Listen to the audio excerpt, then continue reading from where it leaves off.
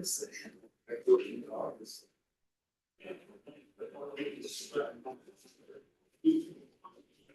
You staying in here? I've already seen the ambulances, so These four? those four, they had them out. One time when I came to work, they had them all out in the parking lot. They just came on the wrong day. I think it was the day they got them, or like the day after they got them. They're all drooling. Yeah. They were pretty freaking nuts. For our first gas powered ones ever. Hogan diesel before. Wow. Interesting. I think they are the extended cab as well, so you can actually put people and too. stuff behind them, Interesting. driver. I guess that could be good and bad, but probably mostly good.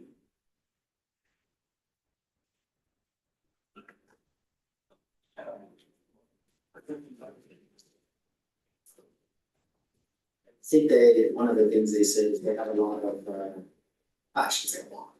On lots of occasions, they have people go with them, Yeah, so. sure.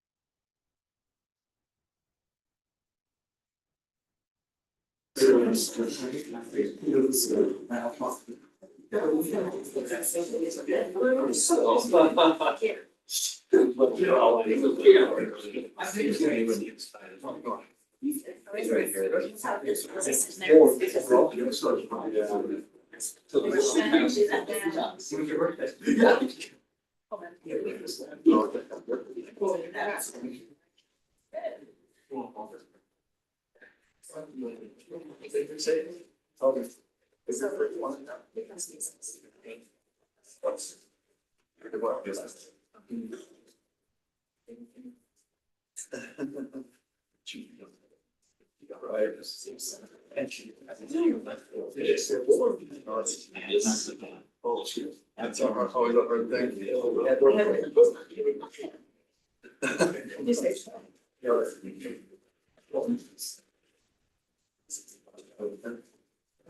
When they say you don't mind, I think it would. Sorry, Ted, goodbye.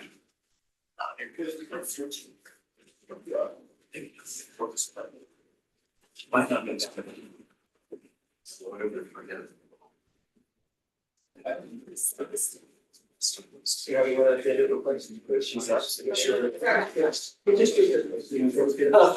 She would mind, sure. Yes.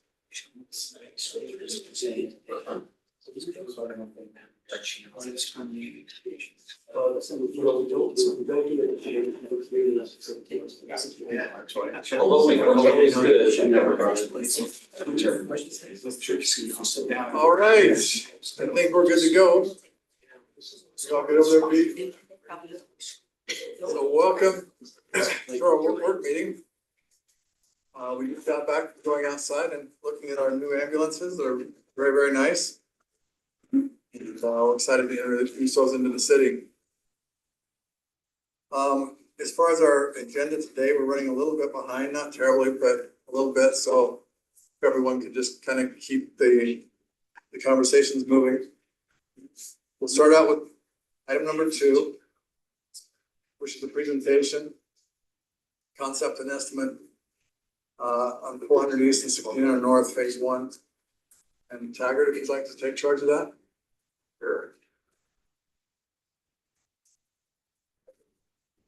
Didn't work last time, so I was a little bit nervous. We'll be presenting today about 1600 North 400 East intersection. In 2018, city applied for funding from MAG, this Mountain Association of Governments, Metropolitan Planning Organization for local area. And just to give you a background, this intersection has the Murdoch Canal Trail that comes to the southeast corner and then the northwest corner. And a lot of users will cut it diagonally across there. It's not a very safe intersection for pedestrians, and our multi-use trail is very heavily used. And so this was a project that for years has been talked about, improvements to the intersection. So in 2023, the city hired JUB to do a study. As part of that project, we applied for funding from MAG. We were awarded approximately $1.4 million to do some improvements there. And in 2023, we hired JUB to put together the study. And so they reached out to staff. Next one, sorry. So yeah, just to give you a background. So they reached out to staff, and in coordination with staff, come up with 12 different alternatives. Some of those ideas that they came up with was directional crosswalks, the roundabout, moving the crossings to different areas on 16th North, enhanced roundabout, pedestrian scramble, grade separated crossings. So with these 12 alternatives, with city staff, JB presented these 12 alternatives to the TAC Transportation Advisory Commission. And with the scoring they came up with from all these different alternatives, we were able to narrow down those 12 alternatives to 5. Then JEB prepared posters and a lot of information that we went to a public open house with those 5, and these are those 5 alternatives: directional crosswalks involving eliminating right turn lanes. Then there's also an option to leave in the right turn lanes. There was rerouting the trail to 350 east, having the crosswalk is still on 16th North, but moving that down and putting a hawk signal in. Grade separated crossing, roundabout, and pedestrian scramble. So with the, they also did a lot of social media survey with the results from the open house. They come up with the preferred alternative was this alternative C. It's one that 5 the grade separated. So tunnel, there's also an option for after the open house with more brainstorming, come up with an option for a bridge. Those are the most expensive options. Then, so in conjunction with that, there was a long-term solution and a short-term solution. Long-term would be the tunnel. That'd be 5 to 7 years out and would require quite a bit of grants and additional funding. The short-term solution, one of the options is, call this option B, would be to eliminate the right turn lane. That's one of the things we wanted to present to you today, Mayor and Council, is eliminating the right turn lane is not ideal, but in this option, it would just be the South Lake, very minimum traffic there, the right turns. So the right turn lane going north heading east, is that what you're pointing? So that's one option we wanted to present to you, and then this option would be keeping all the right turn lanes with directional crosswalks, realigning the crosswalks that kind of forces them to cross the south lane on the west lane. So that lines it up better with the Murdoch Trail, with the right turn. Is that why you're doing it on that corner? Yes, it does deflect it just a little bit there. It forces them to cross in 2 different locations rather than have them splitting this way and this way. You still have a sidewalk there, so some of them can cross that way. This option is, with our estimate, it was about 350,000. This option. And those crosswalks would be designed that you would wait for a light, is that the way you would see that happening? Yeah.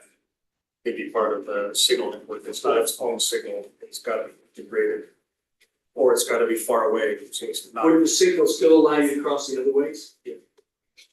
But this would be the bigger, more obvious turn.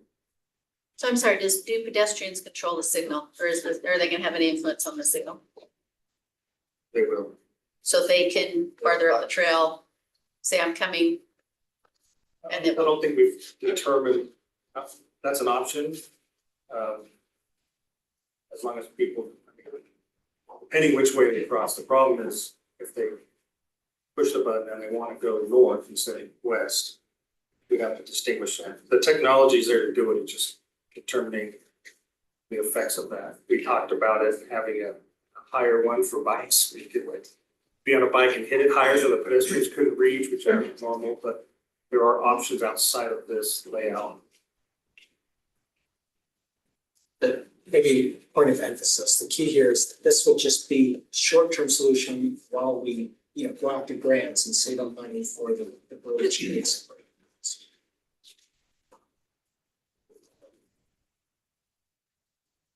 Anything else on it, Taggart? So just to understand the directional crosswalk.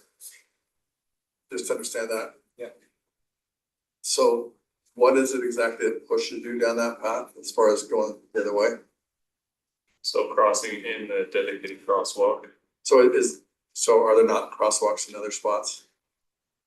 So there will be crosswalks on every leg of this intersection, but what would force the trail users to use this would be the alignment of the trail. We're gonna direct them to, right now, the trail kind of comes at an angle directly to the corner of both of these.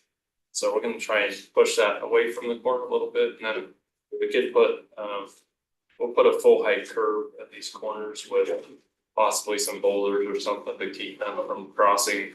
Right now, we can show you. They'll just shoot across. No, they So- do, yeah, I almost They said do. somebody. You talked to one of the riders here working in public works, and he's like, if you put sand in there or any kind of cobble, we won't ride through it. Here's a minute video. I know we were behind, but we caught you up. We're at 4:30, so this is a higher speed video, so it's a little bit fast, but just to give you an idea, looking south. Hey, if you captured me running through the intersection, I'm gonna be really disappointed. So you can see that was illegal. That was a diagonal. And this is, I don't know how many hours, the shadows don't change much, so I don't know how long it was here, but. I think jaywalker, what's interesting, I think this might be the lady that looks at her phone, halfway through jaywalking again, I think right there. And if we watch to the end, you'll see her go the other way and almost get hit, so she runs to the crosswalk.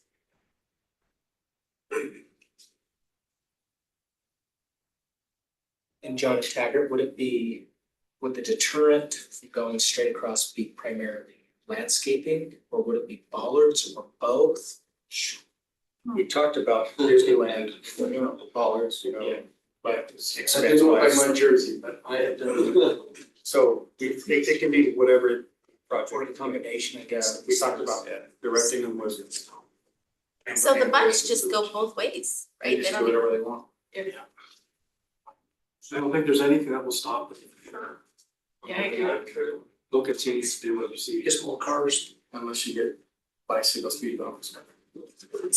I'm sorry. Yeah. Chris, to your point, nothing will Call it a kill pack. completely solve it until we get the grade separated crossing, That's correct. but we do have some short-term little ideas to at least improve.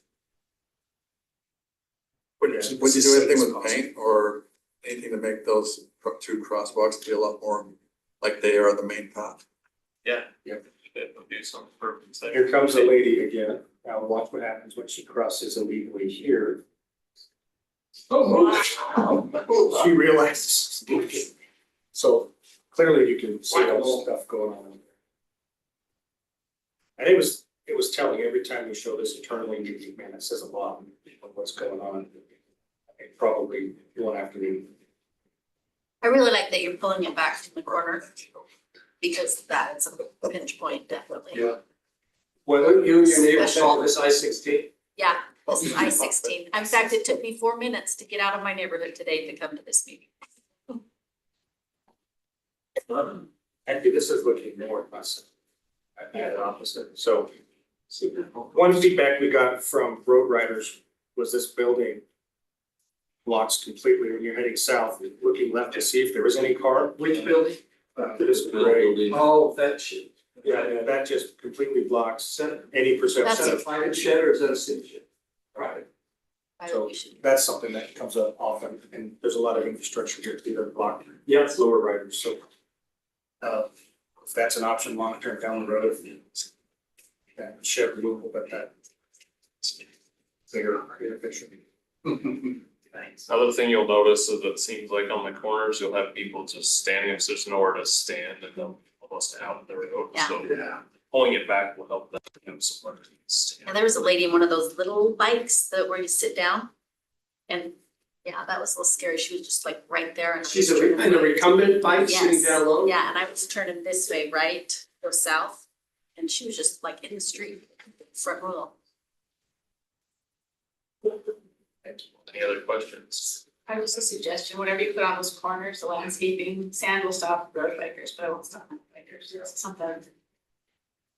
Like a Plants, concrete barrier, like you cannot go this way. We discussed not introducing landscaping because of the water. Yeah. There's hardscape stuff we can put in, physical barriers or rocks.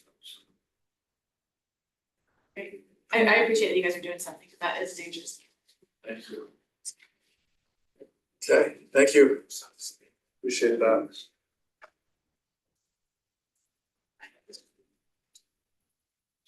I mean, next up we got item number 3, communication survey results. Pete, who's gonna guide us on that? We have Ron Bailey from On Point Insights with us tonight, who's gonna come plug in and present some data. A couple months ago, we came to you with the communication survey we sent out to the residents to see how, it's been about 10 years since we've done it. So we wanted to get kind of some fresh data on how people want to be communicated, what kind of things they want to be communicated about. And so Ron has some interesting findings to present to us. He presented to me on Friday. We met as a communication team on Monday, and you're getting it today. So that's some pretty good turnaround. Yeah. Chris. But we're glad to have Ron. He did the employee satisfaction survey for us last summer. And so he's back again, this time for communications.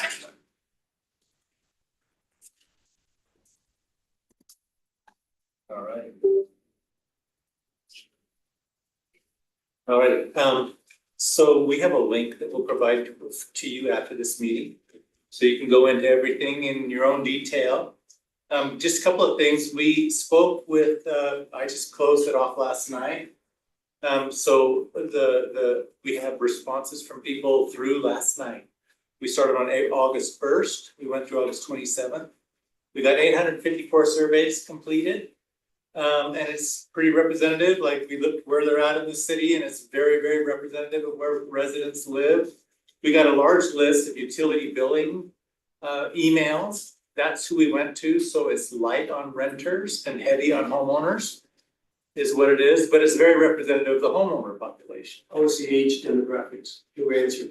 Yeah, so let me just show you that on the next page here. So we have a very balanced group across age groups. We do have some older respondents, 55 plus, but we have a lot who are 35 to 54 in that age range. We have fewer who are young because we don't have the renters that you could get. Now, if we wish to go and get renters, we could do that. Potentially do postcard mailings or something to get to them. But here's where we're at right now. But you do have a very representative sample as far as the ages, right? So we got a lot of emails, but I went to the same ones over and over with reminders so that we exhausted a population rather than just the first ones to respond are included. We worked this quite a bit to make sure that we got good responses. More females than males, which is always the case. It's about usually 60-40, so you're a little beating the odds of 56-43. And then we have a really nice mix of education. A lot of more highly educated people, a lot of middle, a lot who have just some education. And then we have most of them don't have children, but it's about 48-52, so a lot of people with children in the household. So just really, really positive things. How long have they lived in the city? We kind of have skewed the people who've been here for quite a while, 20 years or more. But we do have a lot of people who've been here less time than that we can look at the details and see how they feel if they've been here less time than that.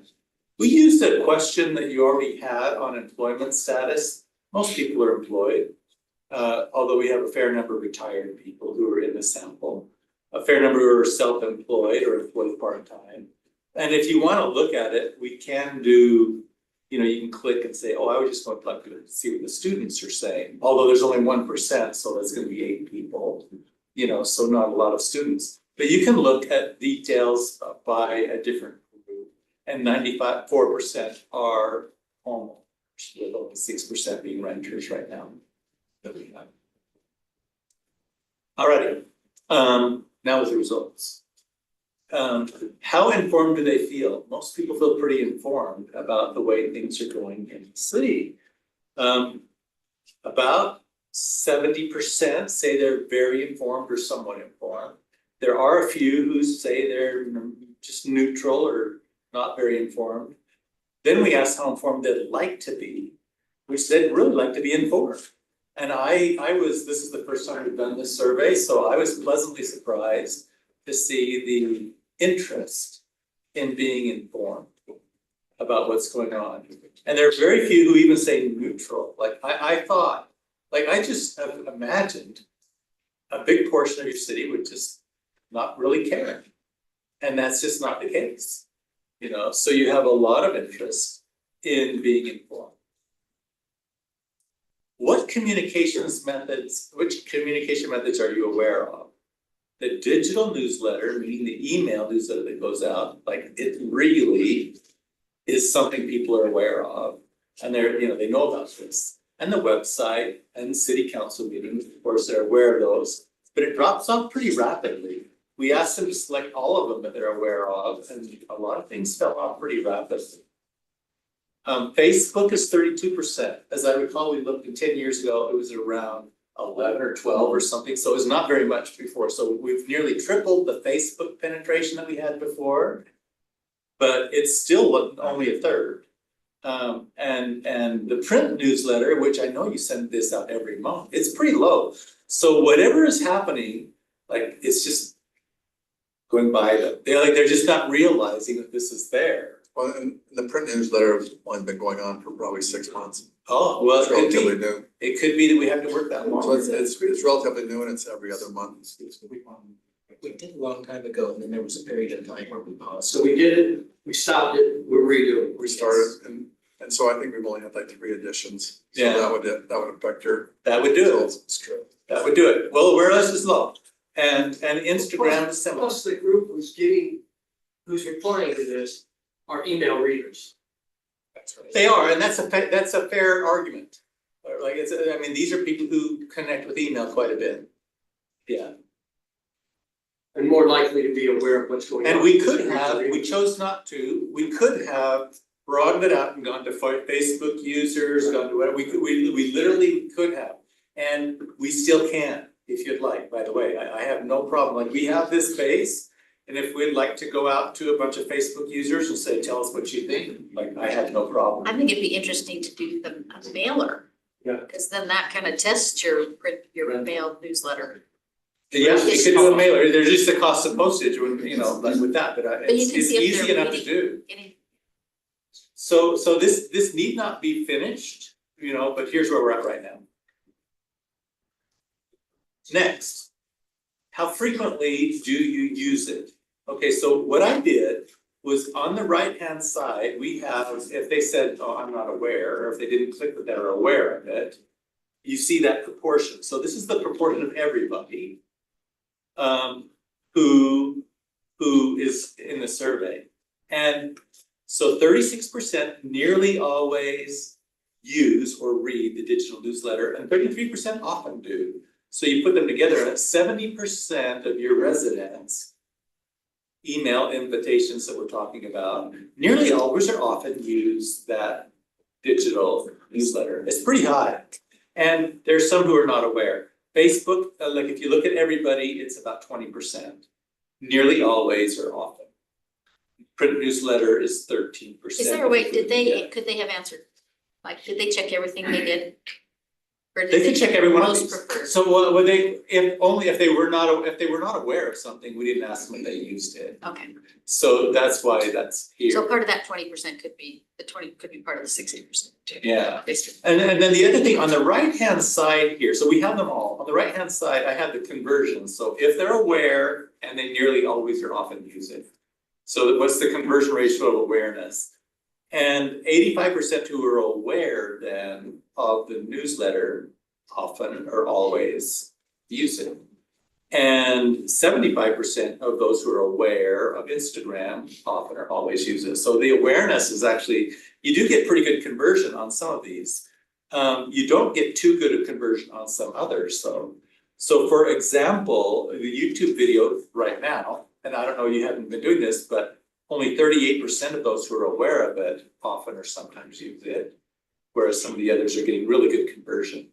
And we might be able to track the conversion rates that we get on some of these things over the course of time if you'd like to do this. What's that? Oh, that column on the far right in the red, that's not That aware. column on the far right, I just did the conversion of awareness to the left two columns. No, I understand, I'm talking about sorry, not the far right, but the next to the far right, but I can read it now, it's so not aware, that's the red. Right, that's the not aware. Okay. Yeah, this is that I'm not aware. So, I mean, this is kind of interesting and useful and a bit of a challenge, but good. Now, I want to show you all users. So if they are a user, so the base of all of these is they're a user of this product or this communication style. How much do you typically read? Nearly all, just some, very little or none. Do you know if they're aware and they're using, I mean, if they're using it, they're actually reading quite a bit on nearly every one of them. So there is some value in doing that conversion, getting them onto it and getting them, because when they do, hardly anybody just reads very little or none of it. But at least most of them are reading nearly all of it, especially the digital newsletter, Instagram, Facebook, and print. And then, of course, the city council meetings, you know yourselves how many people stick around for those, and those are lower than the others. But I have some suggestions for you for city council meetings for some of these things coming up. So that should be useful for you. And then how useful is it? If they're a user of this, like how useful do they find it to be? And we have the fairs and poors on the far right-hand side. And very few people find your communications to be fair or poor. What color is fair? Fair is the right hand, is the two on the right hand side. What color? Is it the light? Is the red, it's the lighter red, and the poor is the darker red. So very few, and if you want to look at the percentages we have here, 4% of the print newsletter, if they were a user of it, was fair or poor. And most of them are pretty strong. Like, very few of them right now, let's say, have elevated themselves to be very good. Okay, so there's room to improve, clearly, right? I mean, it's good communication, maybe even okay communication and good. And so there's room to improve, good, but we'll look at some things that you might be able to do to improve it, but it's not bad. So you're in the good space, even very good a lot of the time. And the ones that are very good, like that, it seems like this Instagram post is really working for people who like Instagram. Whatever you're doing there, it's working. And the digital newsletter, the email one, it's working pretty well for you on Facebook. And the print newsletter, not quite as strong as the others, but also pretty good. The frequency. If they're a user, are we giving it to them in the right frequency? I think the answer is yes. I don't know that I would tweak anything about your frequency. You know, about the frequency that you're doing now seems to be about the frequency that might be useful. As many as 10% almost say that it's fair or poor for the frequency, but I think you're in the sweet spot of frequency for these things. Now, what I did on this next slide is we've gone through several slides. And I put everything together into one page where you can kind of see how everything works. So you have the frequency or the awareness. So the awareness drops off pretty quickly on the first column. And then do you use it, the next column, and then how much are you digesting, what is your rating, and how's the frequency doing? So you can kind of see them, how they're all doing. And I don't know, I think it's kind of useful. It's a lot of data, but you can see at once how strongly the digital newsletter is doing because of the awareness, but also because of the use. And Facebook, which is well, the city website, how many you're aware of it, but how like little it's being used. Maybe there's, I don't know how much time you want to spend on your website, but maybe there's some room to improve and we can look at some things that they suggest. And so to me, kind of the message that this is saying is that all of these methodologies are good and useful, and so we shouldn't, you know, the message is that we should try to get rid of any of these methodologies. I don't think you should. Yeah, and I think they each have a different purpose. When we ask them what they would like, it's amazing how differently, let's say, the newsletter people are on what they ask is it to be in the newsletter versus the Facebook and Instagram people, what they'd like to see in theirs. Right. And I'll show you a little bit about that. And so we may want to give some thought for, okay, for Facebook and social media, let's be heavy on the activities in the city, you know, the things that are coming up to be aware of and so forth, but on the newsletter, it's definitely a little more business oriented around, like, this is what happened in the last city council meeting, and this is what you can look forward to, kind of. So I'll show you a little bit more on that. I'd like to show you the future preferred communications. We said, future preferred, on the left, below are current and future ways that Orem City could communicate. Which two are best for you? Okay, so that digital newsletter among these people is very strong. But also note the strength of text messages, which you don't do. And there are a fair number of people who, when mentioning text messages, said, send me a text with a link to the Facebook or with the link to the whatever, right? And then I'll check that out. So you can use it, the text messaging, to just populate them over to other things, and it might be a very smart approach for you. But a lot of people, you know, they're fine with the Facebook print, the Instagram, they're all fine. Note that none of these, as Bren is bringing up here, it's like, do we want to get rid of any of these? Are any of them falling on deaf ears? And only 1% said nothing, right? So that's not the answer, of course. And there's very few people who feel that way. So none of these. how do you explain that your city website is third as future, because people want more on it? Whereas before it was way down. No, I mean, I think that there are people who would love to have more on their website. I think that's a fair thing, and we can look and see what they said about that. How are they communicating if it's like a non-city one, word of mouth, news station, newspaper, even other Facebook pages? But I don't know, that I thought it was somewhat interesting, but only a little bit. And if you want to give feedback, that's the right one. If you want to give feedback, how would you like to do that? And these people are pretty much that email or a phone call or a text message. But I was surprised to see how many people thought a city app on their phone would be a good idea. And so I think that's worth considering. It is only 20%, but it's 20%. And so, you know, it's something you might wanna consider doing. Although the email and the phone call, the text messaging seems to be okay. In-person visits is pretty low. Note that only 8% say an in-person visit is the way they'd like to go. But that is ahead of city council meeting. All righty. So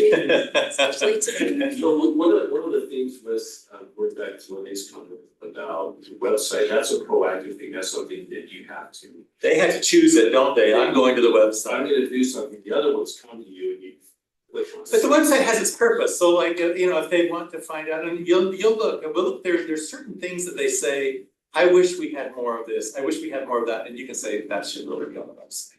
So there are a variety of things that you'll see in their suggestions for improvement, and you go website, Facebook, you know, newsletter, you'll be able to quickly sort through where they belong. Alrighty, then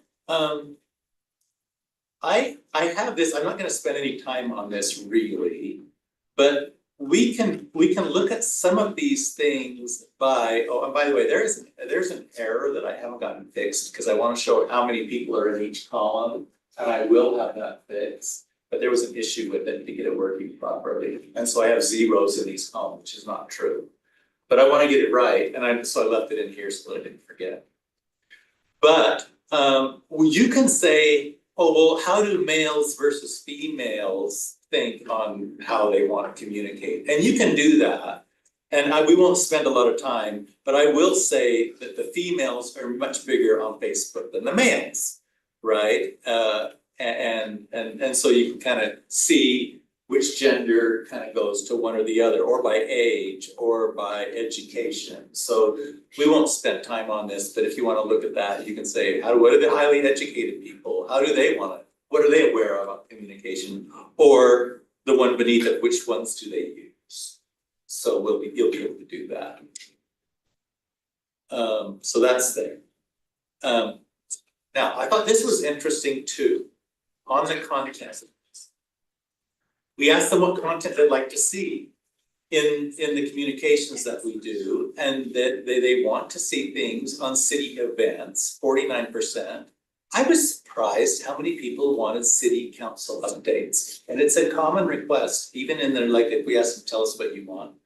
A lot of people said, I'd like to know what happens in your city council meetings. Now, you'd think where city council came in here, they'd have no interest in that. But it's not true, it's actually quite high. And so they do want to know about the events, but what's happening in your city council meetings, there could be more that you do. So we'll show you a little bit more about that. But also city services, parks and recreation, safety updates, local business updates, and so forth. So there's a fair amount. We put in something like, how does government work? I think you'd have to be desperate if you could do that. You could do that, but it's there are other things you do first. Content, second one. The city could share other content was the question. Which of these appeal to you? City events, celebrations, and festivals, big. Traffic and construction updates. So here we're getting some practical things. I would love to have some practical information fed to me. There's quite a few that fit in that practical space, and the practical things tend to want to go to the newsletter maybe, right? Or the website. Probably not the Facebook so much or whatever, right? So you can see, look at that. Openings of new businesses, interestingly enough. Volunteer opportunities. Non-city events like concerts, car shows, family-focused content. There's quite a few of these, and I just honestly think you could get creative and have some fun with some of these things and make some of them happen. Upcoming city council meetings is on here. I thought there's a lot of them that I think anything 10% or more, there you may as well maybe think about how you maybe want to do some of those. A lot of them didn't come through, like inspirational or motivational. I guess they're getting that in the Facebook posts that they're getting or whatever, right? So that's pretty low. Leader profiles, I don't think they care much. I have, just a little bit, but more they care a little bit about the leader profiles, but I think more it's about where are we going, what's happening, what's the direction of the city. That mattered more to them than a leader profile. So I thought that was interesting. And then style preference. This was kind of a fun one to add. We added this in here. What do you want? Larger text formats, maybe face-to-face. Those things are at the bottom. The things at the top were some concise articles, summaries, bullet points, infographics. So whatever it is, it needs to be crisp and short and easy to digest. And you might be partially there, but there's more probably you can do to be concise, bulleted and so forth. I did a little slicing of this by age, and the younger people were definitely bullet points, infographics. The older people, still pretty short. They wanted concise things as well, but not as much as the younger who were like really young. So I thought that was interesting. Interactive content is pretty low. I was interested in, do they want an informal tone or professional tone? Do you know? I think it's kind of a in between. What's your definition of those We two? didn't really define it. But they definitely didn't go really hard. They went more informal than professional, but not a lot. And so I don't know that you play around with being too informal. I think you just be more honest, straightforward, honest. And I just don't know that trying to be informal or their friend is at all what we do. I guess I think of informal tone as kind of a little more sarcasm, a little more comedic. Yeah, we didn't go into details for sure, but like it's okay, but it's not like, oh, I want informal. That did not happen. And professional is not too far behind. So I think you play them down the middle on that, where you kind of go right down the middle on between informal and professional, and that's probably where you'll need to be. So I thought that was interesting. Videos, there's actually quite a bit for videos here that they thought they might like that. But I think they would be supporting of the other things that are there. All right. We asked them, do you have anything more you'd like to say?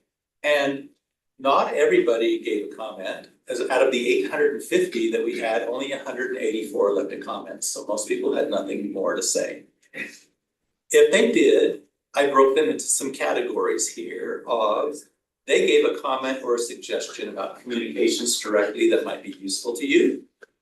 That's 33%, 25% gave an other suggestion. Traffic, lights, they gave something. Be more transparent, but not necessarily about communication specifically. So there were a lot of people who gave other suggestions, and I separated those out, and I really didn't spend a lot of time on them, but you can go through them to see them.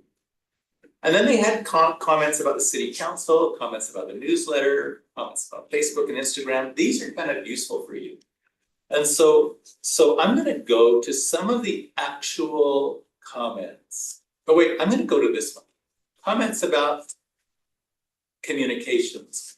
So we went through the comments, and I'll tell you what I did. I took all of the comments, like there were 40 comments or whatever, 50 comments, and I put them into AI. I put them, ChatGPT, and I said, would you summarize this for me? And here's what you see.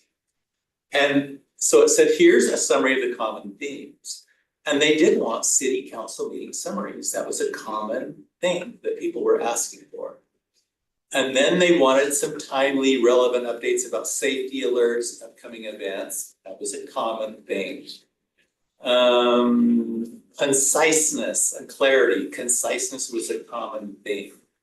Practical information, that's interesting, such as garbage collection schedules, street work timelines, commission member introductions, some practical things. So some of the more practical things, website in my mind, maybe on the back page of the newsletter, some things you may want to think about. But I'd like to show you some actual comments as we wrap this up. Here are some newsletter comments. So I'm gonna go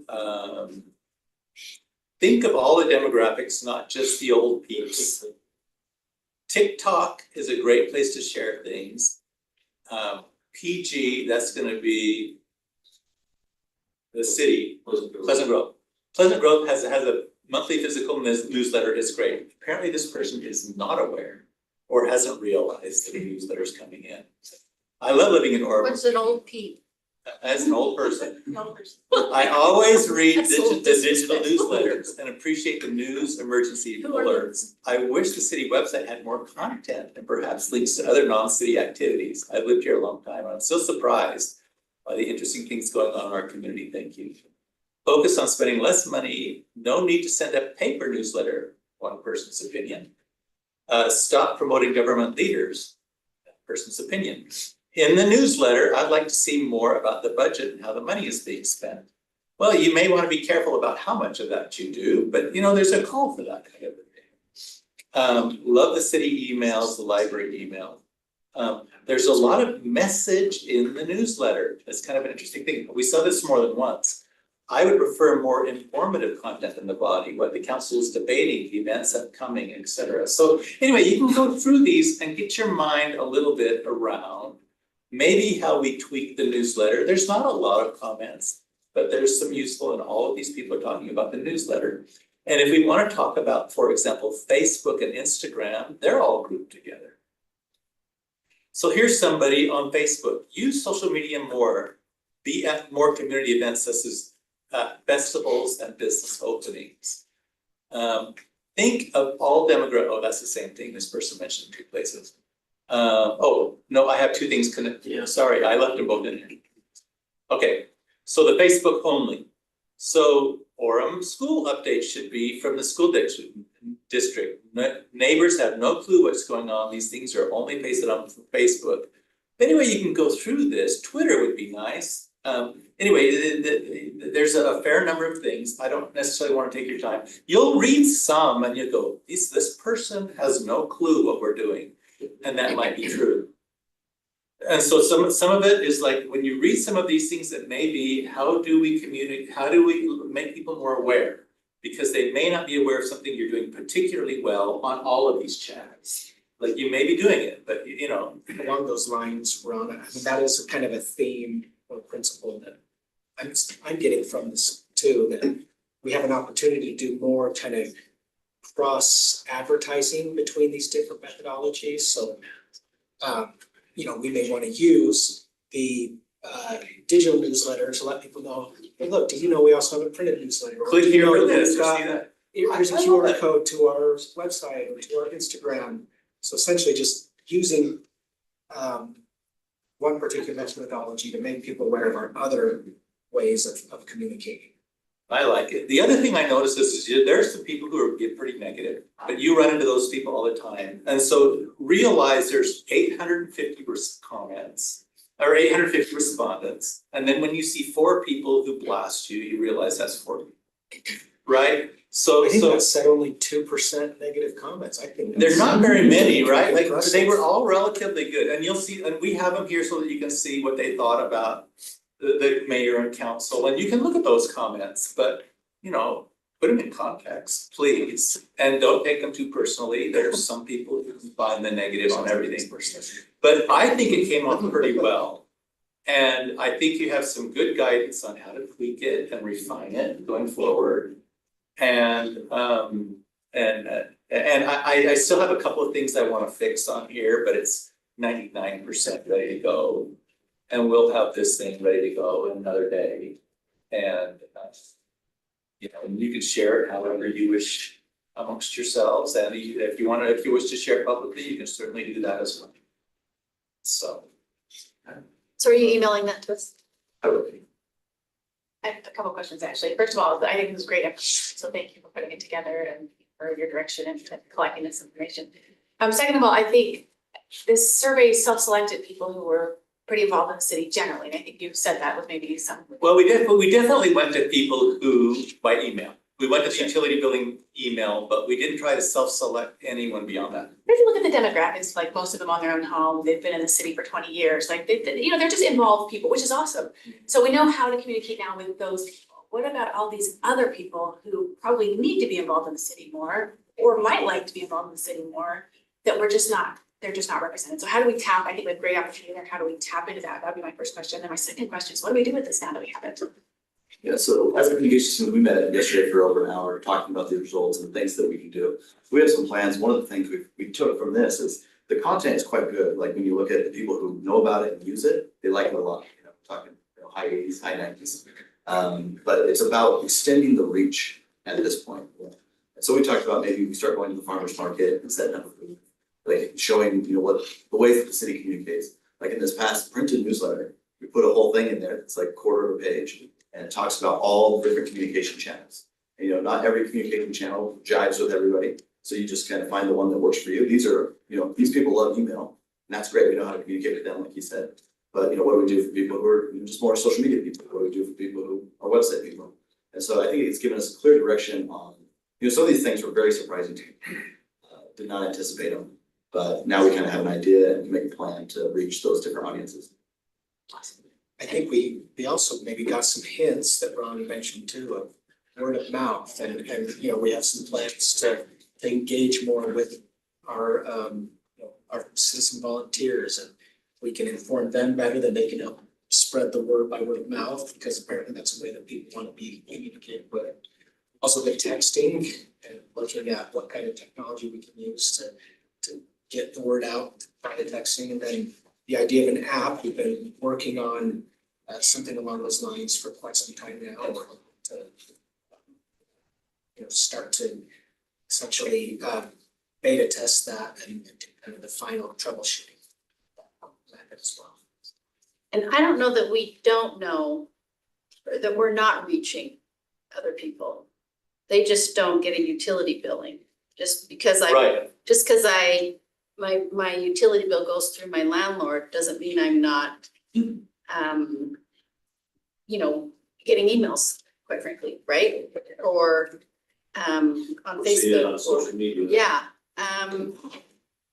That's one of the things. so if we could somehow, I don't know how you'd gather that data, because maybe we'd be, I don't know, surprised, maybe disappointed, but as far as how that group that didn't respond. It'd be easy to put a link out on your on your social media pages and just say, take a survey, like we could do that. The tricky thing is, we have a lot of people from outside our city on our social media, I mean, I don't know, We can how ask do them you, where they how do you live. do that? We can ask them where they live, we can ask them for their zip code, we can show them a map and say, where do you live? You know, we can do some things that, I mean, they could lie. Most people don't. We've seen that in studies where people Yeah, most take it people 5, don't, 10 times, and you know, right? and then we can remove the ones who say, I just live on the border, I'm in Provo or wherever, and we can remove. But it's hard to know, I mean, there is a scenario where the people who want to be engaged have already sought out these channels and they're on them, so there's that. But then there's also, you know, like Brett and I were talking yesterday, but this gives us a really good framework of what we've got, how it's being used. It doesn't necessarily tell us, it points it's kind of in the right direction, but it doesn't tell us exactly where to go. I mean, that's gonna take some trial and error and working. But I think one of the ways that we could expand what you're talking about is through text messages, like that was number 3 or whatever.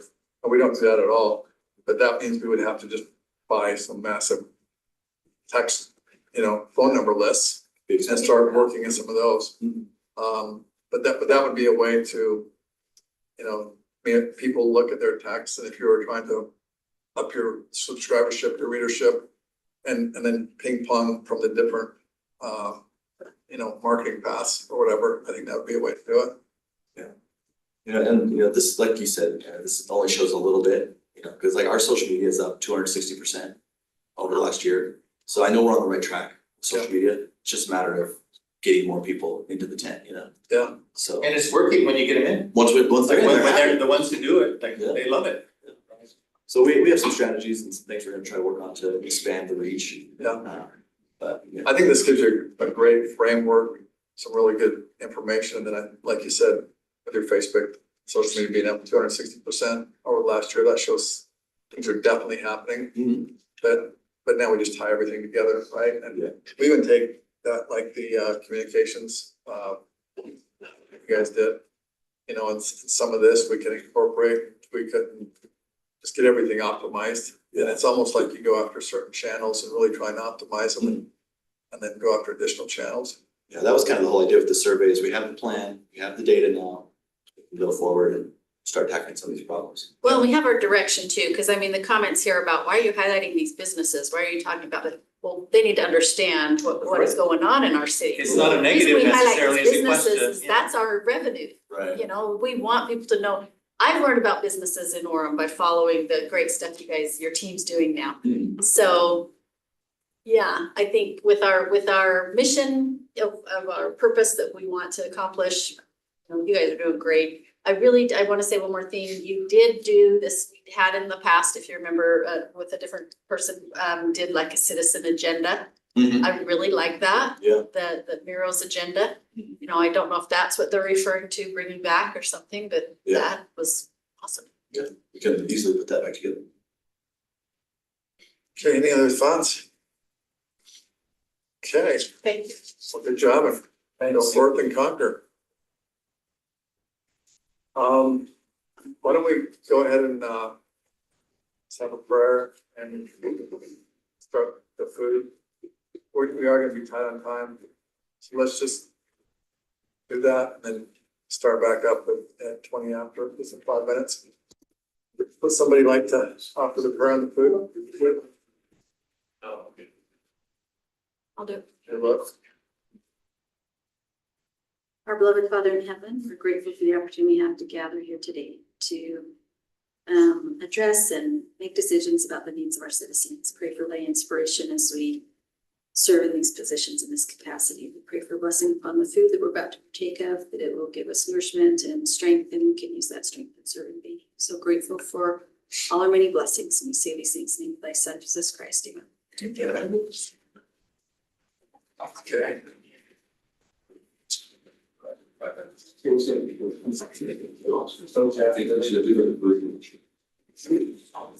Well, you go first. Thank you, and all you.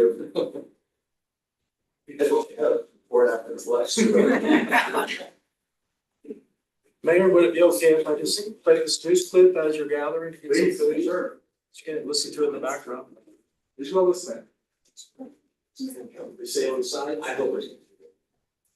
I thought from there, really wasn't. I don't know. It was right. Yes, it's a mystery.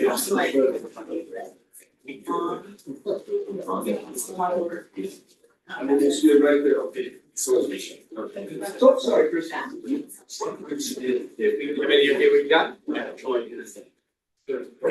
living on the edge. Let's do it. Hey, Pete. Hey, Pete, can we get audio on this? No. This is in RC, correct? Chris, you said right there. Chris, try the remote in front of your computer RC. Yeah, it's your. Oh. It's a lot of yours.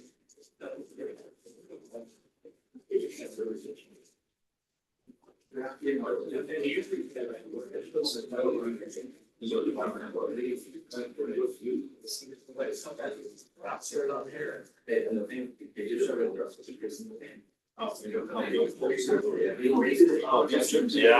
They're good, because we breathe fire. Hopefully.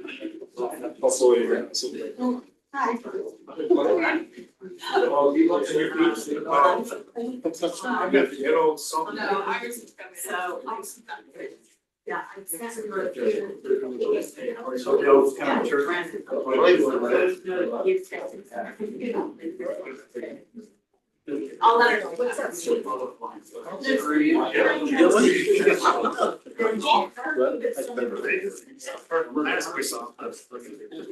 Oh, maybe.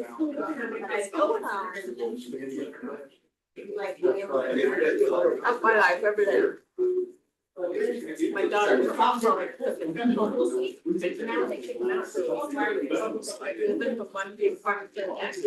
Where's that? Oh, yeah. Yeah, yeah. Yeah. So my car's full of offers. And I did. So my daughter's curvy. So she's like, Mom, should we do this? I have this, Mom, should we do this? And I do this. We'll be everything tomorrow at. Where is she living? Going to. Yeah. Sure. Oh, shake you. What would you want? I said there were two different kids. Space, but it's not just. Thank you.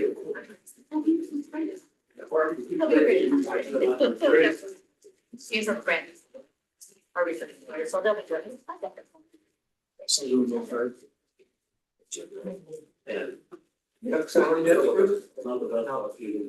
It's not easy.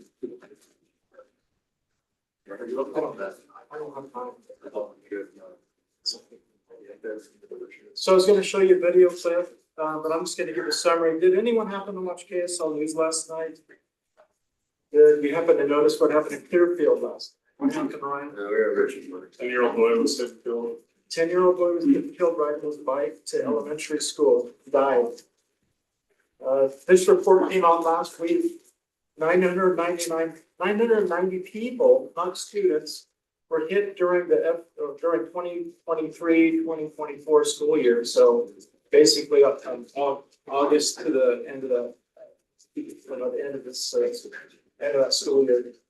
And so they're just mentioned that, Utahns are encouraged to change driving behaviors and so forth, and to be safe out there.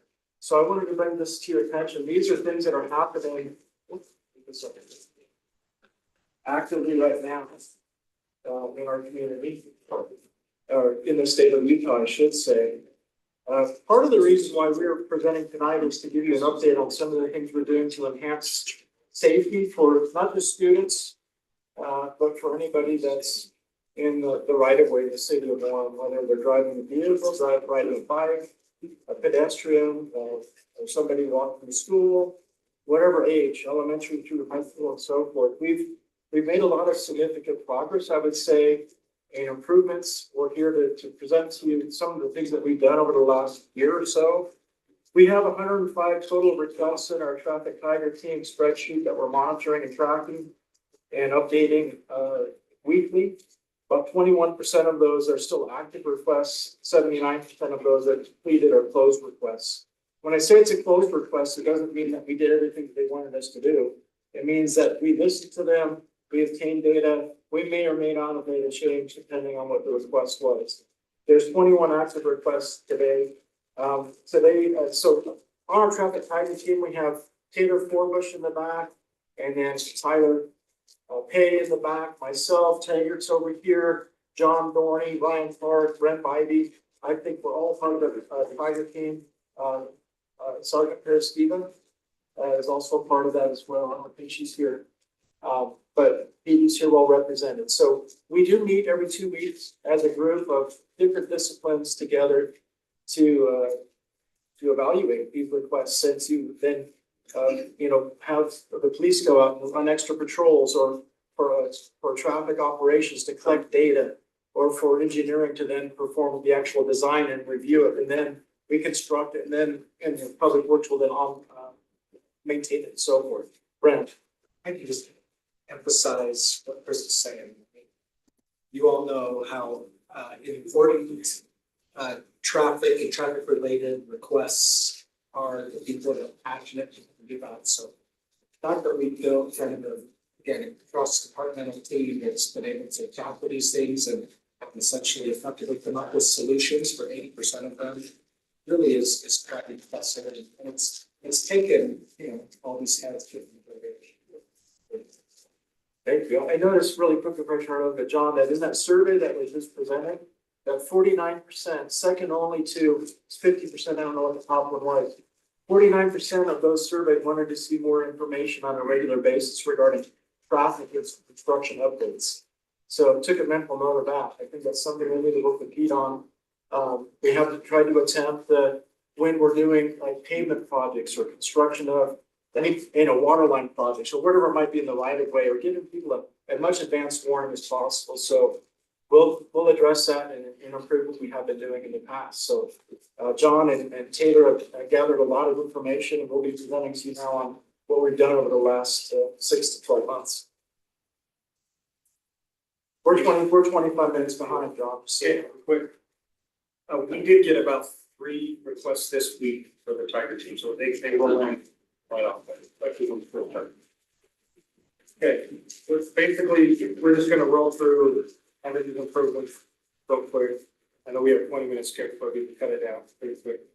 If you have questions, raise your hand or comments.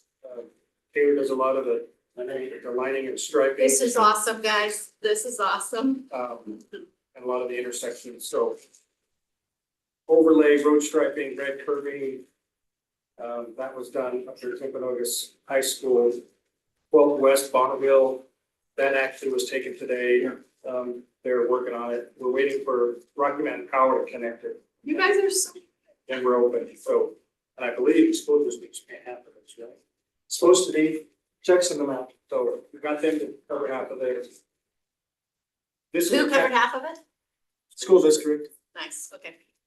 the Cascade Elementary on 8 East. The next 4 slides are all about Cascade. This is east of Cascade, so Cascade is on the left here. Another overlay enhanced crosswalk. You notice there's new red curving because one of the biggest things is parking close to the intersection. You're picking up a bit. We'll show you how that happens in a negative way here. This is looking south on the same road, second north. We put in these safety hit bollards, and you can, I'm 6 feet tall on the sidewalk, so that height of I is about 3 to 4 feet. So if I were to hunt it down and be the height of one of these bollards, and if there were cars parked here, you can't see the other cars coming. And so what happened is people pull out in the crosswalk to see, and then they're blocking the kids. And so we put up these safe hit bollards so that parents just can't park in the red zone. There was already a red zone there. Yeah, but they were using the red zone as a wait and see zone for kids. So from PD's perspective, has this helped with safety? Yeah, having all both sides of that weighted right now. Yeah. So the north side, we're looking at doing the same, but the crosswalk is a little bit more rough.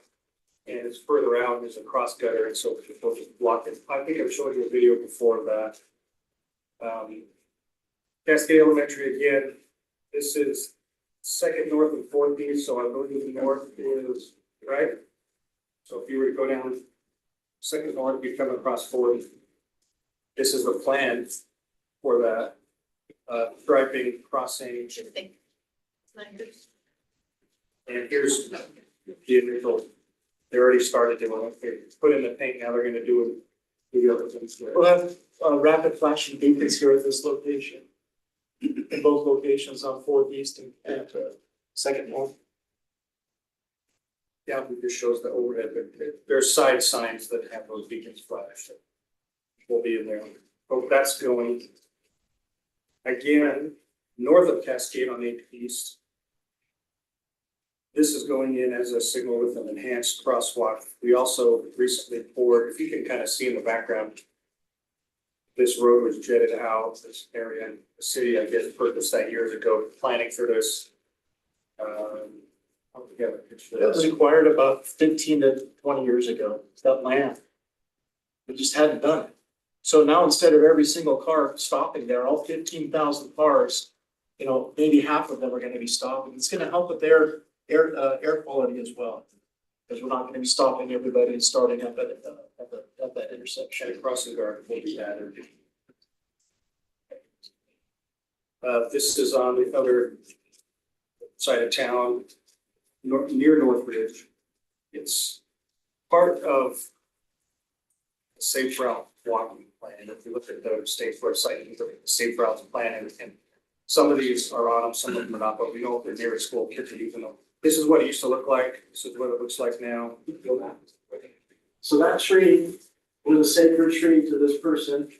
Not to say that it was sacred, but they planted it probably 40 years ago. And it happens to be right in the middle of where we put the sidewalk. So we've been trying to get this right of way and this project done for a long time. And oftentimes there are those kinds of steps we have to, get done through, whether it's an irrigation ditch or knocking down a tree or whatever it is. In the name of safety, this is the right thing to do. Did they finally acquiesce? Yeah, that's what it looks like now. Tree's gone. Yeah, I know, so I didn't know if it's strong arm did it or what. And I was out there taking this picture and asked the neighbor, how you like the sidewalk? And they're like, tell them we love it. I think I know why, the garbage can, they're dragging the garbage can up and down the hill and in the snow, but they were positive about it. But it also enhances the school walking. Northridge Elementary, this is one of the schools we met with their community council. It's a little hard to see, but we added ADA ramp here and plans for future crosswalk to be moved, and then it was RRFB followed, right, the rapid flashing beacons. So those will go in, and we'll give a time frame, part of the federal funding. We are waiting for funds to come in on different plans. That is $1,600.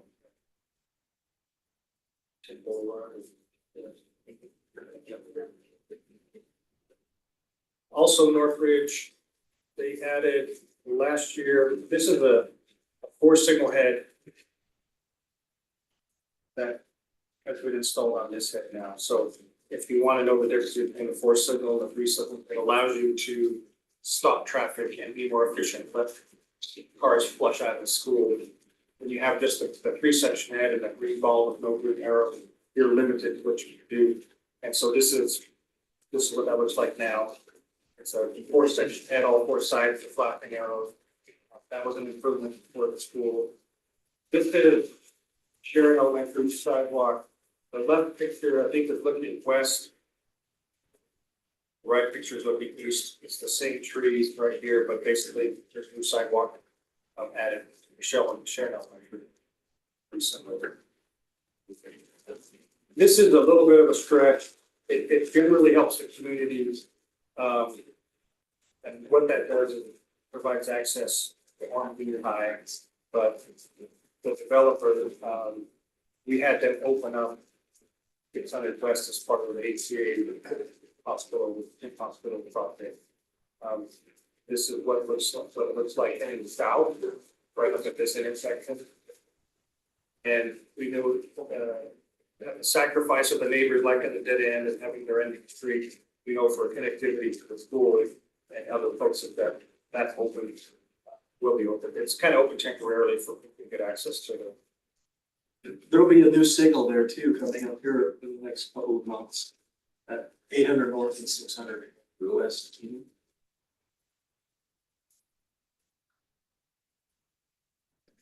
This is at the Sarah Shell, this is looking north, Sarah's on the left. This is what it used to look like, and this is looking the opposite direction. But basically, we have an enhanced flashing beacon. This property owners allowed us to kind of redo the entire pad back there. There'll be a lot of dot words right here, I guess, but we were out there looking at it, it's not fitting on across the road, in the middle, so. We know that kids, school kids are moving, and even though it's not a designated school crossing. My mom thanks you on that last one, last Sears show I went to with her. She enjoyed walking in a more leisurely pace. But it took some. Upstairs.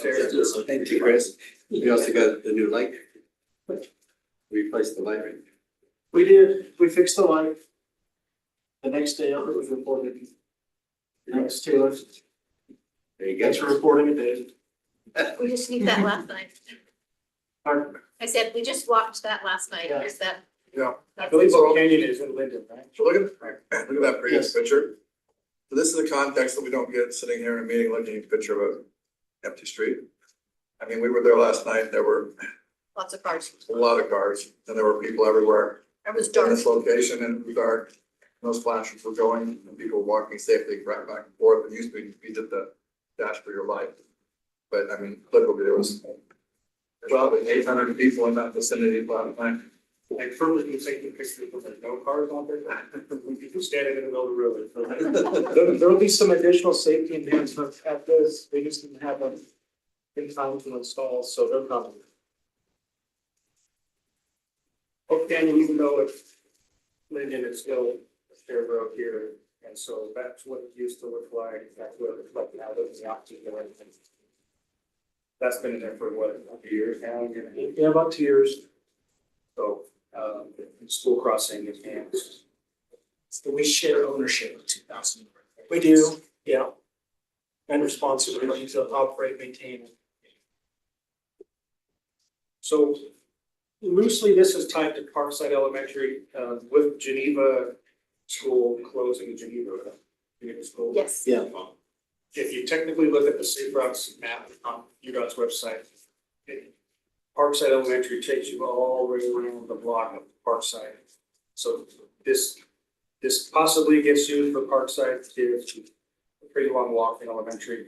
It's not guarded across the guards, but this is what we call the Z crossing. Going in there, and then the next picture actually, it's kind of reflecting right now, so. It really serves the park, hospital grounds, and trail around hospital park, so that's going in.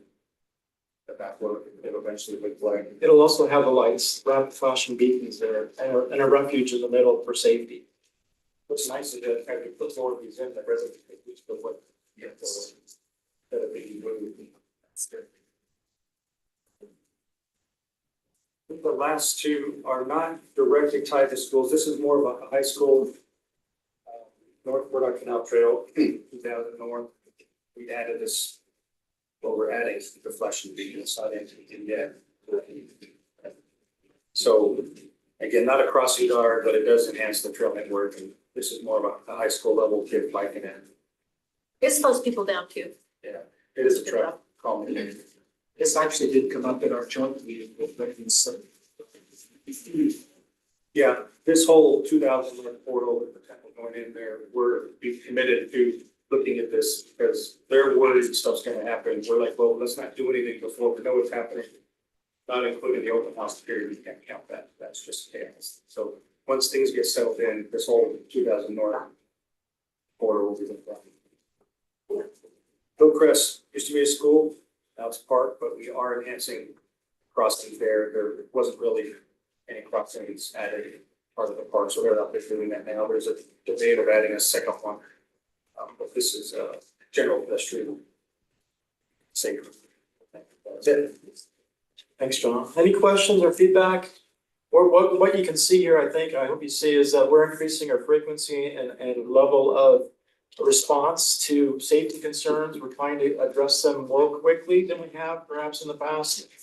We've had additional resources and funding made available by City Manager Brent Bybee. And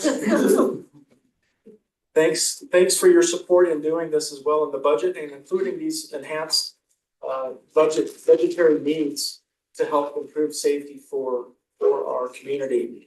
With that said, not everybody likes what we're doing. I will say that.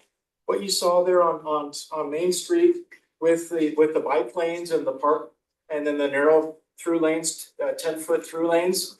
We had somebody on the north end there say, this is the dumbest thing I've ever seen.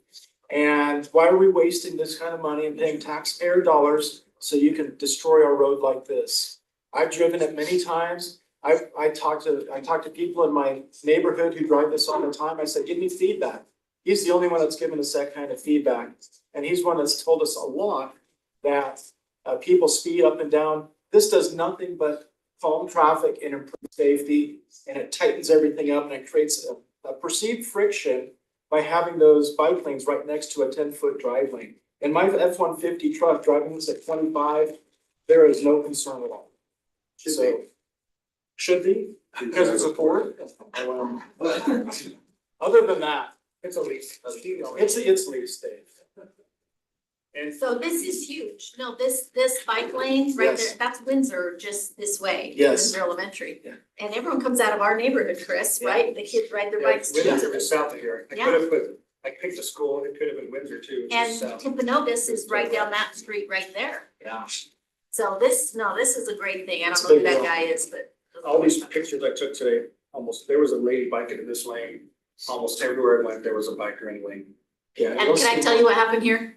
Guys, this is Yeah. Chris, right? Well- So I drove down, they just paved the street and I said, hey, are you gonna do the bike lanes we've been waiting for 10 years? And Chris was like, I don't know, let me check. And made it happen. It was awesome. You can see we had to kind of cut out some paint there. I'm like, we gotta come back, guys, fix this, we're gonna do it right. And that's what we got that in there. So it turned out really well. I also want to give a shout out to John and Chris. I was at the Cascade School Community Council meeting when we were, talking about the dangerous situation there with the traffic, and you guys were just perfect with the residents. Handled that very well. We'll be coming back with more. Go ahead, John. One last update, you reserve money for bike racks for bike Orem for the budget.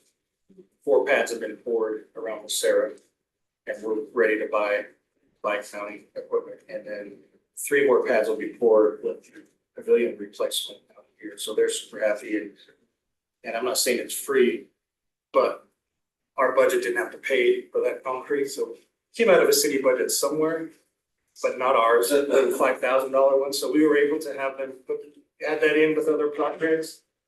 So our money's going a long way, they're happy, but we're gonna end up with 20+ bike racks just in those 2 places, and that's up to them. It's good Nice. stuff. Any other thoughts? No, this is great. This is one of our core things that the city we have to provide is outstanding roads. So I think your Tiger team has done a really good job of Thank you. tweaking that everywhere. Thank you for your We're still support. waiting on the Tiger TV jackets. You're waiting for jackets. Tiger team. You want Rocky on the back? I had a tiger. I just want to recognize there are many people involved. It's just not us 2 or 3. We have Tyler, we have PD, and others that I've missed, a Tiger and IT. I mean, it's a full hands-on deck kind of an experience, and it's been great. It's been a great thing for the city, I believe. Yeah. So, thank you. Thank you. All right, we've got item 5. So we've got a few more items. Our budget is 25 minutes, and then we've got to go through the budget. We're gonna budget the agenda real quick. So, Mayor, we'll got 5 minutes off ours. yeah, if everybody could kind of take theirs down by the third or so. we'll Just a get there. sec, item 5 of this program, that Chief Spencer is gonna just quickly give you an overview, is honestly because of the budgetary support And I support you, Mayor, and Bren in the reorganization of fire administration, providing an extra person in fire prevention. This is one of 3 or 4 programs that we wouldn't have been able to do for the community based on not having that personnel or that budgetary support. So I'll just turn it to Chief Spencer's provided you a folder that outlines this program. And also there's an invite, I believe, in all of your calendars tomorrow to meet the cadets that have been accepted into this program. So we're excited with the start of the school year to start our Orem Fire Cadet program. We've been working in conjunction with the Alpine School District to bring students in to give them a limited and controlled experience in fire and EMS. What you have is the basic skills that they'll be learning in the next several weeks. This gives them an opportunity to pull hose with the crews in a controlled environment, do some medical evaluations in a controlled environment. Then the last of the semester, they'll ride with our crews. So in the past, the interns have been, it's been a passive experience for it. Just finding now we get to be a little more involved. And then we hope in several years goes down the road that some of our employees from this program. We have one of our own firefighter, Cole Hayden in the back, is in the fire service because of his cadet experience from where you come from, right, California? Yeah. So that's in a nutshell. Tomorrow we're having a meet and greet because we were able to make it, but we're hoping it'll be a good experience for the students. They'll get school credit. And it'll be good for us too. And It's a semester-long program. Chief Spencer and his team have put a lot of work and effort into this. It really is honestly a recruiting tool for us to involve all 3 high schools, all 3 communities, Linden and Vineyard. And so we'll see over the next couple of years what it produces as far as employees coming out of our own high schools. That's the goal. Minimum age requirements at the box. what's that? Minimum age requirements. So the Alpine School District requires them to be juniors or seniors in order to get credit. We want them to be 16 years of age, so it works well for us too. How many do you have currently? Currently we have 8, and we don't want to go over 12. We want to make it a valuable experience for them, but we'll do 2 semesters, so. Is this the thing tomorrow? Got to you. It's just to meet those 8. To meet those, You're welcome. We threw that invite out. You're welcome to show up. There's no pressure. If you can't make it, we understand you're busy, but I think the FaceTime with Mayor and Council, Brand, if you can make it, that'd be awesome. Students are all really excited, so it'll be a good thing. Nice. That sounds like a great program. Oh, thank you. Thank you. Okay, we've got Pete, we're back to Pete. I agree with that.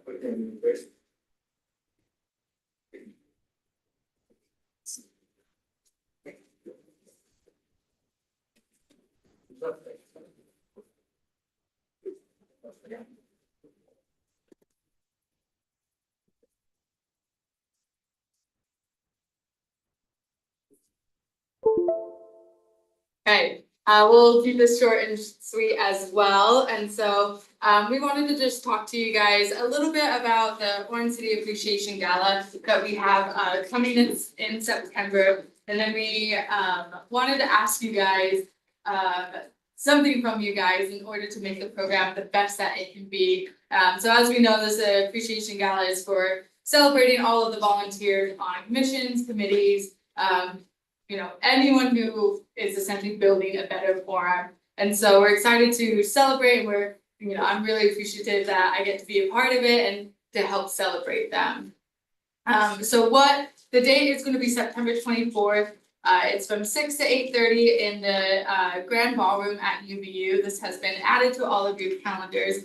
You should have gotten an email from us as well to RSVP with your guests and catering and all of that. And so what the event itself will look like is going to be live music. We're going to have an award ceremony, and then we'll have like a social 30 minutes when people come. You can hang out in the lobby. We'll have some hors d'oeuvres, and then we'll invite you in to come have a dinner and then be a part of the program. So as part of the celebration, we'd like each council member to select a volunteer that you work with on any of your boards and commissions as kind of a volunteer of the year. We want to call this award the Orchard Award. It's all about putting your roots deep down into Orem, building a better Orem, the fruits of the labor making great things happen for the city. And so if that's that's the ask that we have of you, is that you think about all the people you work with on your board and commissions, and then give us a name, and it's like a short write-up. We have a form, right? Yeah, so after this, you'll be receiving an email from myself with a little bit more instructions with a Google form. And in that Google form, I know that a majority of you serve on multiple ones, but we actually just pick one across the board. And then we'll have you put in a blurb, because we will have like a similar pamphlet of what we had at the employee party, of just like the picture, the blurb, and then the award that we'll be receiving. So so essentially, each council member will be giving you one person who will get an award. Yeah. So you're not taking all those people and coming up with one, each council member. Each council member, yes. Okay. And we know that that's gonna be like picking your favorite child. So Yeah. that's easy. Yeah. Yeah. There you go. Yeah, we just wanted this, we feel like this would be a way to help elevate the night and recognize the truly exceptional people that we have volunteering here at the city one. And then once we receive those awards, we'll send out another email just with the details of the programs, because we will ask that all the council members come up onto the stage as the volunteers come up to receive their award. They can shake your hand, get a picture, and kind of go off. But we're excited again to celebrate the volunteers, and we thought this would be a really cool way to really make them stand out as well. But other than that, do you guys have any questions? Pretty simple program. Let me just say one thing. We've talked about this for a while, but the general idea for the council is that we want our commissions and groups of citizens who are helping us to really become a bigger and bigger thing and become more important. We want to get all those commissions like optimized, working, adding the most value they can to the community, and getting people involved and that really want to be involved. And that kind of takes you to kind of the way the world works right now with, if you live on social media, you've got your influencers and they do their thing and spread the word to everyone. But we want these people on these commissions to be more like influencers for the community, carrying the message of Orem.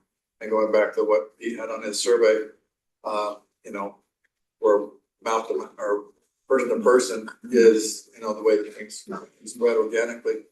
So there's a bigger picture here. And this is kind of our first step in bringing this together, but then over the coming year, we're going to be making these commissions just optimized to the tail. This is kind of the first step, so that's kind of where we're going. Love it. Great idea. Thanks, Karina. Okay, well, thank you guys so much. Thank you. All right. Got all this time, we should take a break or something. 90 minutes. 12. Okay. Let's just run through the agenda. And we don't have any council reports according to the agenda. So we'll go to item number 3, call to order, for invitation. I know those people. You know those people? And is that Darren? Darren Murphy. Darren Murphy and Jody Murphy. So Yep. would you like to introduce them I or will. just welcome them? Yep. Okay, He's the principal of Kitchen Over Size. okay. And then we've got items, or we got, pledge of allegiance, and we've got item 6. Mayor's report referred by the council. Got item 6.1, the swearing in of the new fire captains.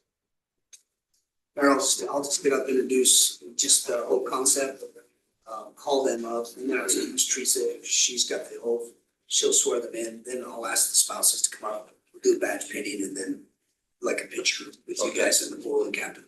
Okay, so I'll turn it to you. Perfect. Okay.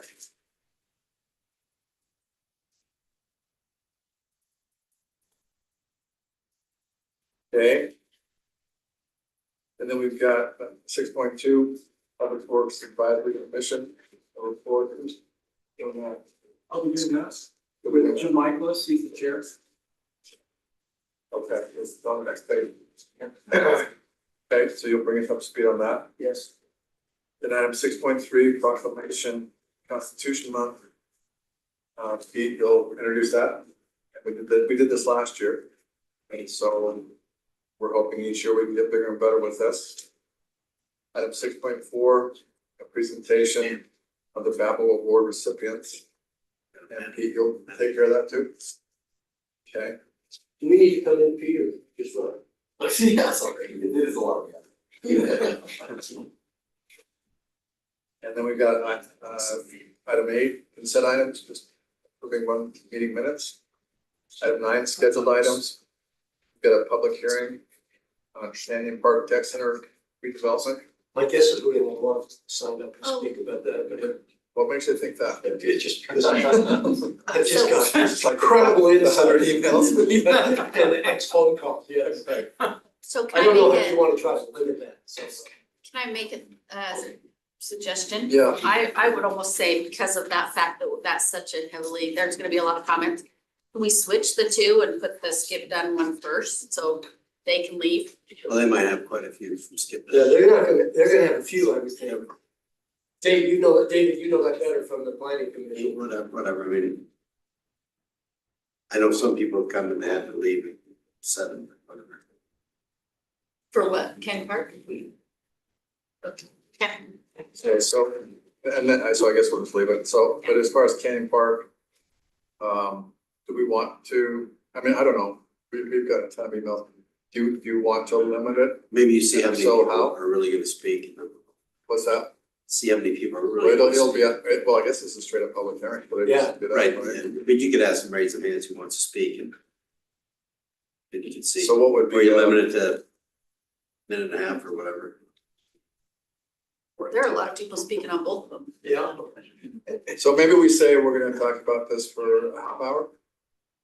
And just when that runs out, then we're done. So line up and Okay. throw elbows. Pick your top 10, right?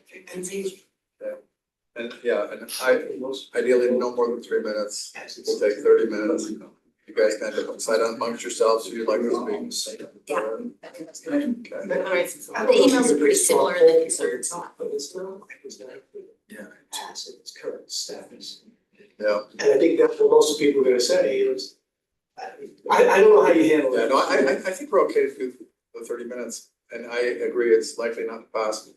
But they're gonna be here and they're gonna be thinking, what's next? Yeah, So let's give them a chance to, Yeah. you know, give feedback. of And what's to hear next. what, So. Okay. 9.2. Public hearing. Let's see. Is this fixed on property? Yes. Okay. So we'll just go off of that. And then I guess we could do the same thing as far as see how many people are gonna want to comment. you think it'll be fine? I don't know, I Yeah. don't think. You think a lot of skip? I'm not asking about a lot. The planning commission, it was, but they're both on the same agenda. It was, Good buddy, wasn't It- it? It's a, I wasn't even, but. So were people generally, on both sides of the issue with the stick on property? Mostly. They were no on kind of both projects, were they? Planning Correct. commission. There were 2, I think, that were for the project. Yeah, so we go for. The one guy that was for Canyon Park emailed and said he was not gonna be here tonight, so, but there was just. Oh, so Well, maybe we there should were have pros and cons, equal number, and then you got. That's the problem. Equal number. Smart. Okay, so what I'll do with the second one is just try to get an idea how many people raise their hand, and we'll see what that looks like, and then we'll go with that time appropriate, no more than 30 minutes. Okay, 9.3, amending the current year fiscal budget, that will be Brandon. And city manager information items and adjournment. Go.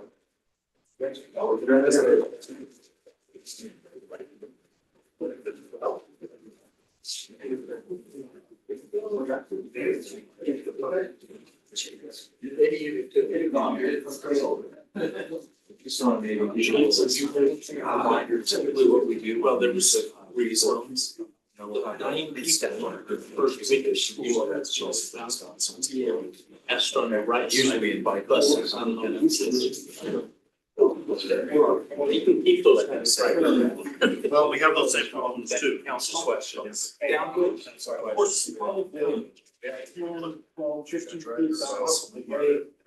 So so that's. So first one, you're. Their kids should be served. I don't wish that on any person. Yeah, I know it is. That's why we got lost. Those people are crazy. Your plane is.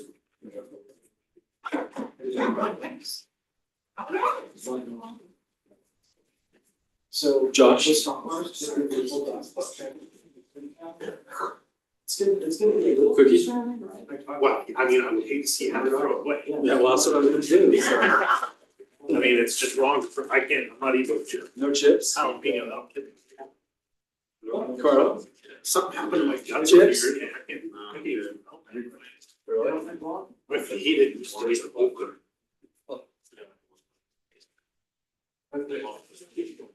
The lawsuits are about stops and stop givens. They look to make sure they proceed at least, but then they probably would need to go. Too bad. One look again. I'm actually going pipe fishing in Finland in September. That's why I wanted. It's only a 12 class, I guess. I got a buddy who every year he wants some weird fishing truck. And that's the one he picked this year. I get this world class, and he was showing some pictures from this guy. It's a good thing. They can do that up in Idaho, right? Hopefully, well, that's like, I don't think you go to the bar of Idaho. They've got a few. It's a different pipe than the one. But going straight. They're really cool. For they don't have like special dinosaurs. Yeah. So what are you doing now?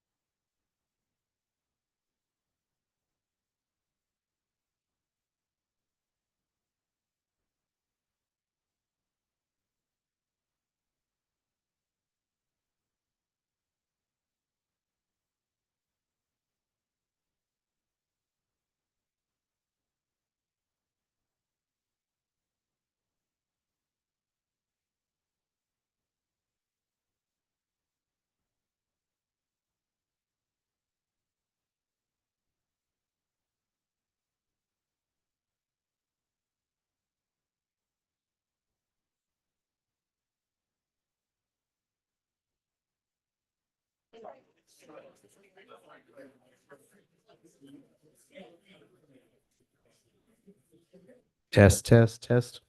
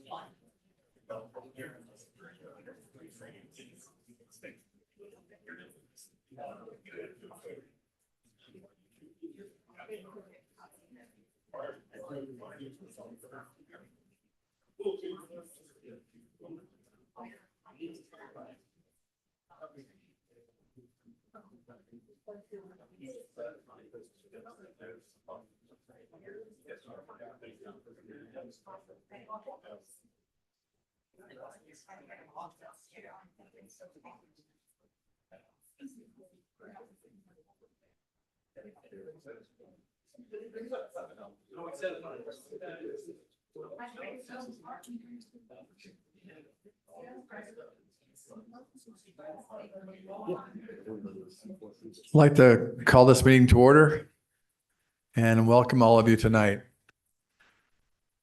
Tonight, we'd like to start out with an invocation and a pledge of allegiance. And we've got Theron Murphy and Jody Murphy, and Lene invited them to come. So if you'd like to introduce them. Yes, so Theron and Jody are just great residents of Orem. Jody is an amazing volunteer in our city. She's also an amazing photographer. And Theron is our principal at Timpanogos High School, and he just does so many great things for our kids and for our community. So we're just honored to have you guys participate on our program today. Thanks.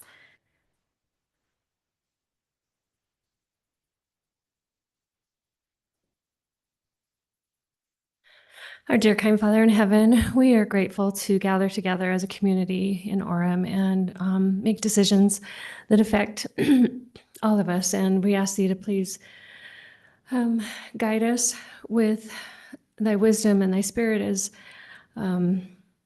we seek to make decisions that are in the best interest of the people that live here. That we will think of everyone with merciful hearts and that decisions will be in the best interest of all of us. And we ask thee to continue to bless us with joy and happiness in our community and help us to look for ways to help and assist and volunteer to bring about thy spirit in Orem. And we say these things humbly in the name of Jesus Christ. Amen. Amen. Thank you. Would the audience please rise for the pledge?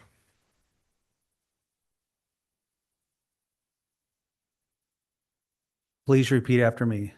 I pledge allegiance to the flag of the United States of America and to the republic for which it stands, one nation, under God, indivisible, with liberty and justice for all.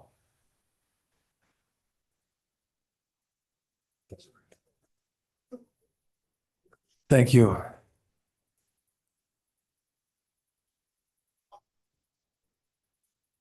Okay, we'll move to item 6.1. And this is some swearing in of our new fire captains. I'd like to have Chief Sanderson introduce this. Thank you, Mayor and Council.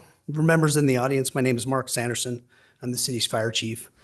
And this is one of the funner parts of my job, is when we get to recognize new leaders that come to the department. 3 of these captain positions are due to the vineyard staffing that we're just ramping up to take ownership of the station that they're currently building next year. So we're promoting early. We're gonna run this skeleton crew out of Station 3 as a primary engine, ALS engine, into Vineyard until that house is ready. So what I'd like to do is I'd like to bring the 4 guys up. Then I'd like to ask Teresa to swear them in. Then at that point, I'll invite the spouses up to pin their badge on them, take a picture with their spouses, and then follow that up, excuse the spouses, and then take a picture, Mayor, with you and the council, if that's okay. So if I could have Mike Hickman, Gordon Livingston, Steve Trejo, and Andrew Butler, please come forward.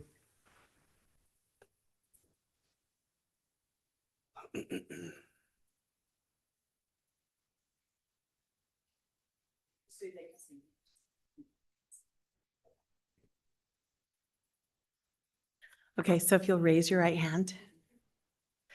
I state your name. Do solemnly swear solemnly swear that I will support, obey, and defend that I will support, obey, and defend the Constitution of the United States, the Constitution of the United States, the Constitution of the State of Utah, the Constitution of the State of Utah, and the laws and ordinances of the City of Orem. and the laws and ordinances of the City of Orem, That I will conduct myself that I will conduct myself in a professional and courteous manner. in a professional and courteous manner.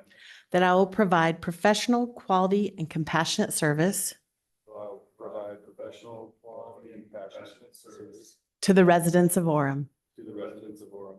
with dedication, pride, and integrity. Dedication, pride, and integrity. That I will discharge the duties of my office with fidelity. That I will discharge the duties of my office with fidelity. Good job.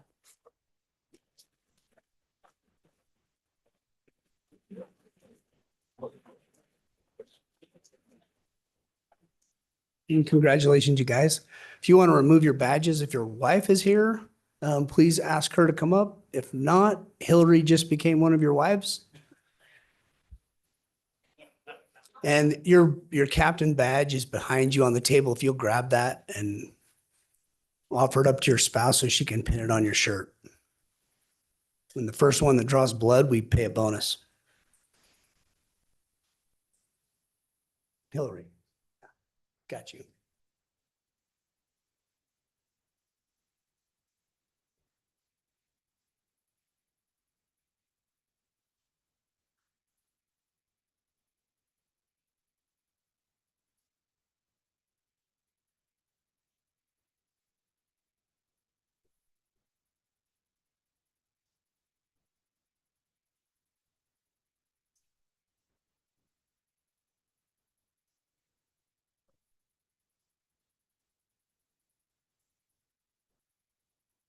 Let's get a group photo.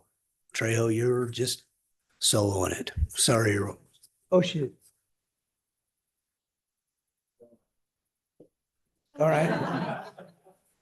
Well, congratulations, guys, on being the newest captains for Orem Fire. We expect really good things out of you. So with that, Mayor, if I could get a picture with you and the council. You guys. Yes.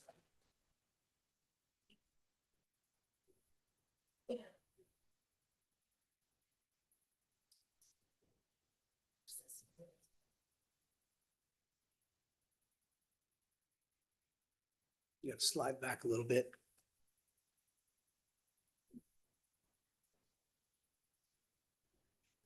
All right. Okay, right there, that's good.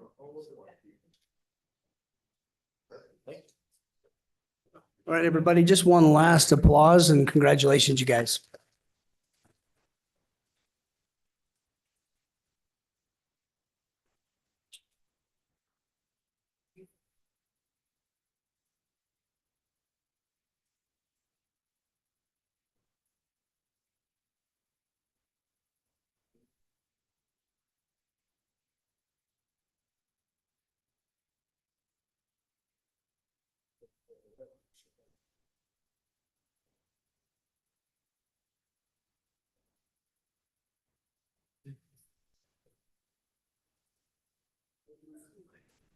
Thank you, Chief, and thank you to our fire department for the amazing job they do for our city. We'll move to item 6.2. We're going to have a report from our Public Works Advisory Commission, and Chris Shirkey will lead that.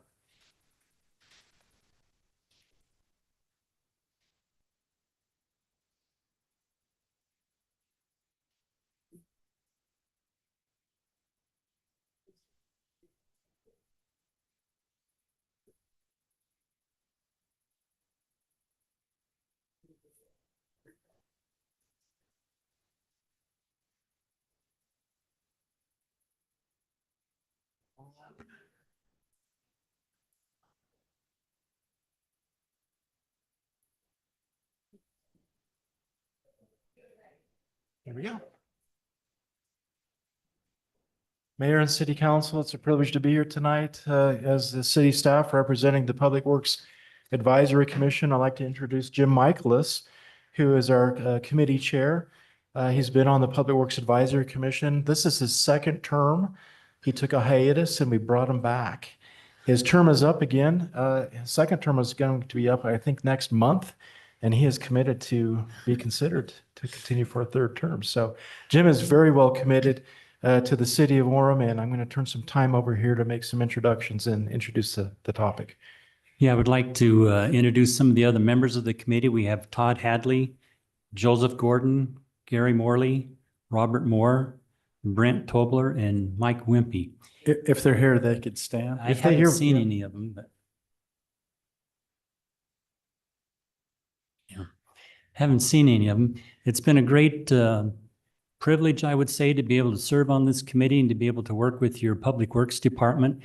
They're a fine department. They do a lot of things that are in the interest of the citizens of Orem. One thing about Public Works, you really don't get a lot of credit for doing things right, just because if no one's calling, you know everything's going right.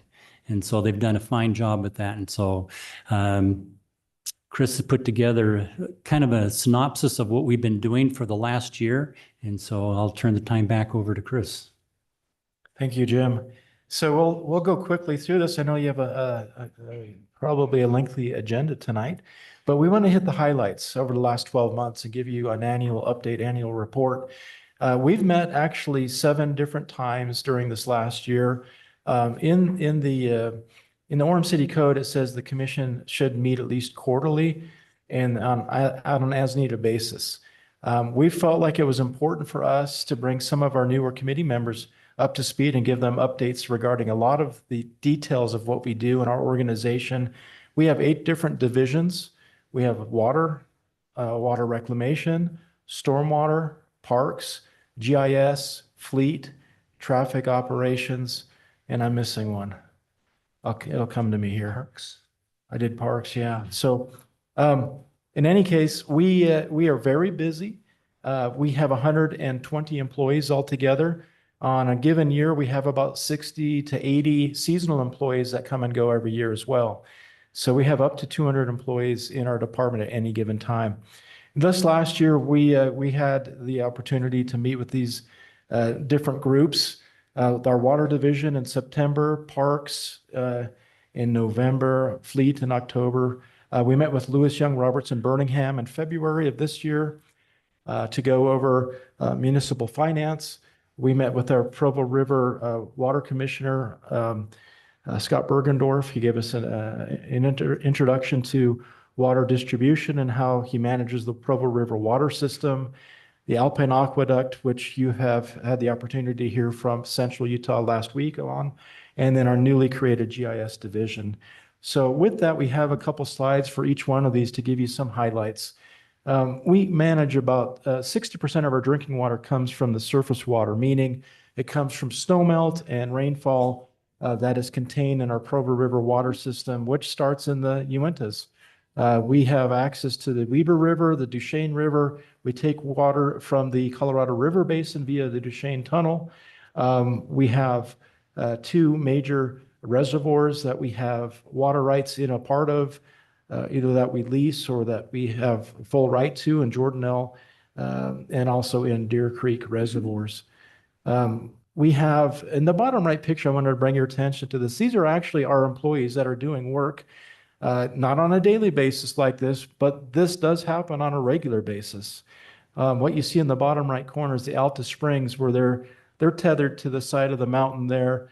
They're geared up, and they access our Alta Springs, our upper Alta Springs, where we have water literally that comes through the rock and through the mountains, and then it's gathered and collected and put into our Alta Springs system, which supplies about 10% of our drinking water altogether. We have some technical data. We have graphical information on water flows from Alta Springs. That's what you see in the top right corner. Top left corner, we have 15% of our water coming from springs, 25% from wells or groundwater, and 60% from surface water. On the bottom left there, you see how our actual production and consumption of water occurs during the course of a given year. That's a typical pattern that we observe. We also had a presentation by our fleet division manager, Thane Carter, and they have a motto a mission statement I wanted to share with you. Their mission statement is to provide the highest quality, value-based fleet maintenance services for the city of Orem in a timely and a cost-effective manner. We used to, in years past, simply budget for, let me put it this way, we didn't really budget for our fleet. We took the scraps from the previous fiscal year. This is many, many years ago, before Brent was here. And because now we do it differently.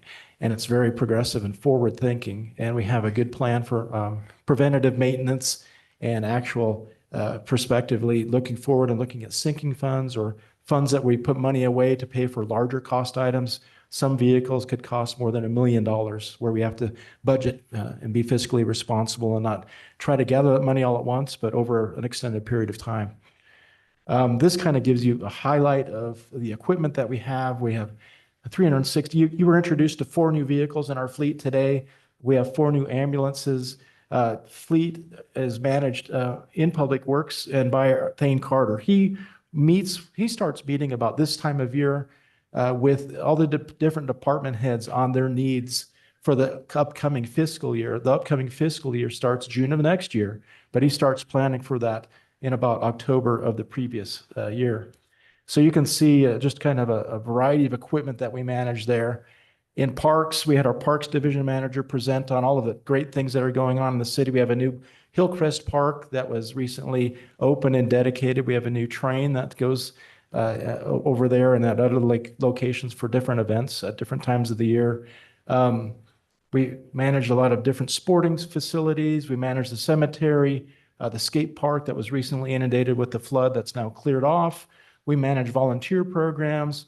As you know, that with the new hometown initiative, with the LDS Church and other churches cooperatively working together, we're going to be highly engaged and involved with some of those volunteer types of opportunities. This is an example here. This is our urban forester on the right side here, looking at some of our sycamore trees that have been inundated with anthracnose. Laura Lewis came. She's our financial advisor. She came in February. She gave us kind of a basics of municipal finance 101. We talked a little bit about bonding, what people might be afraid to ask about bonding. Is bonding really, or debt, a 4-letter word? Should we steer clear of that?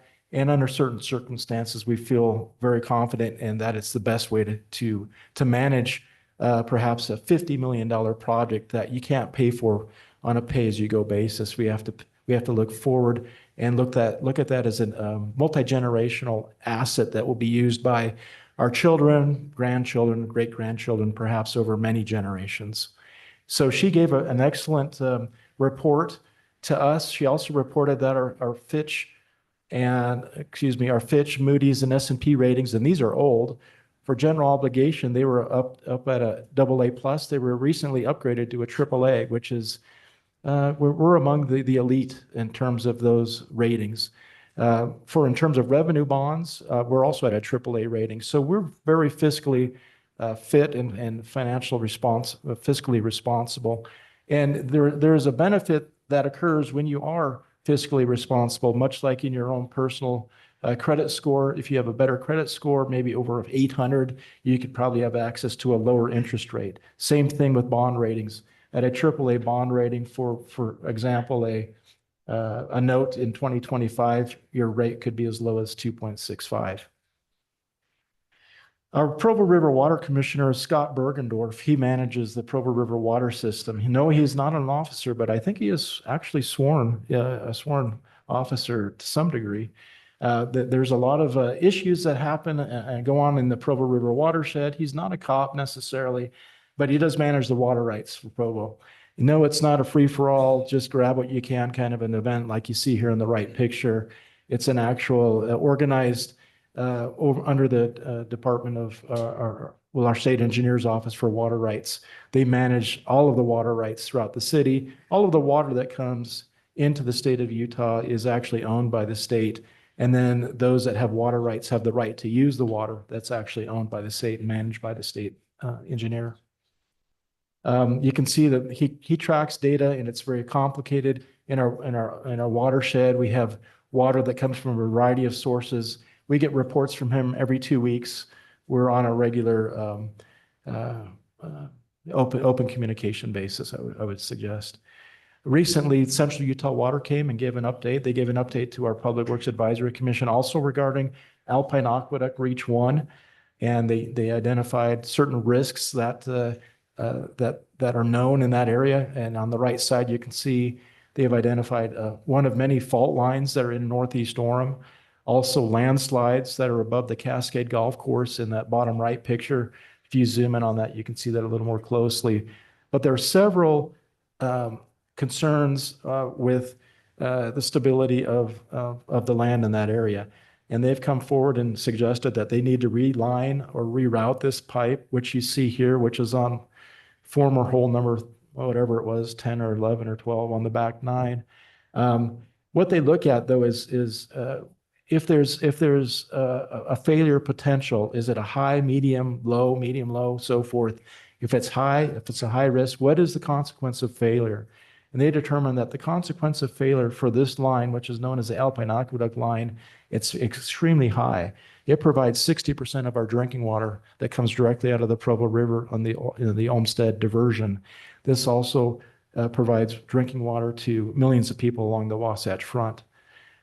So this was an update that they gave us there. And then lastly, I'd like to report on our new GIS division, which stands for Geographical Information System.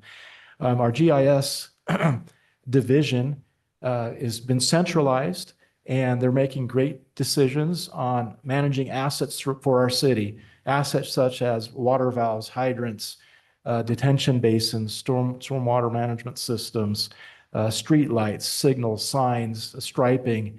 All of those physical assets that you see in the city, they're publicly owned. We track and maintain databases to know when it was installed, when we are to maintain it and do some, maybe repaint something or repair something or put in a new filter or do whatever it might be.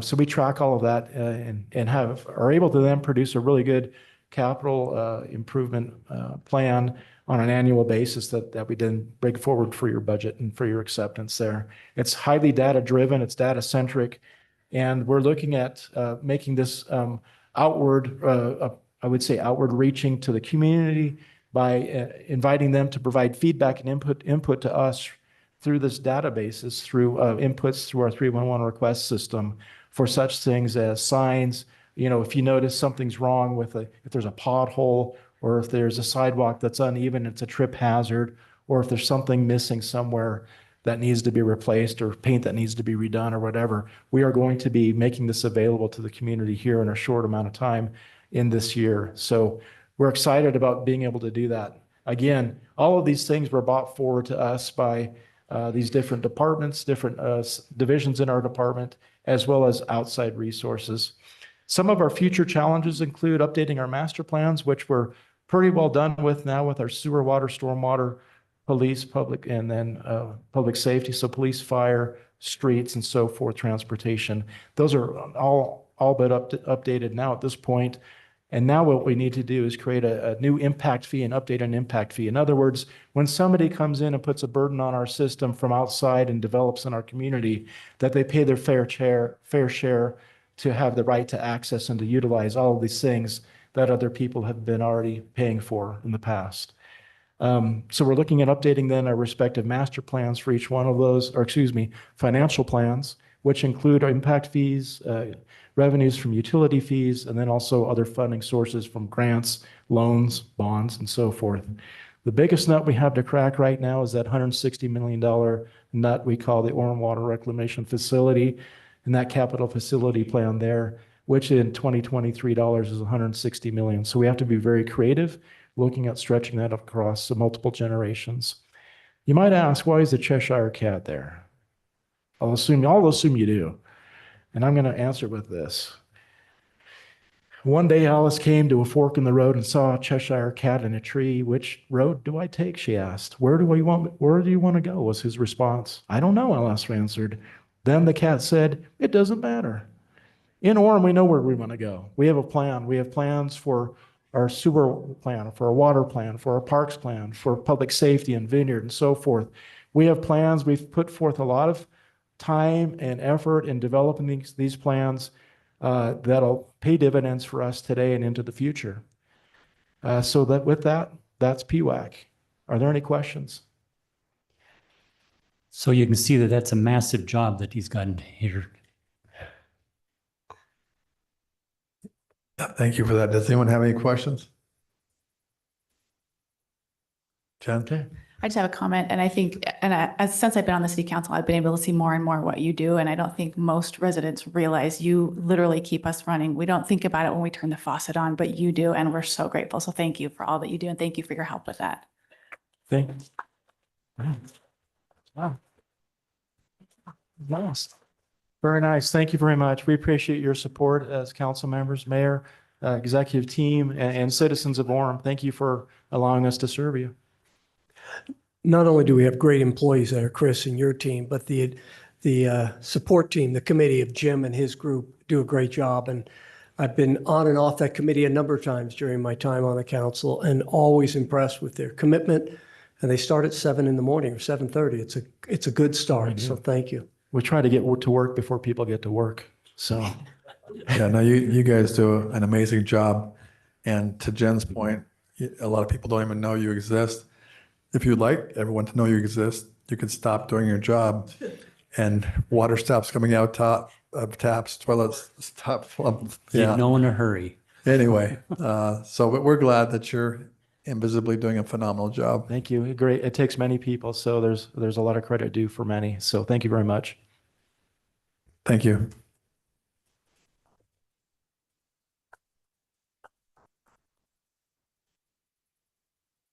Okay, next up, we've got item 6.3, Constitution Month.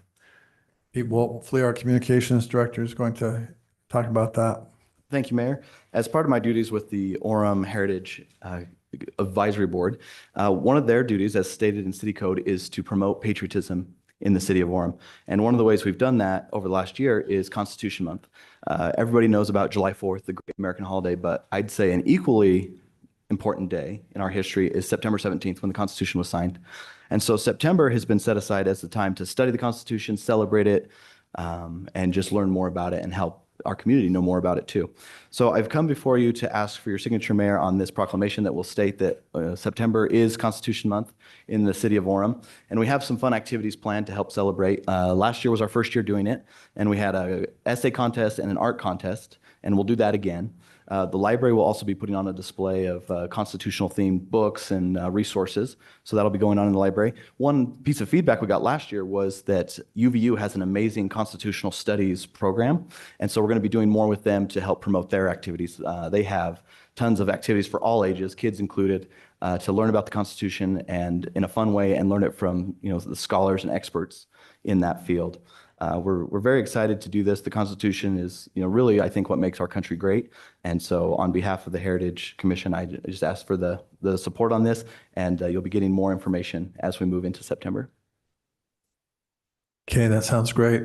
And as you know, the council, we fully support that. Thank you. Yeah, you might want to make a motion to adopt the proclamation making September 2024 Constitution Month. I make that motion that Steve just said. Second it. Second. Aye. Aye. Aye. Aye. Aye. Aye. Aye. Aye. That passes, and we're all very much in favor of Constitution Month. Excellent. Thank you. Thank you. Okay, next up, we've got item 6.4, and Pete is going to take this also. This is the BABO Award recipients. Yeah, so last Thursday, as many of you know, we had our annual BABO Award. And for those in the audience that don't know about BABO, it stands for Building a Better Orem. And it's all astronaut and space themed because it comes from a story of President Kennedy when he went to visit NASA He saw a guy mopping and picking up trash, and he goes up to the guy and he says, "What do you do here?" And he says, "I'm helping put a man on the moon." And so that's the attitude we try to have as city employees, is no matter where you're at in the organization, no matter your role, you're helping to build a better Orem. And we don't distinguish between whether you're at the top of the organization or entry level. Everybody's efforts make a difference. And so that's the theme of our kind of employee credo. That's the things we try to live by, wake up every day to build a better Orem. Karina helped put this whole great event together, so she's going to review that, and then we're going to go into the awards.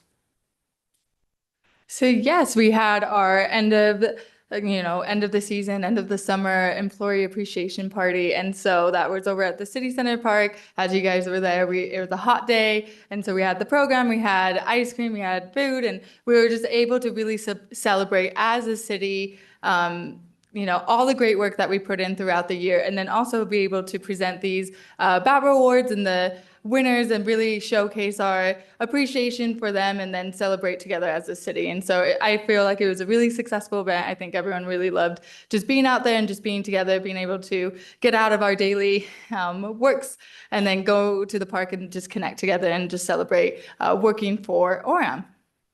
And we thank you for letting us come before you, because we felt like as great as the party was, we'd love to put this on the official record in the history of Orem, that these were the employees this year that were nominated and won these awards and some of our most outstanding contributions this year. So I just have a quick couple slides here just to talk about the program. So the BABO Awards, they're peer nominated. This isn't coming from the executive leadership team. This is peers nominating peers. So anyone can be eligible to be nominated. It's a year-round nomination period, so it doesn't happen just in the summer. If you do something great in December, if you do something great in May, it can be recorded and considered when the award comes around.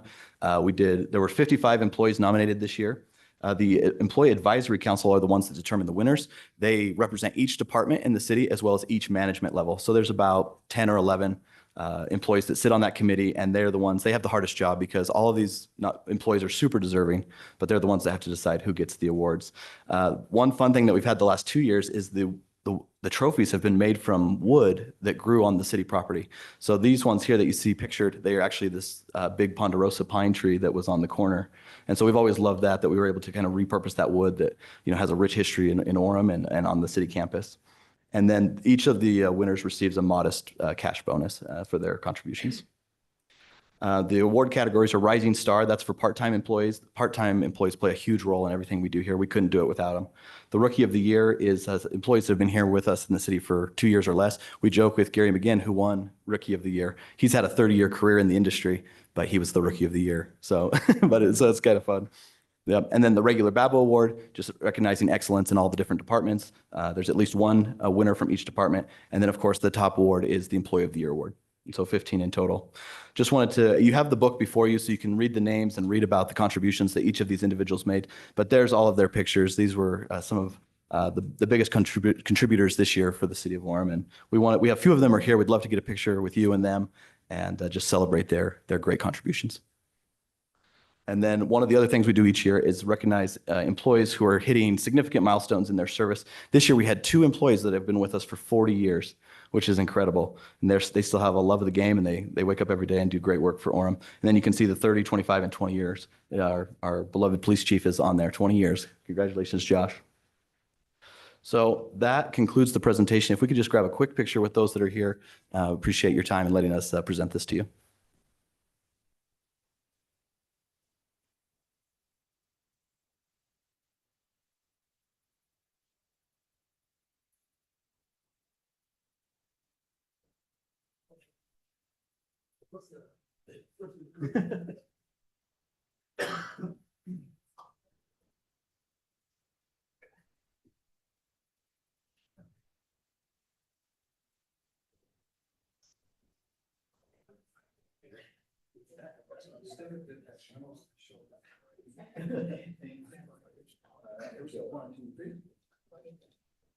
Thanks.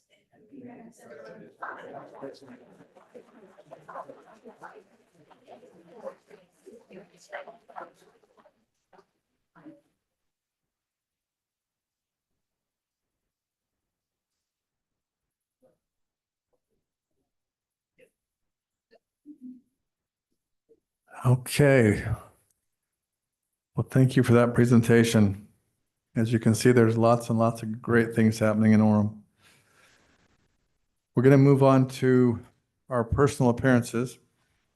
And just to clarify, so at the beginning of each meeting, people are allowed to sign up if they'd like to make a comment on just anything in the city.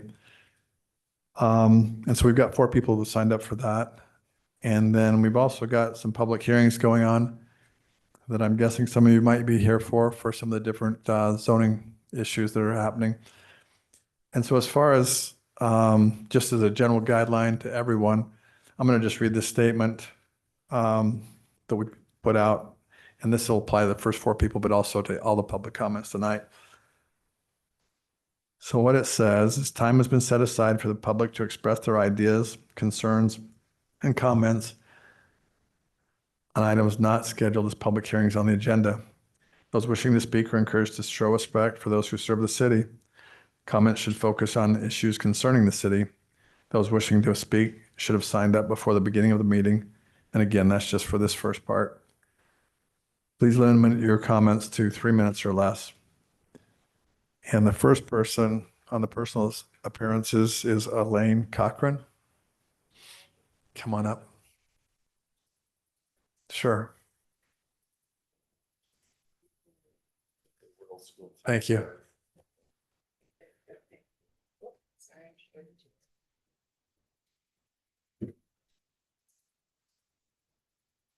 Good evening, Council and Mayor. Grateful for this opportunity. First, I want to say how grateful we are for Chris Shirkey. He has been working with our neighborhood to resolve this issue for the last couple of years, and we really appreciate the time that he has spent, and I know that he's going to help us get to a resolution. And I apologize to the audience that you're not seeing these visuals. I should have come and done a little more research and found out that you had a plug. The first illustration that I'm sharing with you on the front corner is our neighborhood. It's Chair Apple Drive in the Chair Apple neighborhood. We've lived there for many, many years. We were some of the first people that moved there. In fact, Melanie can attest that when the Chair Apple development was first developed, our kids used to go play in the puddles every time it ran at this spot. But over the years, as you will see, this was the 2024 flood that we just had recently during August, as we do every year during the monsoons. If you'll turn to the next page, please. The next image is our 2023 flooding in the same spot. If you'll turn to the next page, I'll show you why this is happening. Historically, I believe it was the Strattons that owned that piece of property. It was a beautiful cherry apple orchard, which is where their name originates. And we have the delightful opportunity of explaining that neighborhood name every time we try and give someone our address. But anyway, you will notice that the original plat map, the concession map, and this is concept map, and this is not it. I've pieced this together to illustrate it. Chris was kind enough to offer this to me last year, and I've misplaced it somewhere. But originally from 1600 north, going up to where Skyline is now, that was originally going to be the Northridge neighborhood. As I'm sure you're aware, half of this has been developed into the Northridge neighborhood. But about 20 years ago, the Dickerson brothers purchased the upper half, and instead of continuing that road up and the natural drainage of the area, they put a home right in the middle of what would have been platted for the street to be and the drainage pattern under the street to be, and developed our beautiful Chair Apple neighborhood. Now, we love living there. We have wonderful neighbors there, and Melanie will attest that there are very few members of our neighborhood that have not lived there for over 20 years. But there are 2 houses that have sold more than any other home in the neighborhood. One of them belongs to Susan Jackson. She's going to share her thoughts in a few minutes. If you'll turn to the next page, it'll illustrate that red circle that you're seeing. That is the center of Chair Apple Drive. It is the emptying center of this water flow system. You know, it was awesome when it was just our street, and the water off our street was fairly easily handled by the draining system that was there. But now, look at the last picture. This is what occurs every single year because of the added development. We need your help. We need you to support Chris Shirkey and his efforts to help us resolve this issue. Thank you. Thank you. Next, we've got Wayne Murray.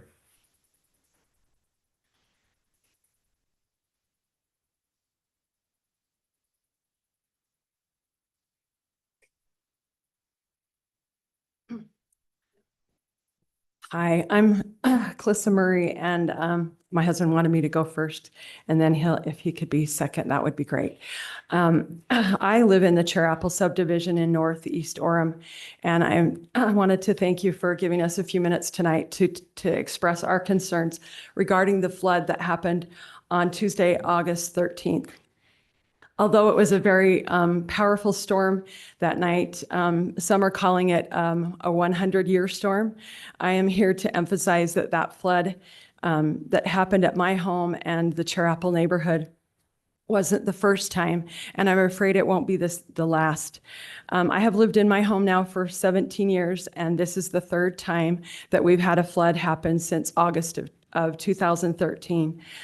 It is one thing to be dealing with the water that comes from a powerful storm from the sky into your yard, but we cannot be expected to manage the river that comes from the streets above our homes, then jumps the curb at the church parking lot, where it gains speed as it rushes down the asphalt into the back corner of the lot. The drain cannot keep up with the amount of water there, so it finds the path of least resistance, and it rushes through my backyard and my neighbor's backyard and out to the street, flooding homes downhill in its path. Something more needs to happen, needs to be done to prevent the flooding and the subsequent damages of hundreds and thousands of dollars again. 3 days after the flood, I spoke to Chris Shirky in the church parking lot, and I believe he's the Public Works Director, and I appreciate the changes that were made last year in the subdivisions above us for the draining systems last year for a potential spring runoff. But as you will see, it wasn't enough to protect our neighborhood. After he saw my videos in the backyard that day, he said, the city needs to do a better job of keeping the water on the streets, and the church needs to do a better job retaining and draining the water on their property. He went on to say that this was going to require a teamwork and that we needed to have a meeting with the city, the church, and the homeowners that were affected by the flood. He said it's going to take engineers to help us to resolve this situation. And I am hoping that we can all come together and work on this to achieve this. When you're making decisions on how to go forward on this situation, I wanted to make sure that you saw the whole picture of this specifics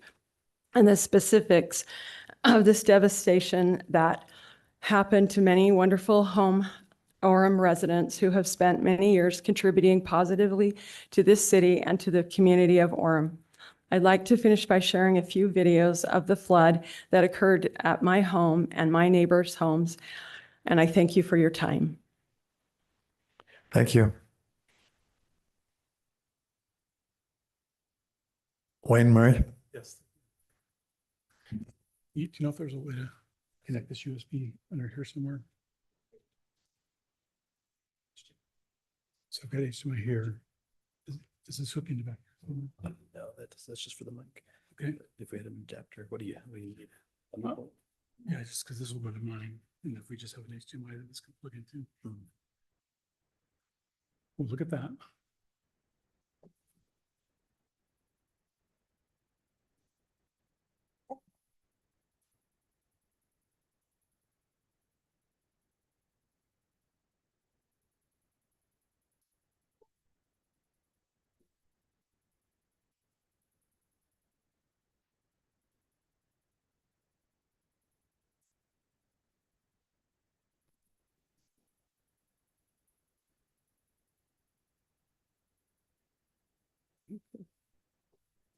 I just want to also thank the mayor and the council for letting us have some time to visit with you here. Before I start, I wanted to also recognize Chris Shirky. He's amazing, and we are so grateful for his willingness to meet with us. We first met with him last spring when we were kind of concerned about the spring runoff.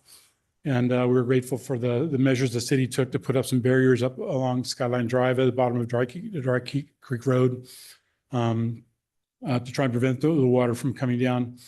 What we've noticed is that when we get these large storms, like we said, this was probably the third once in a lifetime storm we've had in the past 10 years. I wanted to just share maybe a couple of videos so you can kind of see what some of the things that we've been experiencing. This first video is just water that's coming down just 2000 north.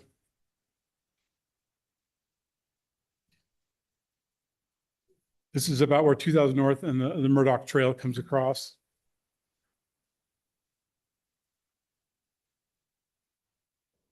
So then this next one is taken from our front porch onto Chair Apple Drive. And so you can see this is pointing south. You'll see some little things coming into the picture there.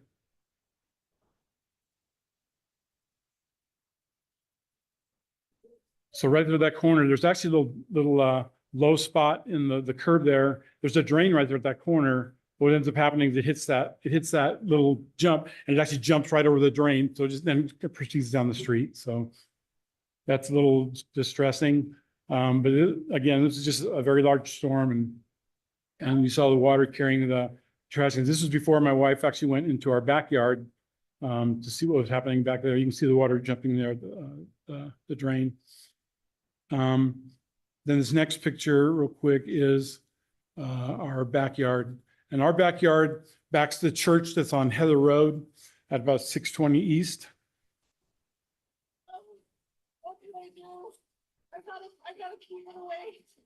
So you can see the water pouring down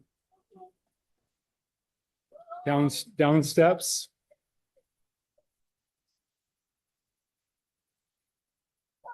And fortunately for us, the water went around both sides of our home due to the grading that the previous owners did in the backyard. So we did not have any flooding in our basement, thank goodness. But the water went essentially parted and went around our property, but then ran out onto Chair Apple Drive. And I wanted to show you this next video is our next door neighbor, who lives just to the east of us, also borders the church property. He was not as fortunate. Totally flooding our backyard. It's going down, it's all in our basement. Totally flooding our basement.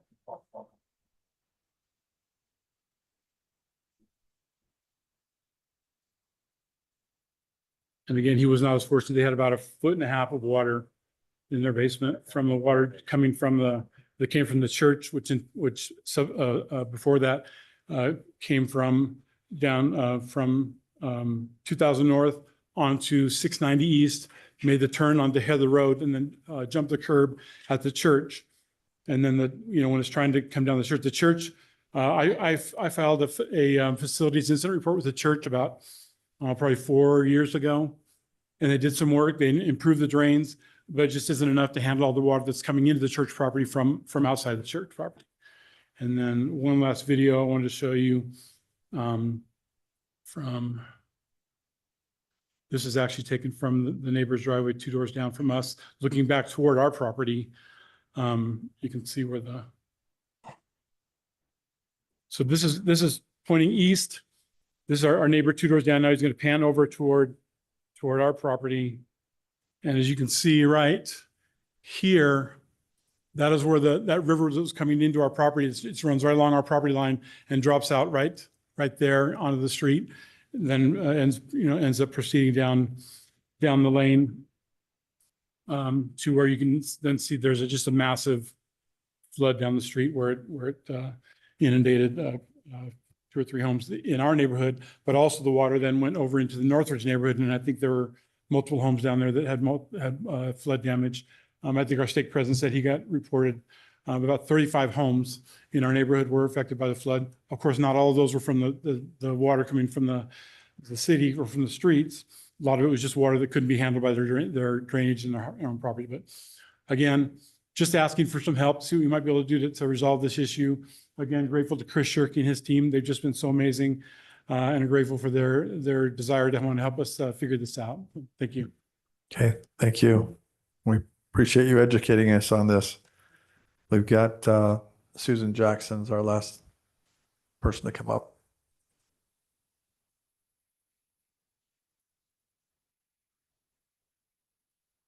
I told Elaine I wasn't going to speak, so this is going to be off the cuff.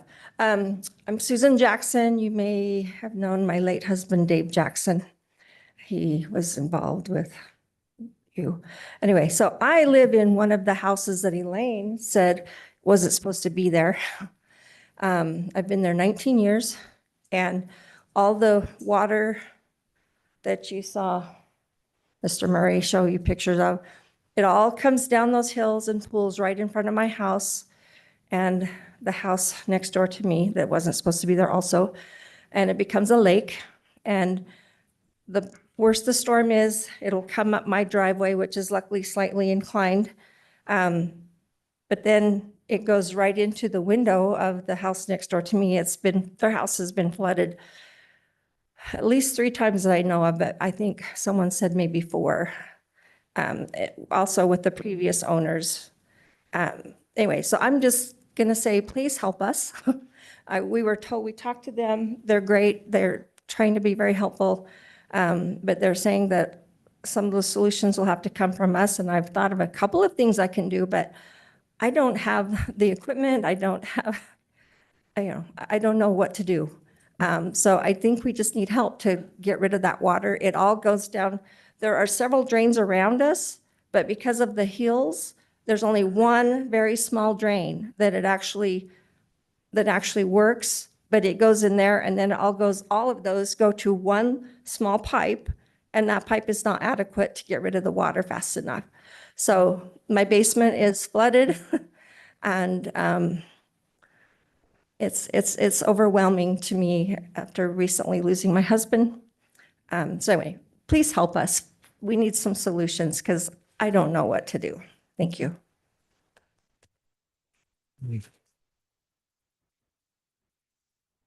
Thank you for bringing us up to speed. And I'm sure that, so Chris has been involved with this, and then Bren will work with Chris. Yeah, Mayor and Council, of course, taking notes, and as was suggested, I think the solutions will lie in kind of multi-organizational communication and coordination. But yes, we've heard loud and clear, and of course, we want to be part of the solution moving forward. Thank you, Bren. All right, moving on. We've got item number 8, consent items. And the only item on the consent items is 8.1, the approval of the meeting minutes. If someone would like to make a I'll motion. make a motion that we approve the consent items as outlined. I second. Aye. Aye. Aye. Aye. Aye. Aye. The consent items are approved. Let's move on to the scheduled items. The first item on the scheduled items tonight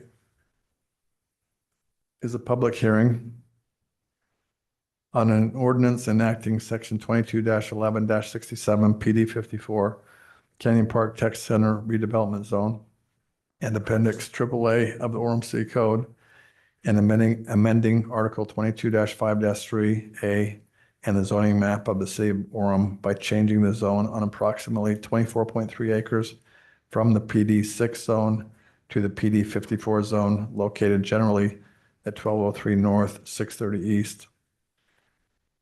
Carrie McGinn, if you'd like to come up and begin this conversation.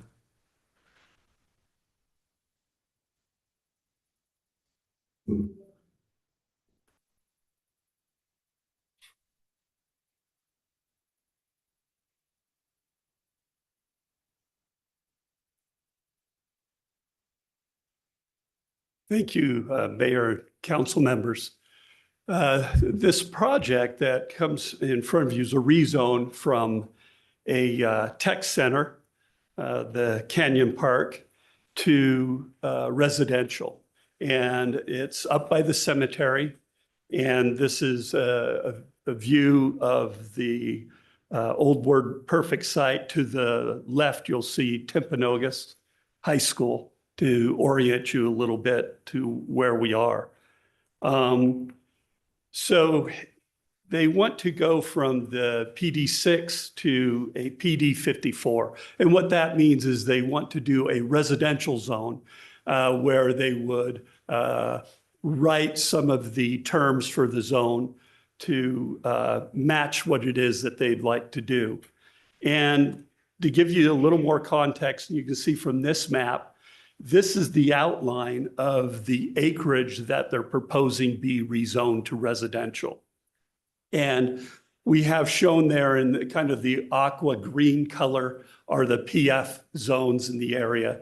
You can see the cemetery, you can see the high school, and then the other school to the south.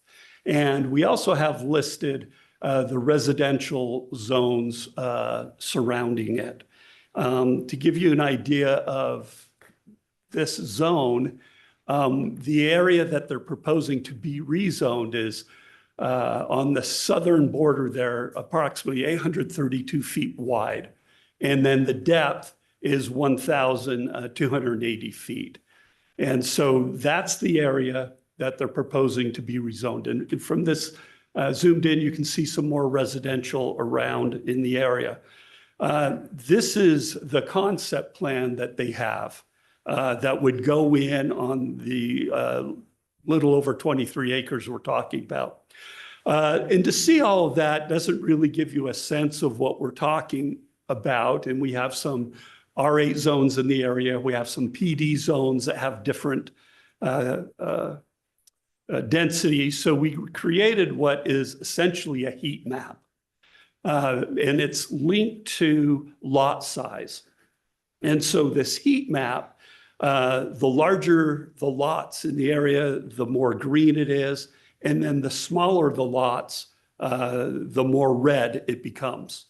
And so when you look at this zone, you can see if you go down to the bottom left call out box, so the proposed zone that we have here with 150 lots, they would have a median lot size of 4,975 square feet. And we use median because a zone might have various sizes of lots. There may be a few big ones, there may be some small ones. And if you go with the average, you may have one lot that's, 100,000 square foot. And then you have, 3 lots that are 10,000 square foot, and the average would be 50,000 square feet. But that wouldn't really give you a sense of what we're really talking about here. So we tried to compare and put it into lot size to show the median in each zone. So if you go and you look at the different zones, some of them, for instance, like Strawberry Fields, and that's immediately to the east of the rezone area. It has a median lot size, but it includes the common areas. Because in that particular zone, you may have smaller lots, but it's actually a much bigger project because you have common area on which there are no homes built. And so that common area we thought was including that into the median lot size made the most sense. And if you go to Abbey Road, which is just east of that, it's the same thing, where they have some common area. And so we're trying to look at what the median size is. Any questions about that? Hopefully I didn't confuse everybody with this explanation of the heat map that we're trying to use. So the next map shows the project superimposed on it. And again, this project has, we couldn't go in and look at individual lots and color code them like we have in all the other areas. We didn't have the data to be able to do that easily. So we show that underneath the heat map color. And then now you can see the proposed development that went to Planning Commission. And now we've taken the heat map away. Now you can see kind of the size, and there's some various sizes. A few are bigger lots, some are smaller. And we zoomed in. Again, this shows the development as it exists now, the area. And then I'm going to press forward, and now the proposed project will be superimposed on that area. And so now you can see it zoomed in a little more to get a sense of how we approached it and the lot sizes. Lot sizes, the density, and I bet you can guess what the big issues were. Density, parking, traffic. These are always important issues in a community and how we go about developing. So we have that now with their project. These are some of the elevations that they're proposing with that, and some floor plans. And again, and then the text of their project with the setbacks a little different to be able to, in their proposed text for the PD 54 zone, they would be proposing some amendments to our setbacks that say an R8 would typically have. And some more of that. And here's the last slide in this group is a street view showing the entrance into the existing technology center there at Canyon Park. Any questions that I can answer?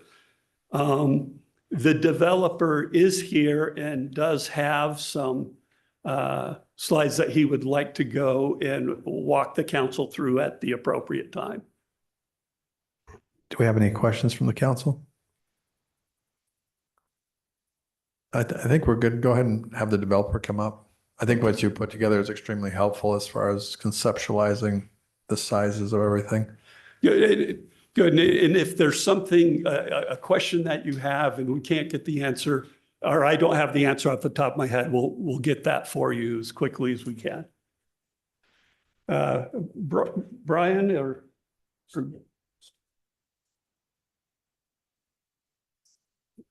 sit by him. I'm not the developer, but I play one on TV.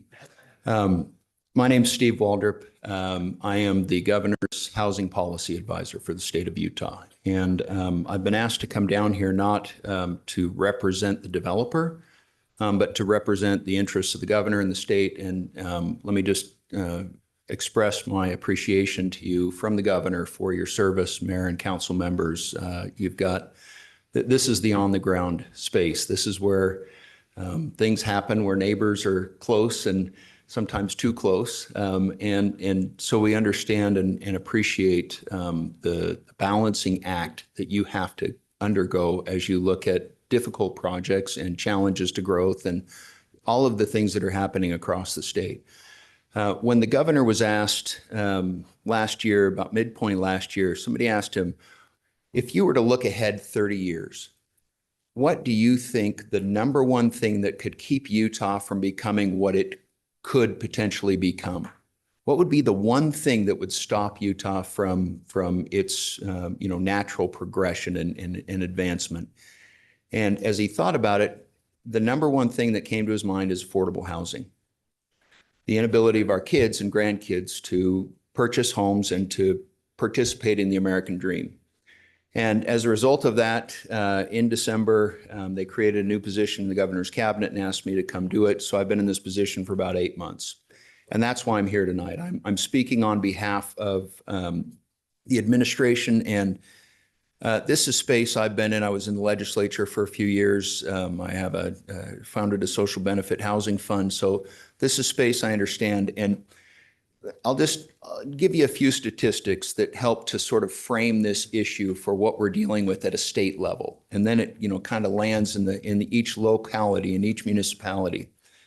By 2030, it's anticipated that we will need approximately 200,000 more homes in Utah. We currently have about 1.15 million homes. So just consider that growth. That's if Utah doesn't become any sexier than it is right now. It's already like the belle of the ball in the nation. Our economy is strong. It's diversifying. Our way of life. I flew back from St. George just a couple hours ago. I sat next to a gentleman, lives in Park City, from California. He's lived here for 8 years, and he said, I wanted to move here because I wanted my children to go to a school where values mattered. And this is Park City, you know, so some people don't think Park City has any values. Just so you know, Park City apparently has some values. But that was his reaction. He just said, we want to be in a place where community matters, where people care, where, you know, where we just feel like we're a part of something great. This is one guy, and it's anecdotal, but this has been repeated, as we know, throughout the state. For the first time in 2022, we had more, or 2021 actually, we had more in-migration into Utah than natural growth since the pioneers. So we flipped. We are now the attractive place to come. We've seen that in our state over the last few years. And at the same time this is happening, at the same time we're becoming so attractive, interest rates went up, our housing production dropped off. We will increase this year our housing deficit by roughly 14 or 15,000 units. We're already at about 37,000, so we'll be near 50,000 by the end of this year. That means we have 50,000 more households than we have places for people to live. Simple law of supply and demand. What happens when you have more people that want something than something you have? The prices go up. And that's what we've seen over the last several years. Utah has dealt with this demand. This is nationwide. Utah's no exception. However, Utah has gone from being like the 39th, 42nd, most affordable state. Like, we were pretty affordable for a long, long time. Utah is now the third least affordable state. Hawaii, California, Utah, by most measures. And how that's happened is this. The median wage, go back in history, the median wage relative to the median home price was always about 3 to 1. You take the median wage and you say, okay, if you take that times 3, that'll buy you the median house, just the house that, kind of everybody has. In the last 10 years, the median home price relative to the median wage in Utah has more than doubled. It's now 6.5 times the median wage. That's the median home price. Utah also builds the largest average size homes in the nation, 2,800 square feet. So there's some things that have kind of contributed to where we are today. And frankly, we've never had to really play in the market rate housing space as a government. It usually self-regulates. It usually kind of takes care of itself. And it has for many, many years in Utah. We always had more land and we just kind of grew. We're at a point now where, because of these external factors, and then the land capacity in Utah, as we know, we're a bobsled run. We got a lake on one side and mountains on the other. And so most of our people live between those 2 points. So now we have this constraint on land. We have people flooding into our state, quite frankly, and that flood will continue. We just were awarded the Olympics. We've got a PGA Tour event coming to southern Utah. Our exposure is going to grow dramatically. And what makes us what we are is attractive. We are really cool. I mean, there are bad problems and good problems to have in life. And this is a good problem, to be so cool that everybody wants to be here. That's very different than how it was when I grew up and I was in high school. I was not the one everybody wanted to ask to the prom. That's kind of how Utah used to be. No one wanted to ask Utah to the prom. Now everybody's after Utah. Utah's the prom queen. Everybody wants to be here. And so that's created this pressure on our entire system. And now we have a situation where 92% of people in Utah that do not own a home cannot afford to buy a home. 92%. That's a staggering number. If you fast forward 30 or 40 or 50 years from that statistic, and think about what that means for the future of our state, our country, our society. We're dealing with now, today, social spending that is our social spending is the number one thing we spend money on as a state and as a nation, right? That's where most of our money goes, is social services. For a very long time in the United States, through zoning and through lending restrictions, we froze out a large segment of our population, the Black population, from owning homes, from building generational wealth. 60, 70 years that went on. We finally started unwinding it in the 70s, kind of went through the 80s and 90s before we really got it straightened out. Where is the majority of our social spending going now? To the offspring and the generations that followed those individuals who are frozen out of creating generational wealth. It's not hard to see the future if we don't correct this problem now. Home ownership is the number one tool for wealth creation in the country.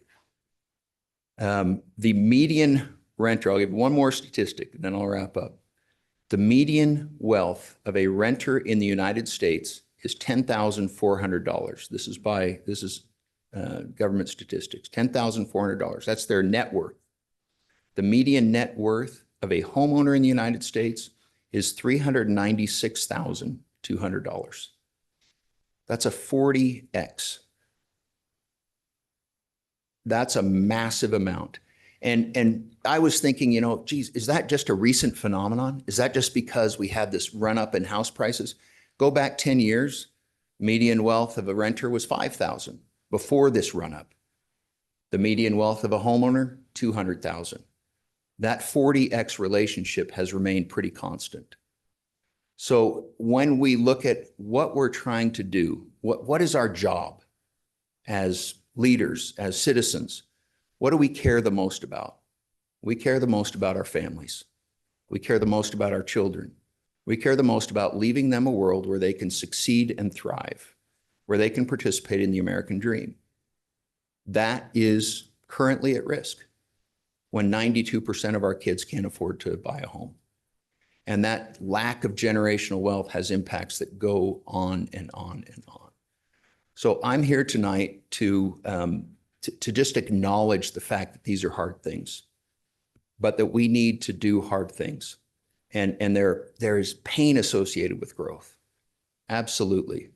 But we've grown before, and we will continue to grow, and we have to do it wisely and intelligently, and it's possible to do that. That's why you're here. That's why this work has gone on this project, to get it to a point where it can be intelligently planned and come before you as a plan that has buy-in from a lot of different stakeholders.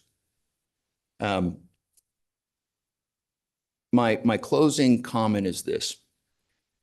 What we say we care about the most, our kids, our grandkids, what they inherit from us, I think it's a critical piece to understand what our moral obligation is in this space. And so I don't view housing any longer as a policy issue or a political issue or a neighborhood issue. To me, this is really a fundamental moral issue about what we care about most as a society. And right now we have a situation where we have to change. We have to do different things than we've done in the past. And that's just the reality. And it's going to be the reality for a long time to come. And those decisions are tough, but they're possible. And there are a lot of good people willing to make adjustments and to make it work for all of us. But those are the hard decisions that you have to make.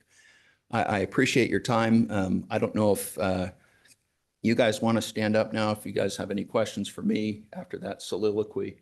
Apologies for talking for so long, but this is something I care deeply about. Yeah, we appreciate that. And this really is more of a conversation because there's a lot of assumptions, right? I mean, what is affordable? How do we get to affordability? How do we get to affordability when we've got 7% interest rates that were created by massive inflation at the federal level?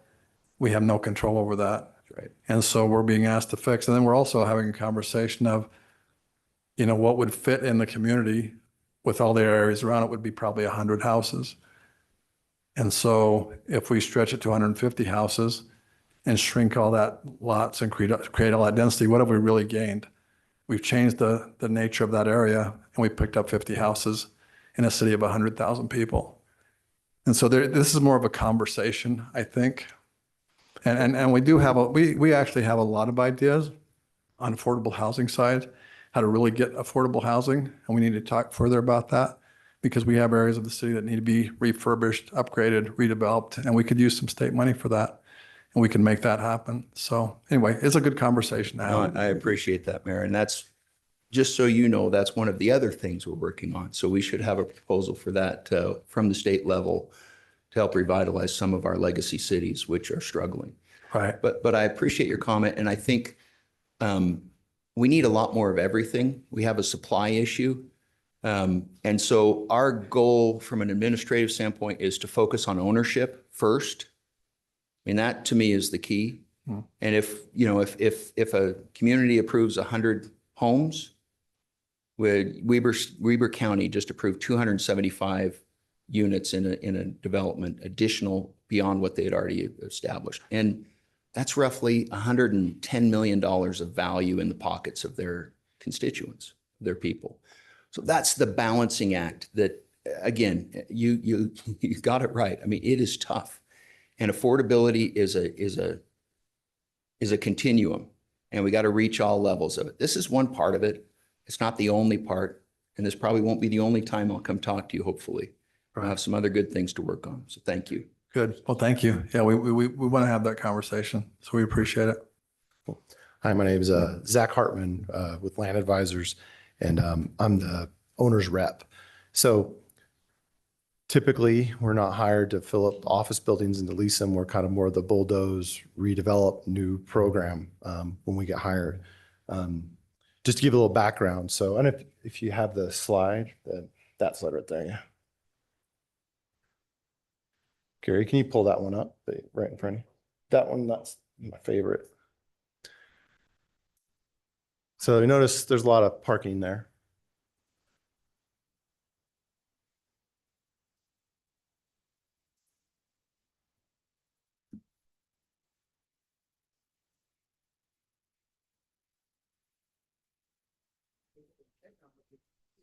Perfect. Oh, wait, no. There you go. So this is from 2008. You can't tell, there's a few more cars here. It's a little busier. And I think that's the dream of the current owner, that the office park would look like this. But I think after a decade or more, that hasn't really been the outcome. And as far as the demand side of this, we thought it might be good to convert some of it to residential. So when we first started the process, I went out to a group of builders and we brought in Edge Homes for the first time. And I think you have the next slide. That's like their version that didn't really make it through the community meetings. Just buzz on through this. There we go. Yep. One more. Keep going. One more. Okay, so this one, actually, yeah, go back to the last one. So originally, the Moeller group came up with a plan that kind of laid out higher density for rent. That wasn't really well received in the community outreach. And so the next slide is— How many units is in this one? Oh, this is going to be in the hundreds, like 300, I think. What is it? What is it? 300, yeah. And mostly for rent. And then the next slide, we kind of took the feedback, and this was the Edge product. And this is how many units? 170. And that wasn't well received either. So we broke up with Edge and we went back out to the marketplace. And I've known Tri-Pointe Homes nationally for a long time. They build a higher end product, a nicer home that I thought the residents in the area would like. I've also known Brian for 10 plus years when he worked at Ivory Homes, and his division president I know really well is a Utah guy. And essentially I was like, this is a good fit. These people will work with the community, will come up with a better solution to what we've had. And I feel like through the community meetings we've had, we've answered a lot of questions back and forth. And I'm gonna let Brian finish the presentation. It was interesting having the firefighters in here prior, 4 captains. And I was talking to them like, hey, can you guys buy a home in Orem with what you get paid? And they're like, no, we work about 3 jobs and we couldn't even afford a townhome. And in this portion of the project probably doesn't solve, it's not going to solve huge housing issues. That's not the point here. The point would be to kind of start thinking about that. So are these $1.3 million houses? Are they $900,000 houses? Are they $700,000 houses, right? And I think on the next phase, if this moves forward and we find a better program, maybe you guys could give me, we have 25 people that work for the city that make, 35,000, 75,000 a year. And part of the future approvals, and I got to work with everybody, we come up with some plan that actually delivers that, right? I don't want to create, affordable housing that's restricted where people can't get their net worth, but there are things we can do at the start of these projects to kind of put our arms around the issues that are in front of all of us. So, and it's interesting because I'm trying to bend my way of thinking of always trying to force forward and push dollars into this, I would call it the commitment to the Utah way of doing things. And I just think we can come up with a different way to do this than the way California did it, right? I'll let Brian walk through our current plan. You can go to the next slide. Evening, Council. Brian Prince with Tri-Point Homes. Appreciate the time tonight, and want to thank, first off, city staff. We've been working on this application for 6 months now, and they've been a great resource to guide us to this point. So with that context in mind, Zach spoke to the fact that I'm not the first applicant on this proposed redevelopment. When we started talking with Mueller Group and the current ownership, we talked through the story, and it was apparent that I wasn't the first guy at bat, and that we needed to slow down and have some discussions with the neighborhood, with stakeholders around the property to understand how to move forward in a thoughtful way. The application required that we hold one neighborhood meeting. We held several. The first open house we had was in March of this year, and came to the vision. We held it in Building Q, which is the most southern building there on 1200. Great turnout. Over 100 people showed up. Great discussion with many, many residents. I know a few of you were there. This was the original plan we presented, and it was a mix of townhomes and single-family homes, with kind of a vision of preserving some of that existing open space along the west side of the property. And that was really the vision, was some higher density homes in the core as it feathered out to single-family homes along the periphery. Got a lot of good feedback. Overwhelmingly, the feedback was we want to see a more traditional single-family detached neighborhood, a more traditional single-family community. And so took that feedback, went back to the drawing board, had an additional meeting in May, another open house meeting where we invited the neighborhood to come out, give us more feedback, as well as I sat down with smaller groups like next door, the Da Vinci Place HOA, Starway Fields HOA, and had other meetings with individual neighbors to get kind of more specific guidance on when there's this list of priorities as it relates to open space, lot size, home type, what really was the priority for the neighborhood as a whole, and what were the major concerns. And so you can jump to the next slide. So this next slide is, as Gary mentioned or showed earlier, this is the current proposal. The general overview of this design and what really guides the design of this community or subdivision plan is all single family, front load, traditional 2-car garage, traditional full-length driveway homes with the city's standard public right-of-way. So that, this is not a private road, this is kind of city public road design. The PD 54 ordinance really is your PRD zone. And so there's a question or a reference to the setbacks.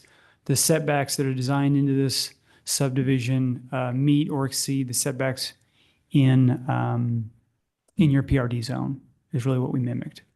And so took a lot of the feedback and came up with this design. I'd summarize this as an effort to balance the desire to see a traditional single-family home community with the interest to deliver a home that's priced at a price point that's achievable for an Orem family. I wouldn't call this traditional affordable housing. This is a home. Well, in context to what the governor's office mentioned, it's not. I mean, I think people have thoughts on what affordable housing is. These homes will be priced in the $700,000 range. Single family homes that for a lot of us that bought a first home, that doesn't feel very affordable.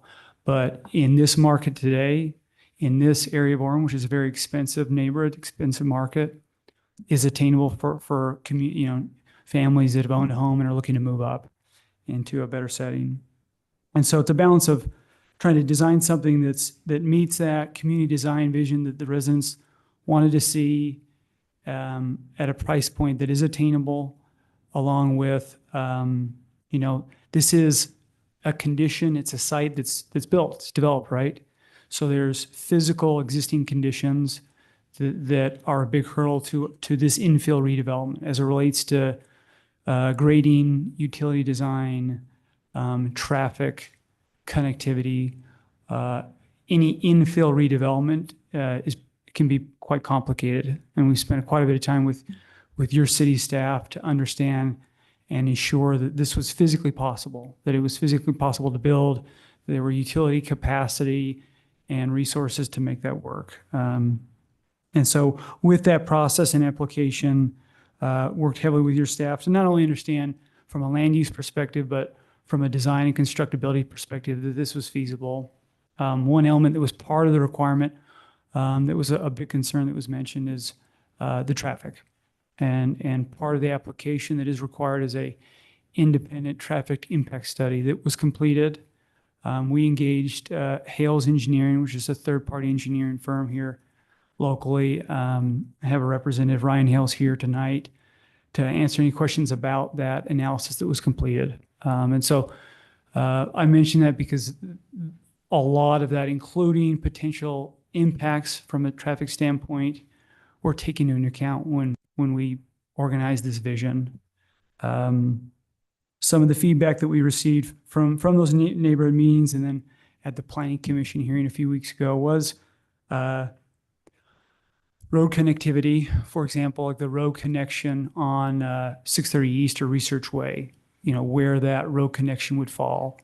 Some concerns about having that align up with the that existing intersection that goes into Da Vinci Place. And that connection was really guided by city staff along with the proposed right-of-way connection on 1200 North.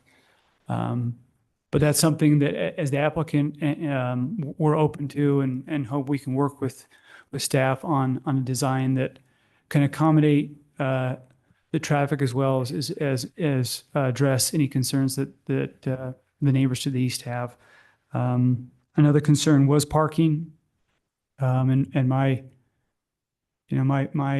answer to that and is tonight is all these homes will have a two-car garage with a full-length driveway on a public city road, and that cross section is, that it's your 64-foot right-of-way with about 34 feet of asphalt, so about 2 11-foot lanes with 6 feet on the side for parking. This wasn't designed to require or need the on-street parking, but it is that standard right-of-way that could accommodate some on-street parking. And the third was the density. There was some concerns about the number of homes, and that's just being transparent about the concerns that came up and that we would like to work with residents and staff to mitigate, to make this a beautiful community. I don't think it's mutually exclusive in that an ultimate outcome here has to be a win for us and a loss for the community, or vice versa. A win for the residents are concerned, and it doesn't have to necessarily be a loss. I think we can come up with a solution that meets that balance of the type of product that existing and future residents in Orem are looking for, and something that's viable for a home building company like Tri Pointe. So with that, I think that we did address one of the questions that came up was the boundary of the subject property. I think Gary showed that it is a 24-acre boundary. The early slide that he showed was much greater. It's really just the two southern buildings there on the south side of the office park that are part of this application. So with that, happy to answer any questions that you have about the proposal. Yeah, do we have any questions? Not yet. Okay, thank you. Thank you. Appreciate it. Is there anyone else from the developer that you had? That is it. Thanks so much. Okay, I do have Ryan Hales from Hales Engineering if there are any questions about the traffic study that was completed. Okay. That was reviewed with staff, and we talked about it at the Planning Commission, so happy to answer any questions about that. Okay, thank you.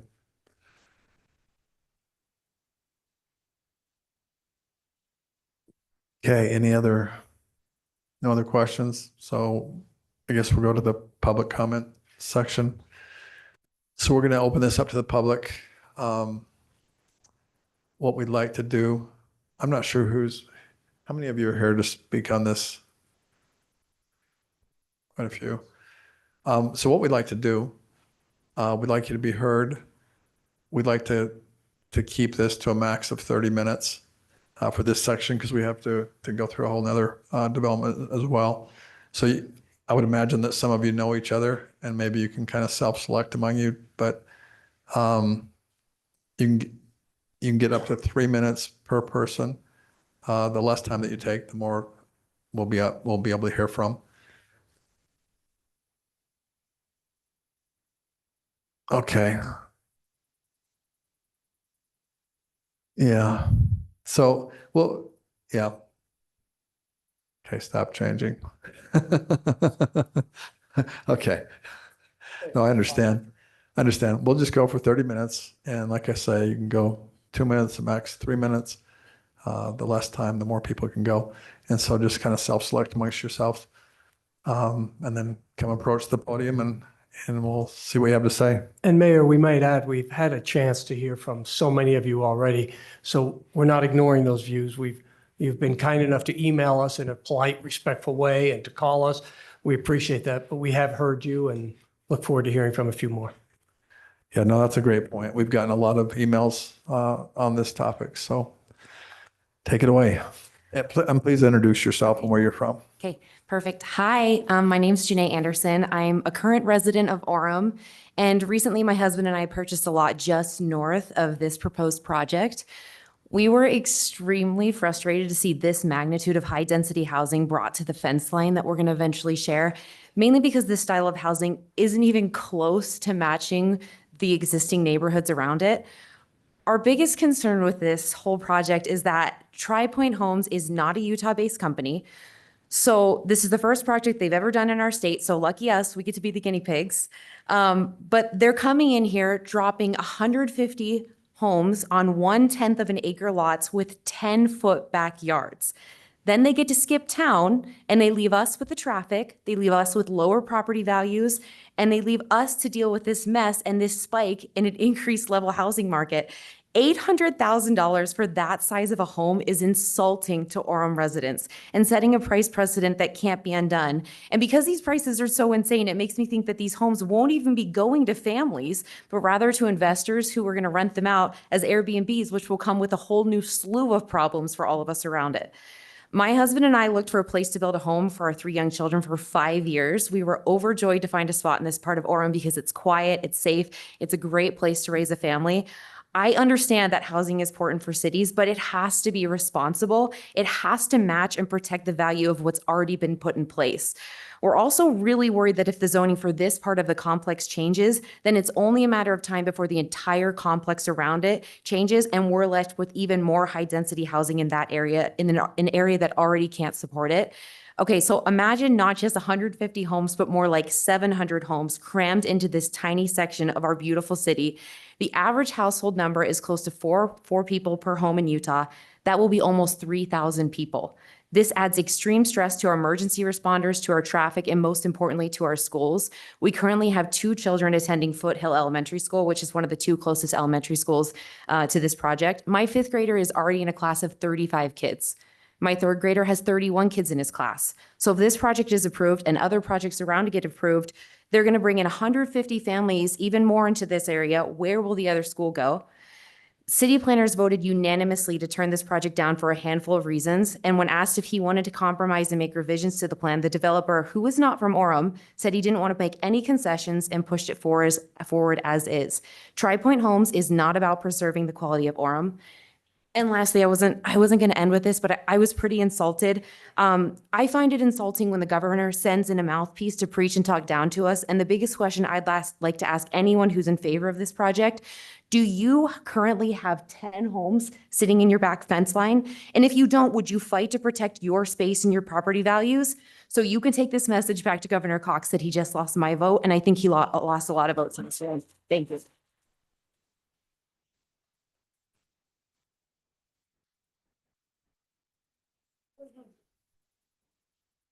Thank you for the opportunity to say a little tonight. I guess amen to what's been said already. And so my whole concept of what I wanted to address has changed tonight.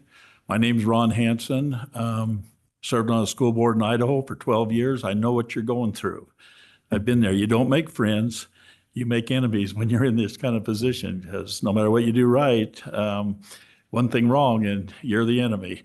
So anyway, to get to the point, I've been to the meetings with the gentlemen that are here, and I've looked at this pretty close. For those of you who are interested, if you'll look at the map on the right side over here, you'll see Da Vinci. Look at the size of the homes there compared to the lots across the street. They don't match up at all. I tried to make that point to them in the meetings that we've been to, but it's kind of got to brush off.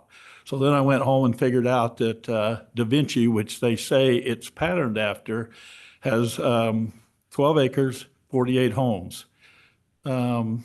This development here has 24 acres and it has 150 homes. That's doubling the acres, tripling the homes. I don't know about what the governor's thoughts are about this, but as you look on both sides of this, the homes are pretty nice homes. They got roughly what I just mentioned as far as density. And I really hate to see that many homes shoved into that area and totally change the looks of the subdivision that we live in up there right now. Another comment I'd like to make before I finish here is that there's 2 egresses out of Da Vinci. There's 2 out of Strawberry Fields where I live. There's 2 out of 150 homes. I don't know about you, but that's not going to be a very good traffic situation relative to the number of people that are going to be in there. And if I look down the road 30 years and I think about what my grandchildren are going to live in around here, I don't want to live in downtown Salt Lake. I don't want to live in downtown Provo or even downtown Orem. I want to live in a residential area, and shoving what I think is going to happen in this area, if we start letting this go, it's going to turn into downtown Orem up there too. There are just too many homes on too little space. Thank you.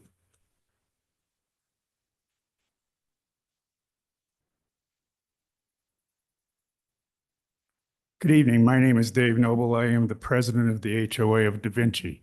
We are located immediately to the east of this property that is proposed to build upon. We are in favor of developing this property with certain reservations, okay? We like Tri-Point. We like the way they've talked to us and listened carefully to our opinions. I won't tell you what my first reaction was to the proposal to put 165 townhomes here, but it wasn't favorable. We like the single family home model that they built. However, we are of the opinion that the number of homes is far too dense. You have a document that I passed out earlier. Looks like this, in case you got a lot of paper on your desk tonight. I'm responsible for this document in full, okay? No one else has contributed. These are the exact measurements of every single lot in Da Vinci. If you read down the column, there are 45 homes in Da Vinci. All of the lots there, the lot size there, if you read down at the bottom, there's 341,000 plus square foot of lots. The average lot in Da Vinci is 7,598.3 square feet. 7.8 plus acres of Da Vinci. Da Vinci's 10 acres in size. 7.8 acres is homes. 0.85 acres are roads. 1.3 acres comprise common area, grassy areas, a tennis court, a parking area as well. We have a beautiful place with a lot of grass around it, a lot of common area grass, and we love it. It's a beautiful place to live. This is a 55 and older community. However, the average age in this neighborhood is probably closer to 75 than 55. Okay? I'm sorry if some of my neighbors are offended by that remark, but it's also probably quite true.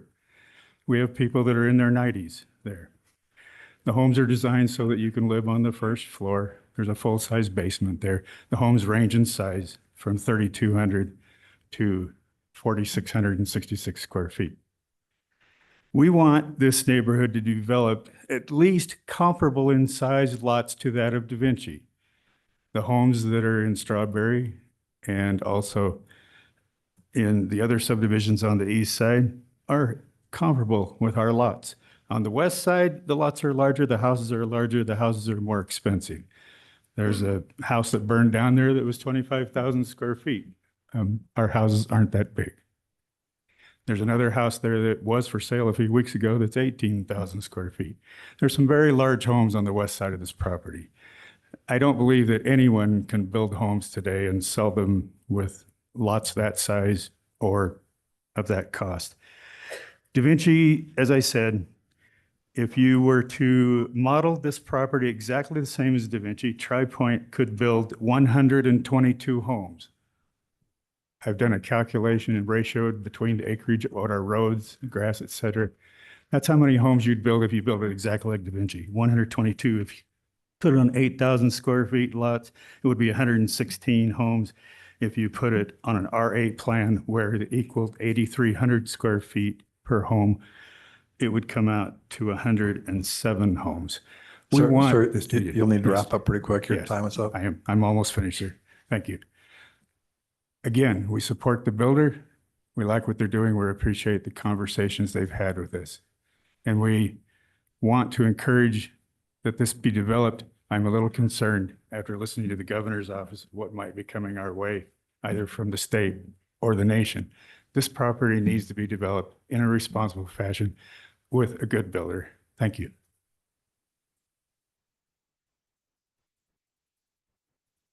Hello, thank you for listening. My name is Jace Anderson. I actually wish Governor Cox were here tonight. I wish he was in Orem. I wish we could let him know that we actually live in the fourth most dense city in the state. We do not need more density.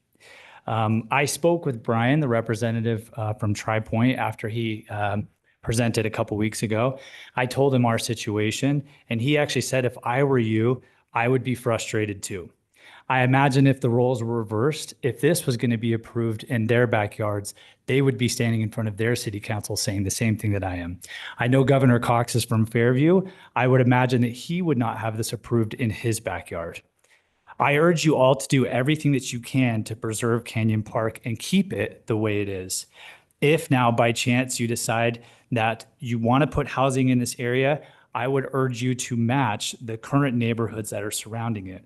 My neighborhood is in a PD zone with a minimum acreage of 0.75 acres. Most of the homes are actually larger than that. To try to turn around and make the bordering property into R4 zoning with 0.9 acres as the minimum is absolutely laughable. If anything, let's do some transitional zoning here. Let's leave the current buffer between our properties, then transition into half-acre lots and blend down from there until we get to the Da Vinci neighborhood, which is R8 or about 0.18 acres. Now, most of you ran your campaigns on the promise that you would preserve the character and integrity of our neighborhoods. Chris, you said, I'm committed to managing the city's growth responsibly and to ensure that Orem continues to thrive while preserving our unique character. This means the future development respects the character of our neighborhoods without high-density housing encroaching on residential areas. I agree with you. Jen, you said on November 3rd of 2023, I oppose loosening laws to allow burdensome high-density housing in low-density neighborhoods. You also said that in your top priorities, your second one was to preserve the character of our neighborhoods. Jeff, you said that you would not. You said you did not want to compromise and make revisions to our neighborhoods. I ask you all now to please protect our neighborhoods and do what you promised in your campaigns and to vote against this proposal. Thank you.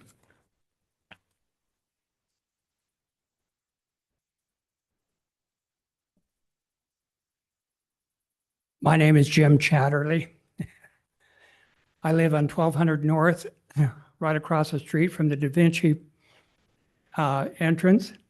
I'm a licensed civil engineer, having 4 or 5 years of Rocky Road repurposing properties similar to this in California. So with that in mind, I think we have an opportunity to learn from COVID what occurred in many businesses where many of the professionals had to work at home or off-site because of the COVID restrictions. Unfortunately, Mueller Group purchased the property that very window of time, so they're struggling. And yes, we know that a big part of their business plan is getting the buildings leased. So I have some creative ideas. Part of it is, let's maintain at least 80% of the existing landscape.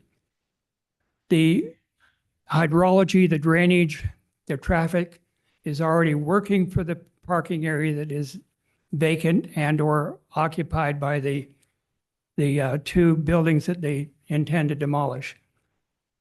The idea would be to use that same circulation, design slab on grade foundations where we're not affecting the drainage, minimizing the cost of redevelopment.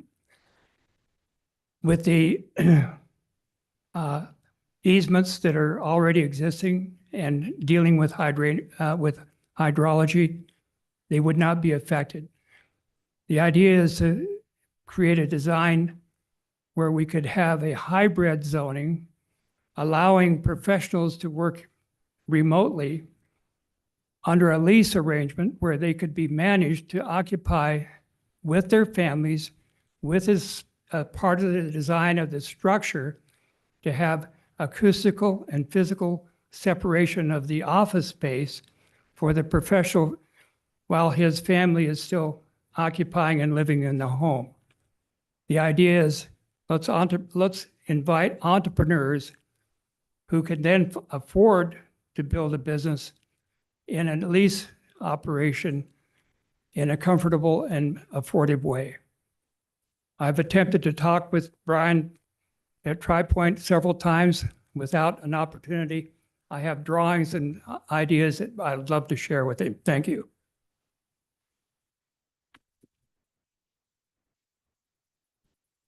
My name is Stephen Orrock, and I'm a resident of Orem. Mayor Young, City Council members, thank you for your service and allowing me to speak to you this evening regarding this important issue.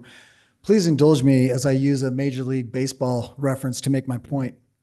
One of the most interesting differences between Major League Baseball and other professional sports is that in baseball, teams get to choose how their home fields will be sized and shaped. Well, there always has to be 90 feet between the bases, and the distance between the pitcher's mound and home plate has to be 60.6 feet. The depth and height of the outfield walls is left up to the teams to decide. For example, Coors Field in Denver, the outfield distance is 415 feet to center field, while Fenway Park in Boston is only 390 feet and only 302 feet along the right side of the right field line. I'd like to draw a partial parallel in this concept of baseball and their field development and our city and its development. There are certain standards which must be met in order to develop a functional and appropriate community and neighborhood. These include community safety, community services, appropriate and sustainable infrastructure, which is roads, utilities, emergency services, schools, and sustainable density, and neighborhood support and preservation. Our city has been identified by some developers as a great place to make a profit. More specifically, the Canyon Park Technology area is for sale and being looked at as a gold mine. We are being presented with a product by would-be developers that they are suggesting is a solution to a problem that has been identified as a nationwide housing crisis. Not only a crisis in housing availability, but in housing costs. In identifying our community as a great place for them to help, we must recognize that they are a business with investors that are looking for price points and profits. Back to the baseball field analogy, due to the different size of fields and shapes, a home run in one field is only a base hit in another. TriPoint and other developers are stepping up to the plate in our community and hoping that we will be their Fenway Park, an easy home run. Our city council has the responsibility of protecting the plate, our neighborhood. We need to make sure that the developers work for a base hit.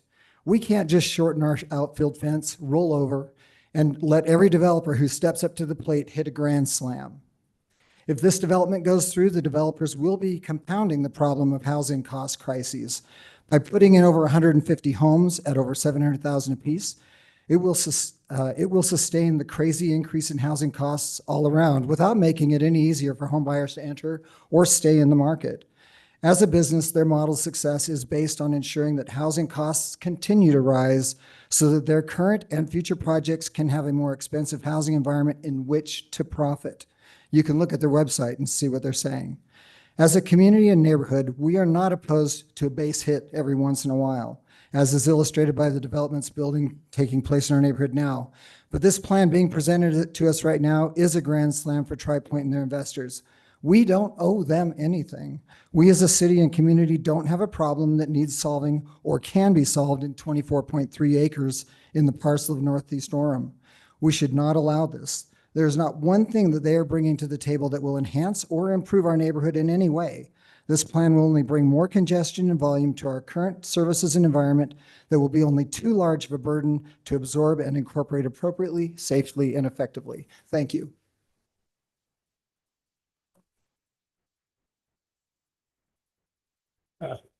I'm Rock Belknap. I live on the west side of this. I don't notice anything to do with the berm. I guess you've wiped it totally out. Now you're back fence to fence. The only problem with that is that they've raised, the berm was raised, the road base was raised. Are you going to scrape that whole thing out and go back to where the open field was before they began?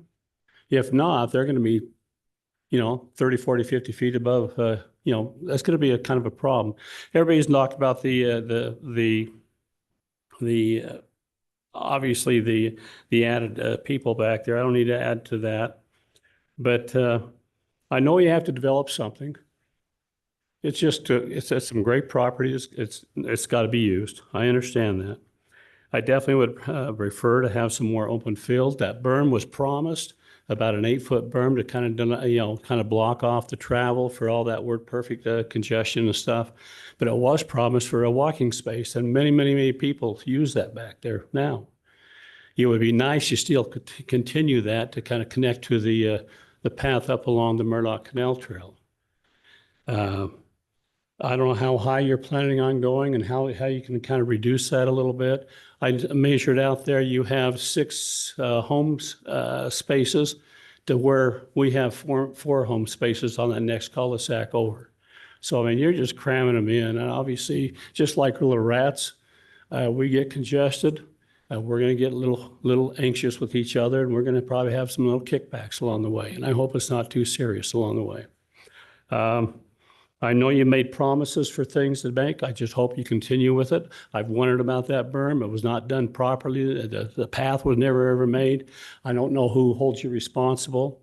I just hope you'll hold yourselves responsible to do what's right for the neighborhood. I've loved what these other gentlemen and ladies have said. Thank you.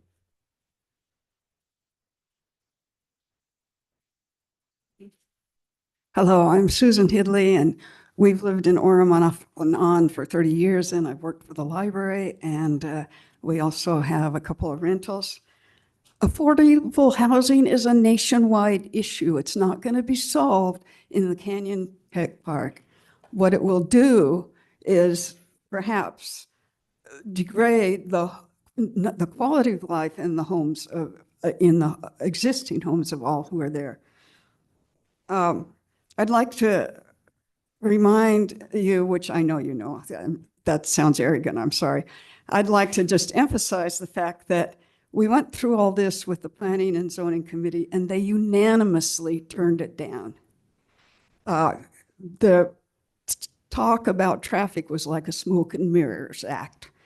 If they put those 150 homes in, which is probably 300 or 400 cars, it is going to make traffic awful for the people in North Orem.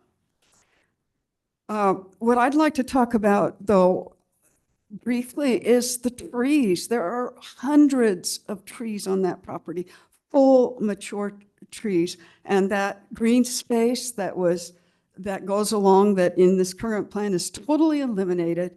It was a sense of a covenant between the park and the people who lived on the next side. People use it all the time, and to destroy it is truly to destroy a way of life for many of us in North Orem. I've met so many people. Employees come, they picnic there, they walk through it, and it would be a terrible thing to allow that to be destroyed. In their plan, hundreds of trees would be destroyed. If you go along 1200 North, that's mature trees. If you're walking, it's shade. If you go along 630 East, mature trees, beautiful trees. And it's all going to be ticky-tack homes in tiny little lots. This will not serve the residents of Orem, and I hope that you will see that it is not on us to be guilted into solving the nation's problem with affordable housing, but it is on us to try to maintain Orem as the kind of family city we want it to be. Thank you.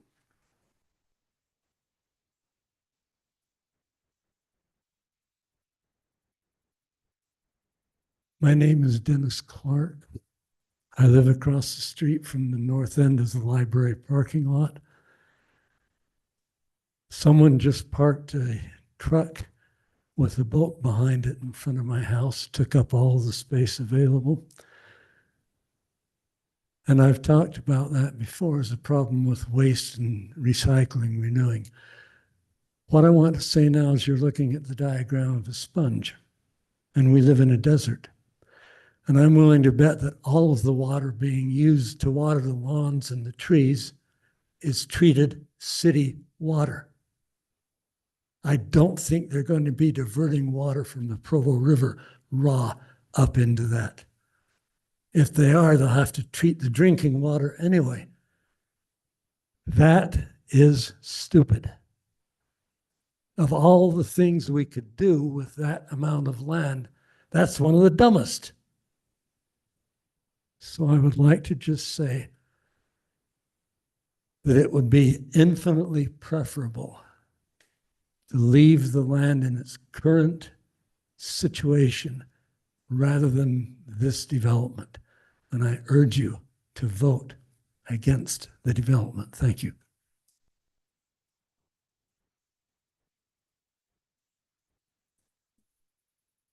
My name's Jerry Chrisman, and I just want to address a couple of things. We have major problems in Orem with traffic and affordable housing. And it seems to me these problems are related to how many people and cars we try and cram into a certain size town. Right now, from all I can tell from the statistics, Orem is number 5 in population density in the state of Utah. Comes after Kearns is number 1. White City is number 2. And I don't know if you know where White City is. It's a little town of 5,000 people out in the West Desert. Number 3 is Taylorsville. Number 4 is Midvale. Number 5 is Orem, with right at 5,000 people per square mile. Provo is number 35, with right at 2,500 people per square mile. I think we've got our share of people per square mile. Thank you.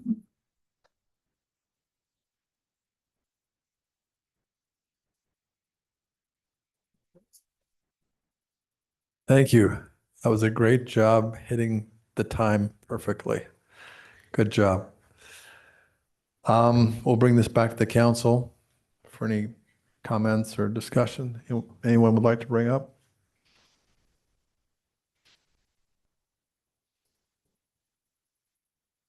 I just want to make a quick. Go ahead. I just want to make a quick comment and say thank you for being here this evening and sharing your comments. Mr. Waldrop, is that right, Mr. Wald? Is it Waldrop? Thank you for being here. We've heard what you've said. Orem's a little bit different in that 95% of our city is already built out. And so when we have a little piece of property, we need to make sure that what goes there fits the neighborhood and fits the community. So we're a little bit protective, if I could say so. But thank you for being here. We hear exactly what you're saying, and we know that there are places where that makes sense, and there are probably some places in Orem that we can talk about further development, and we want to continue the conversation with some of our older neighborhoods. But just wanted to say thank you, everyone, for being here, and we're ready to move forward. I've got something to say, but go ahead, Dave. And then Lene, I know she does. Okay. But yes, Steve Waldrop, I appreciate you coming down and speaking with us. But as Jeff said, you know, if we're 95% built out, and then the legislature passed HB 462, that anywhere you have a bus stop, or I mean a BRT stop, or the light rail or whatever it's called, front runner, you have to have density in that mile and a half, or that half a mile. Sorry. So that's just increasing our density, and that's high density housing. But now if you come back to the neighborhood, you know, my bottom line is we need to keep the integrity of our neighborhood. And if you look at the map, okay, if you want to pull it up, if you look at the map,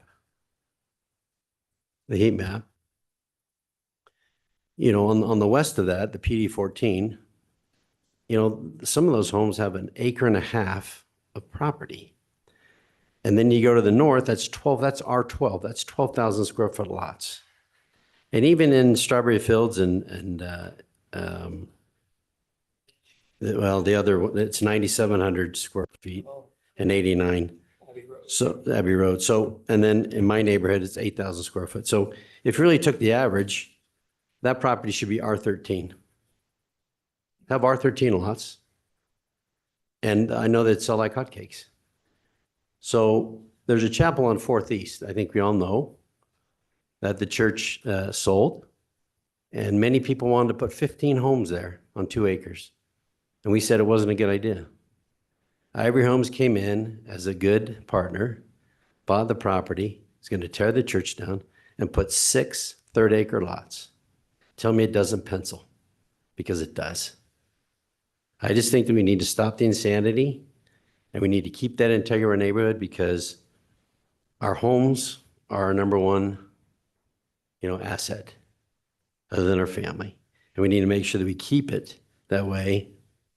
And I'm just, you know, I get the state trying to put density on us, but I think if we're built out 95%, we need to focus on that and make that the best, because we have 40 some odd % rentals right now in Orem. We don't need any more. And so I'm definitely opposed to this development. Thank you.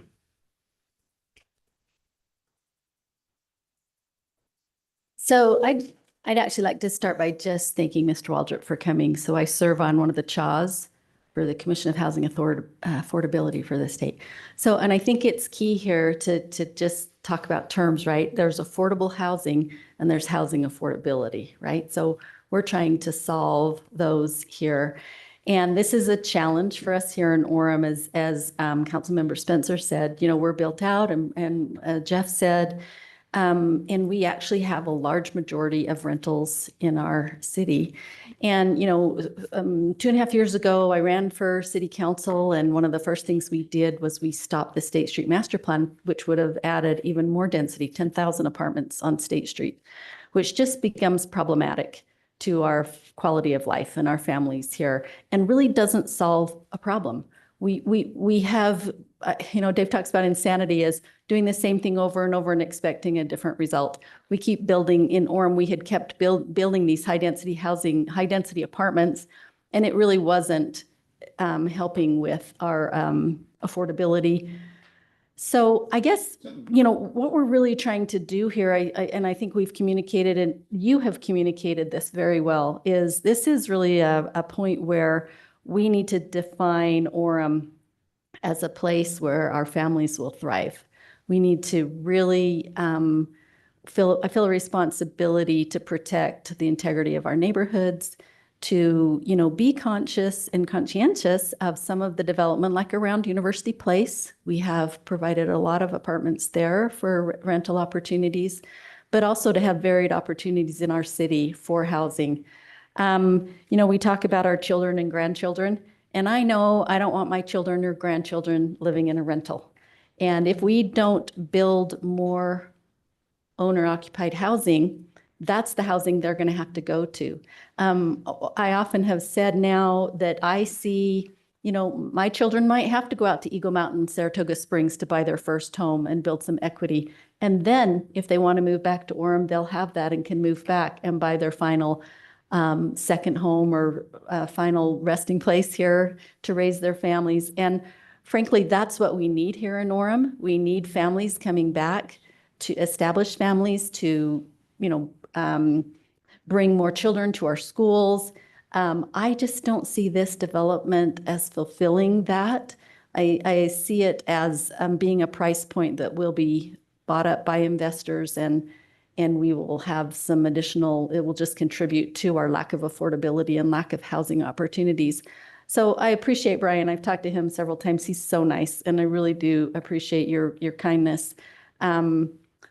And I've tried to communicate that really, you know, I feel like we need more of these R8 minimum lots where families can come and build a house and have a yard.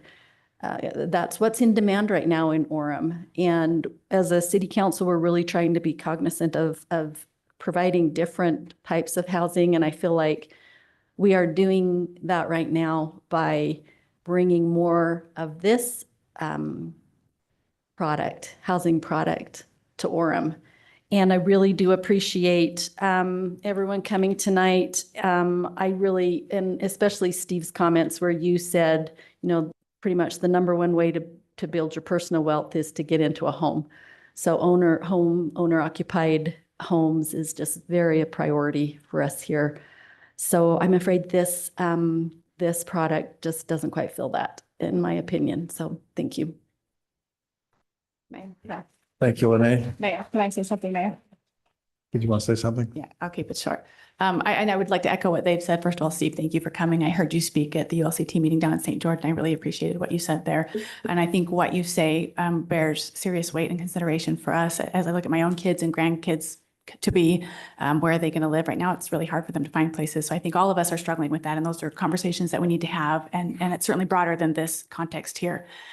Second, Brian, I spoke with Brian with Tri Point Homes, and I was so impressed with him and the way he was able to talk with not just me, but the neighbors surrounding. He's really done a lot of outreach, and I think that's like a model way. If we could have all developers come in and reach out to the neighbors like that, I would love to see that happen. And I would like to see you be successful. I would like to see a development in that area with homes for our residents. And I would love to see you guys put that together if it's possible. I also would like to point one thing out to our residents, and that is we have to be really careful when we talk about this green space. I live in that neighborhood. I love that neighborhood. I love the trees, but we don't have the right to dictate. The public doesn't have the right to dictate what private people do with their trees and their properties. So we have to be really careful when we expect them to say, we want the trees to stay. And I do, I want the trees to stay. It is their private property and they get to choose that. So I just want to put that out there. That said, I don't think that this development as it stands is within the character of the surrounding neighborhoods. And for me, I would have to say no, but I would say keep trying because I would like to see something that is within the character of the surrounding neighborhoods. Thank you.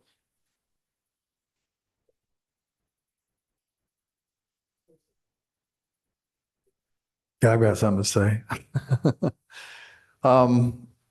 Steve, I really appreciate you coming tonight and just giving that perspective. I think that's valuable to hear. I do think that it doesn't really fit this spot though. And the reason is because the number one theme is that, I mean, we want affordable housing as a city council. We want to do whatever we can to enable, help affordable housing. The problem is this is not affordable housing.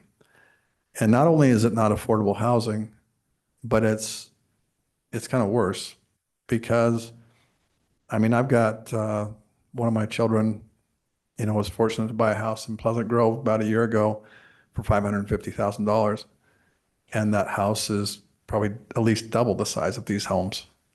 One of my other kids just bought a house in Harriman for $700,000, same price as these homes, but it's almost twice the size and it's got a full yard and it's 6 years old.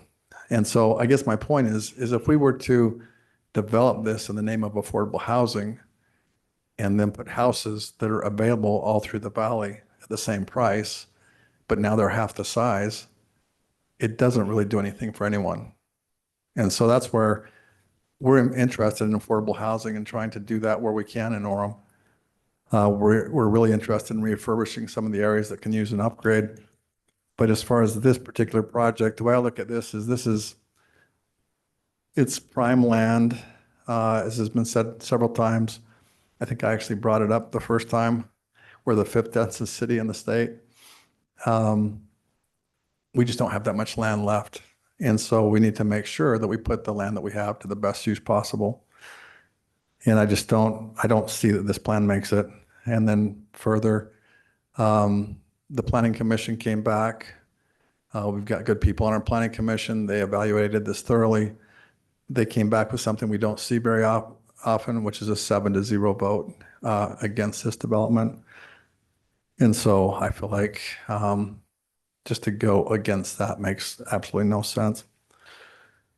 So anyway, all in all, those are my thoughts, and I think we're ready to take it to a vote. Mayor? Yes. Mr. Prince has asked if he could answer any questions that the council may have and ask the council a question. Yeah. He had a question if he could be Sure, allowed to come back that up. would be fine. Hey, thanks so much. Appreciate the feedback and the guidance tonight. Means a lot.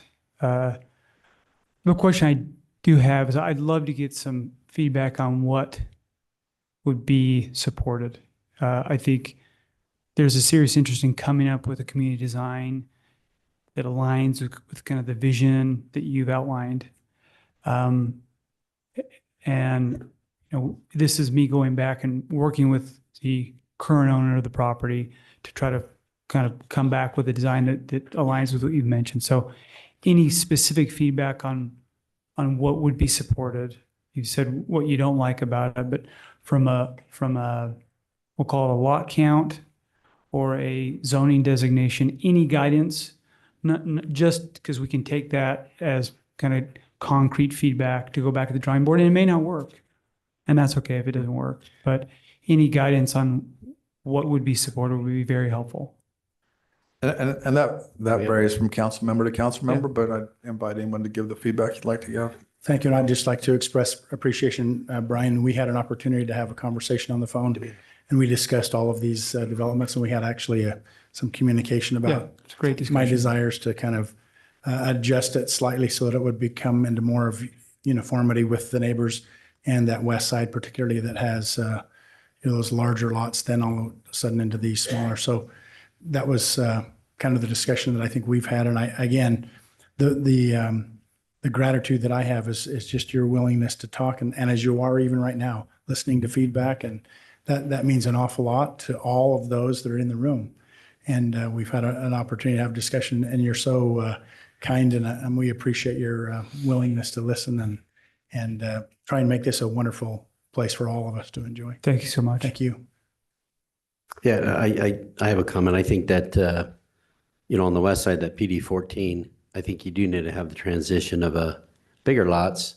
And then as you go towards Da Vinci, maybe go to R8. And I think that's where the minimum I would be comfortable with is R8, going towards Da Vinci. So. And I have Thank heard you. the residents would like to in some way preserve the mature landscape on the west there. If there's a way to have that be your common area, if you're looking at finding some in that sense, but just one of the comments I've heard from the residents. Great. Thank you so much. One of my takeaways is, if you're asking for opinions, it's just, who knows what this land's worth, right? It's not worth whatever anyone decides it's worth. It's worth whatever can be put on that spot.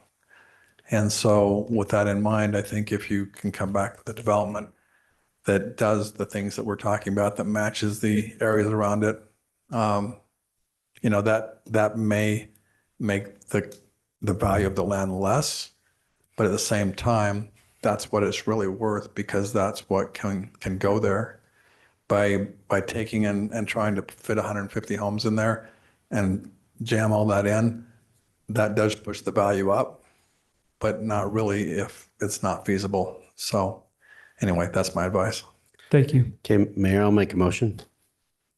I'll make a motion that the city council denies acting section 22-11-67 PD 54 Canyon Park Tech Center redevelopment zone and appendix AAA of the Orem City Code and amending article 22-5-3A and the zoning map of the city of Orem by changing the zone on approximately 24.3 acres from the PD 6 zone to the PD 54 zone located generally at 1203 North, 630 East. Second. Mayor, before you vote on that, I think he might be asking for an opportunity to not withdraw, but to continue or table this application so that they can I didn't mention possibly because I was, rework it. yeah, I didn't mention because I was waiting for feedback and Councilman Spencer jumped in. If possible, I would love for the item to be continued. And we may be able to come back with a plan that aligns with your vision. Your feedback is invaluable. Steve, can you tell us a difference in turning it down versus a continuance? Yeah, so if you just turn it down, then that application is done. Yeah. It's finished. They would have, if they wanted to come back with something else, they'd have to restart the whole process, kind of start from ground zero. If you were to continue or to table it, and give them a chance to go back and rework it, then you might still want them to go back to the planning commission, for example, if it's significantly different. But doesn't necessarily have to start from ground zero. So the other implication of denying it outright right now is that you can't come back with the same application for a year, basically. So, for example, he's proposing a PD 54 zone, and if that's denied, then he can only come back with a new application that's substantially different than that. So there would be some advantage for him. He could still keep a PD 54 designation, but he could rework the concept plan. He could rework the lot sizes and those kinds of things. So I think there is some advantage to the developer to continue or table this versus an outright denial. And a part of that is a technical, we spent several months with staff And so I have no problem going back to the planning commission if we were able to organize a vision that is supported.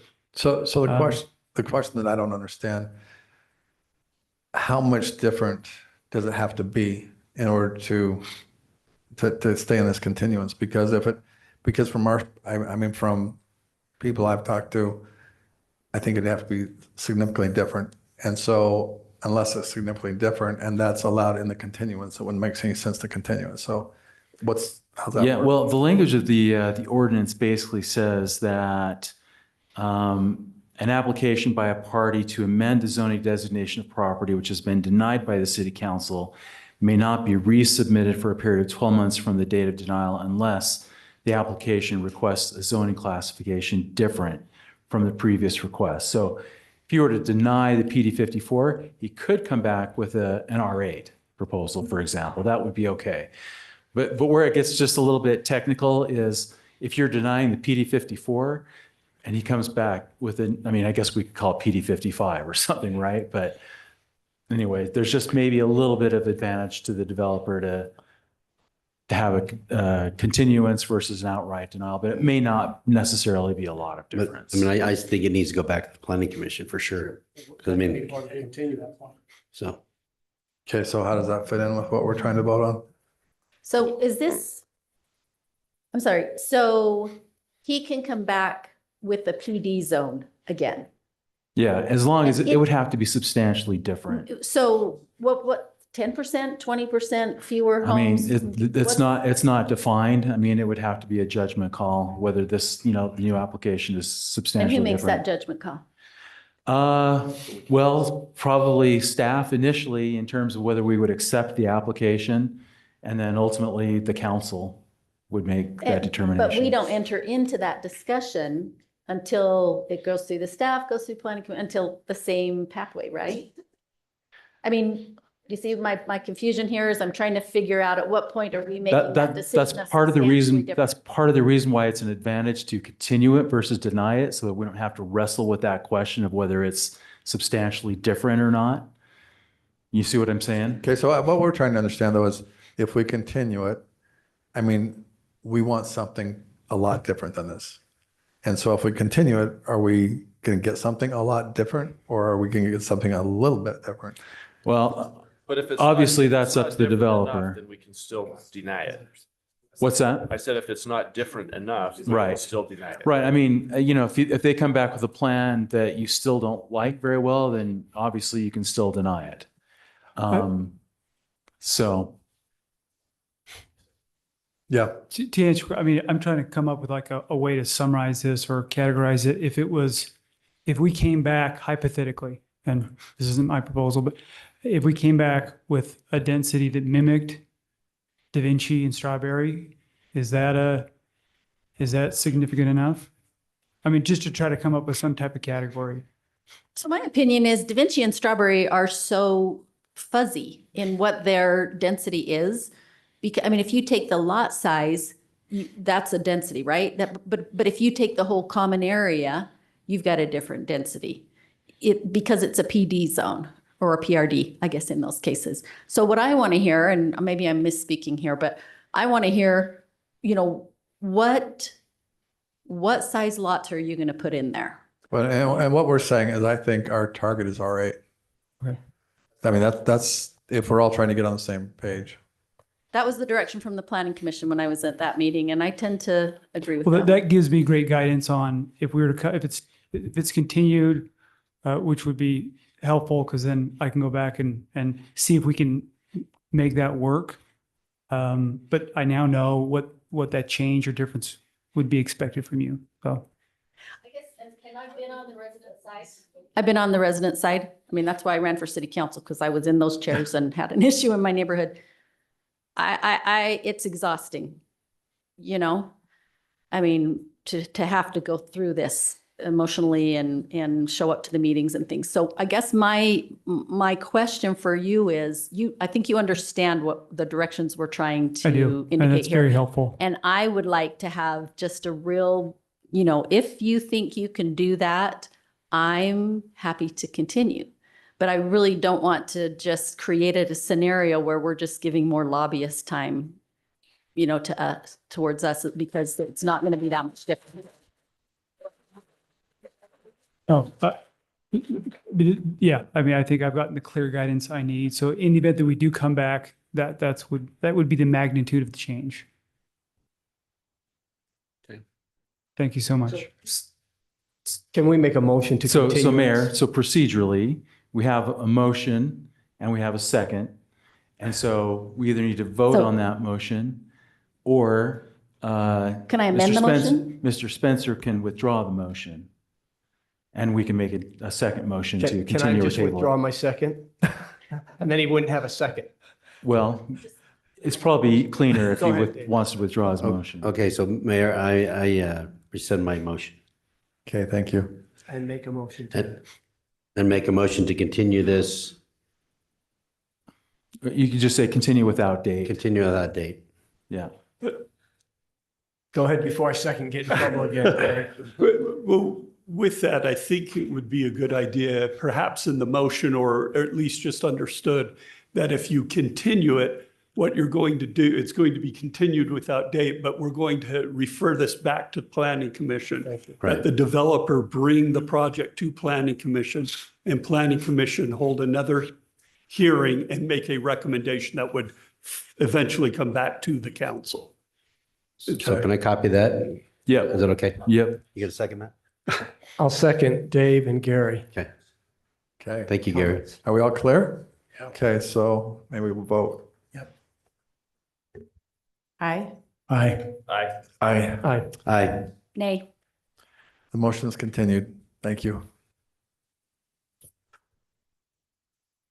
All right.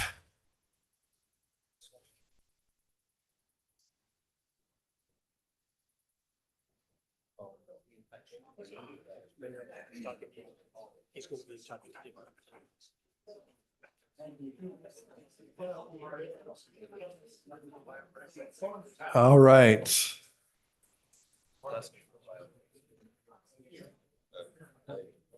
You good? Okay, let's take a 5-minute break and we'll come right back.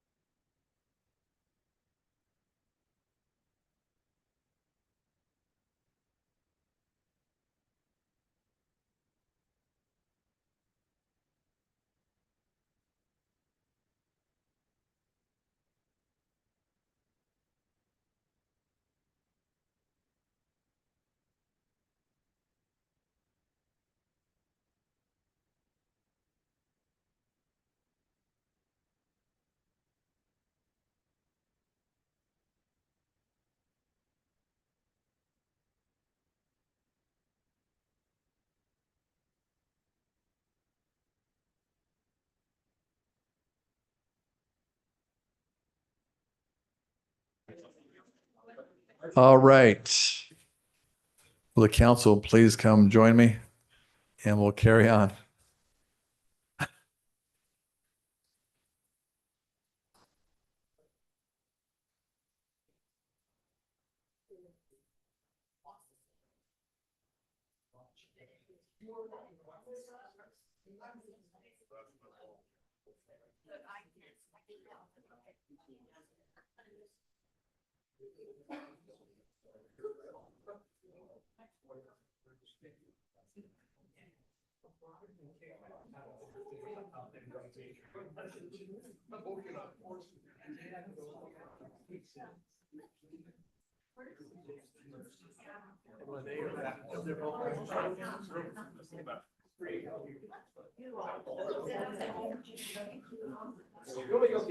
Yes, please.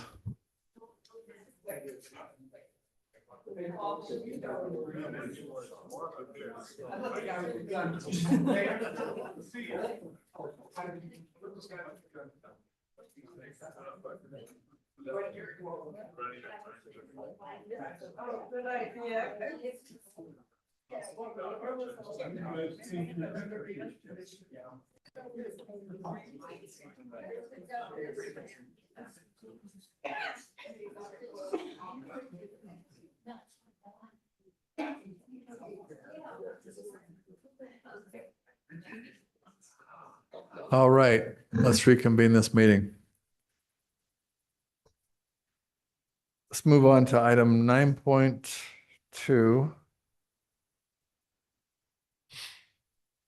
A public hearing ordinance amending Article 22-5-3A in the zoning map of the city of Orem by rezoning the property located generally at 1230 West, 2000 South from the OS 5 zone to the PD 55 zone.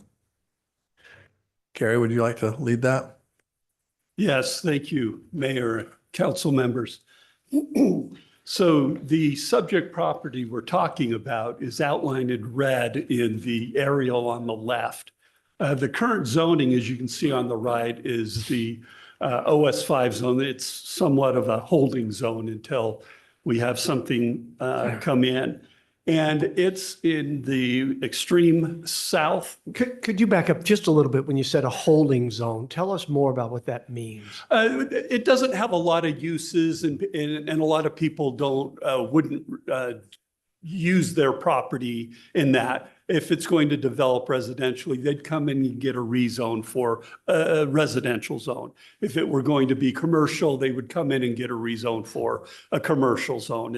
It's not a zoning that has a lot of uses that long-term people would have on their property to productively use it.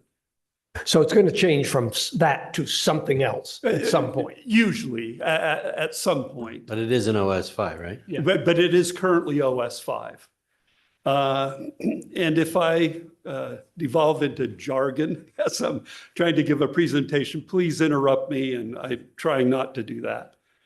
And this property is located in the extreme southwest part of Orem. And to give you a little context for it, as you can see from the map on the left, you have I-15 labeled there, and you have Geneva Road labeled, and Orem and Provo, and then 2000 South. That 2000 South is the 2000 South boundary in Orem, and it's 2000 North in Provo. And then as you see the green, that's Geneva Road, and then it kind of jogs over to the blue line. That's the Lakeview Parkway that UDOT's working on. The red portion is in Provo. Provo's building that portion. And the blue portion on that road that connects the green and red, that is the portion of the Lakeview Parkway that is in Orem that Orem is currently working on.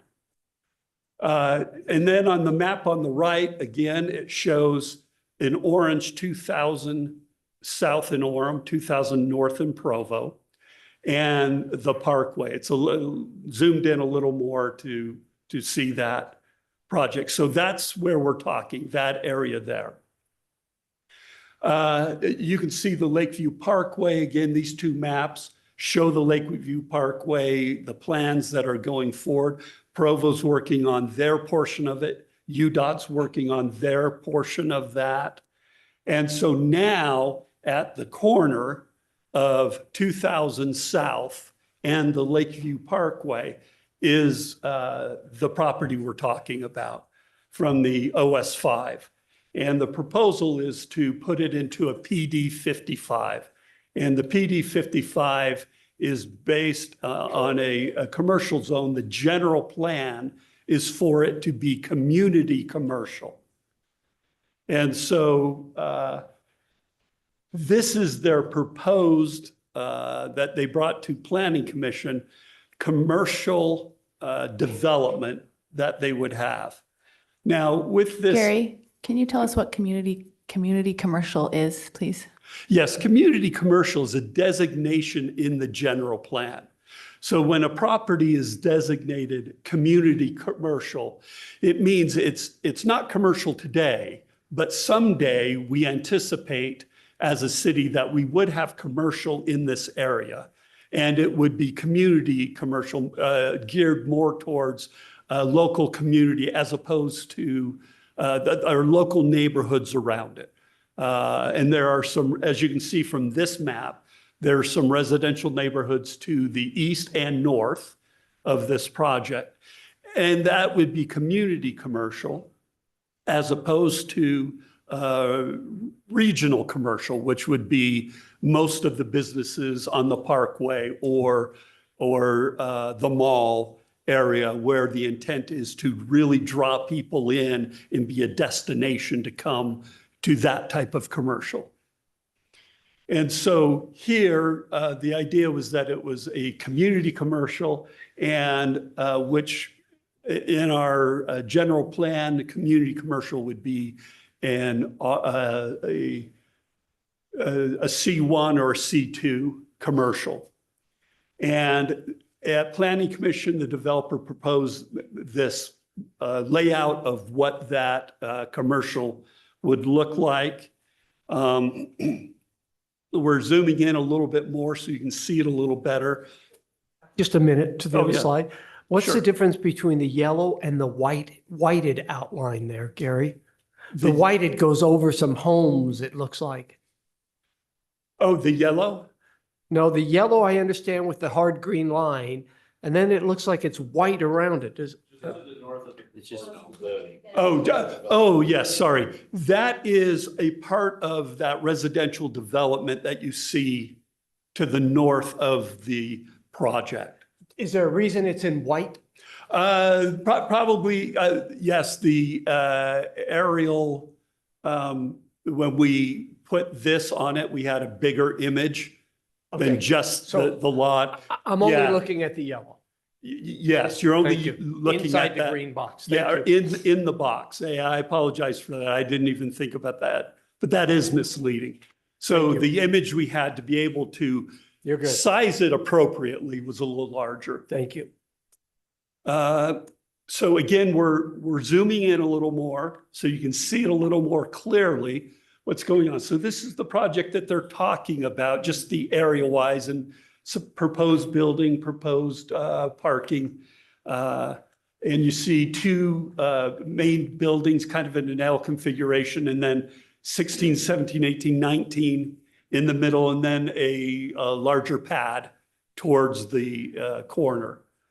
So one of the things that comes up, a question was, I've been asked by a lot of people, if this were actually a C3 commercial zone, what would the impact be to this development?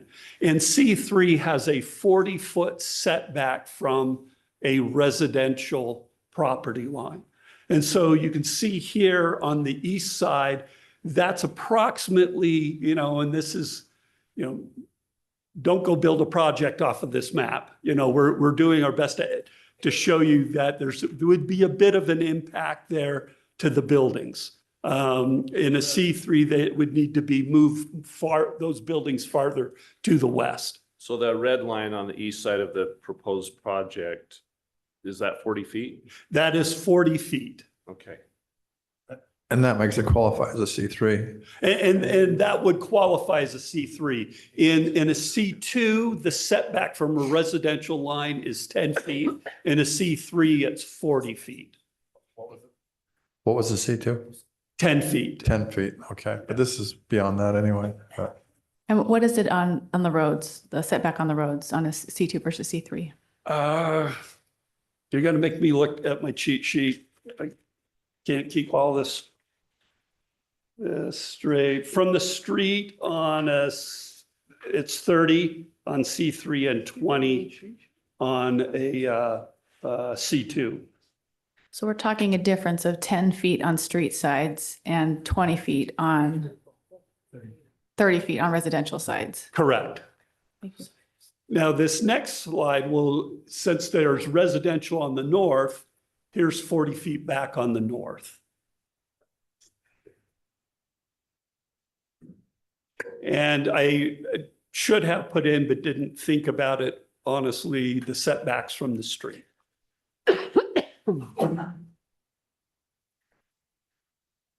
So describe the PD 55 that they're requesting, and that I guess was what was originally when they went to the planning commission the first time. That's what they were told to come back with that, and tell me what that is. Yeah, this applicant actually came in and made an application back in early part of 2022. This property was annexed in, I think, about 2014, 2015 into the city. And then in early 2022, the applicant came in and said, hey, I'd like to go to C2. And we said, don't do that yet, because the road alignments and how the Lakeview Parkway and 2000 South were going to lay out weren't quite figured out yet. And so they delayed. Those alignments are figured out. We know where those roads are going to be. And now the developer has come in. One of the concerns about this project has been some of the uses that could be in a zone like this if it were just C2. And so they came back with a PD where the biggest difference in the PD from a C2 deals with the uses. And I have something I can show you, another slide that shows you something about the uses that we're looking at. So here you now have elevations. This is generally what in their proposal, in their PD, the commercial buildings would look like. We then have the text. So these are in their PD 55 zone, these are the list of uses that has been proposed. And one of the more controversial ones is 5530. That is a gas station with or without a store. At the Planning Commission, people have raised that issue. What you see there in yellow, antiques, that is a use in the C2 that is not allowed in the C3. But all the others in black are in the C2 and C3. So this is a list of some of the uses they have. The next list of uses, again, if they're black, they're allowed in the C2 and C3. The yellow is not allowed in the C3. And then we go on. This is part of their text. I'll kind of go through that quickly. And oops, I went into the first one. And so that's really the essence of this. It's pretty much a C2 with some variations of uses. And Gary? Permitted use. Oh, yeah, sorry. Did I say? Yes, these are permitted in the C3. Sorry, I said not, but they are permitted in C3. which ones? Show the slide Can you again, Gary. clarify Yeah, that? let me, thank you for pointing that out. I misspoke on that.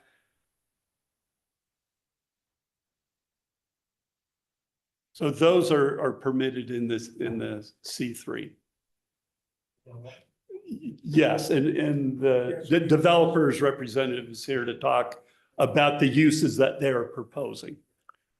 Okay, but going back to the previous slide, Gary, if I could clarify, the ones in black are already permitted in a C2 and a C3. Those in yellow are only permitted in a C2 right now. Does that clarify that? Okay. Yes, and I misspoke. I said they were only permitted in the C3. They're only permitted in the C2. So it's, those in yellow are being added to this PD zone. Because this PD is kind of like a C2. Is that what you're saying? They typically wouldn't be in that zone, but we're adding them. I believe, and Mr. Washburn could clarify, these are the only uses that would be allowed in the PD zone are the ones on these slides. So those are the only uses. but the black ones are C2. So currently under city code, anything in black is allowed in a C2 or a C3 zone. Anything in yellow is only allowed in a C2 zone. Is a gas station allowed in a C3? That is correct. In a C3? Yes. Can you go to that next I slide? didn't think too, that please? was. No, it is. Yeah, I will verify Well, 5530. Yeah. I think in the planning commission, it was, you couldn't have a gas station in a C3.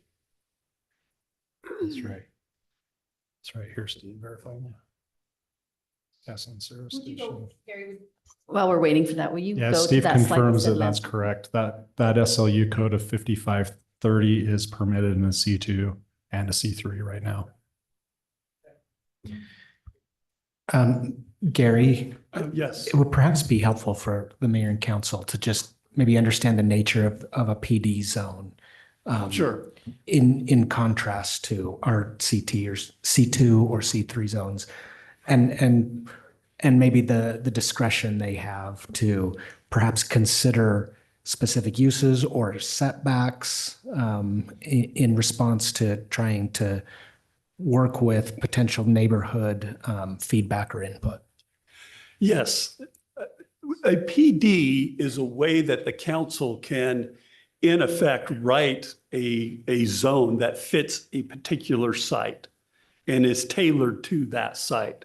So when you have a C2, you may have a big laundry list of uses. When you do a PD, a big laundry list of uses in the C2. If you were to rezone to a C2, then all those uses that are in the code automatically are there and are uses that can be done by the developer. When the developer creates a PD and writes this text, it's a brand new code. In essence, they're saying, these are the uses we want here. And in approving the code or not, or modifying the code, the council can come in and say, well, we'd be willing to approve, but we want arts and crafts and hobbies out. We don't like that. That needs to come out. It's not appropriate in this particular spot under these particular circumstances. And so you can really tailor the uses that you have. Also, it's the same thing with like a setback. We have our standard setbacks. So in a C2, a standard setback from the street would be 20 feet. From residential, it's 10 feet. A C3, it's 30 feet and 40 feet. Well, in a PD, we put in the specific setbacks that we want to make the project work. And so the council like, no, that's too close. You need to move it a little more. So the text that you have in front of you is the applicant's request of the council to approve. And you can approve it, you can deny it, or you can modify it. And I know the developer is here and represented by people. Is there some reason we just didn't do a C2 or a C3? Instead of, the more of these we create, it seems to be more confusing. Why we don't just have a C2 or C3, and then we'd know what it is all the time. Yeah, and that's an approach that communities often will take, is just to develop or to pass an ordinance creating C2 zones. But often an individual piece of property, it may not make sense for it to have all of the uses on that you would normally find in a C2. And so by doing a PD, you can limit uses. Sometimes we use the tool of a development agreement. Sometimes we use the tool of an actual zone that's now written and it's, when you look at our zoning map, it would be PD 55. And you'd go to our text and everybody would see exactly what that means. So zones are typically written for a general approach, but the unique circumstances of individual properties often will be such that we don't want to use everything in that zone. Could we have the developer maybe respond to that too? Can maybe I just jump in real quick? Just a nutshell reason why we do PD zones is because all the existing zones may be either too permissive in that they allow things that we don't want, or they allow heights that we don't want, or they're too restrictive and that they don't allow enough latitude for the developer to do the kind of project they want. So we do a PD that's tailored to fit what they specifically want. And it also has the advantage of telling the council exactly what you're going to get, because they're tied to a concept plan. Whereas if you do it at C2, you don't know what you're going to get, right? So you might have a comfort level with an office building that you might not have with a gas station or something like that. So that's why we do them. Thank you. Okay. All right. Are we ready to have the developer come forward? Well, good evening. My name is Paul Washburn, and this is my first chance to present to at least 3 new members of the council. So I'm looking forward to that. This property was acquired, I think it was 2005 or 6 by the Dunn family. Shortly afterwards, it was annexed into the city of Orem, and at that time, it was given a master plan designation for the community commercial.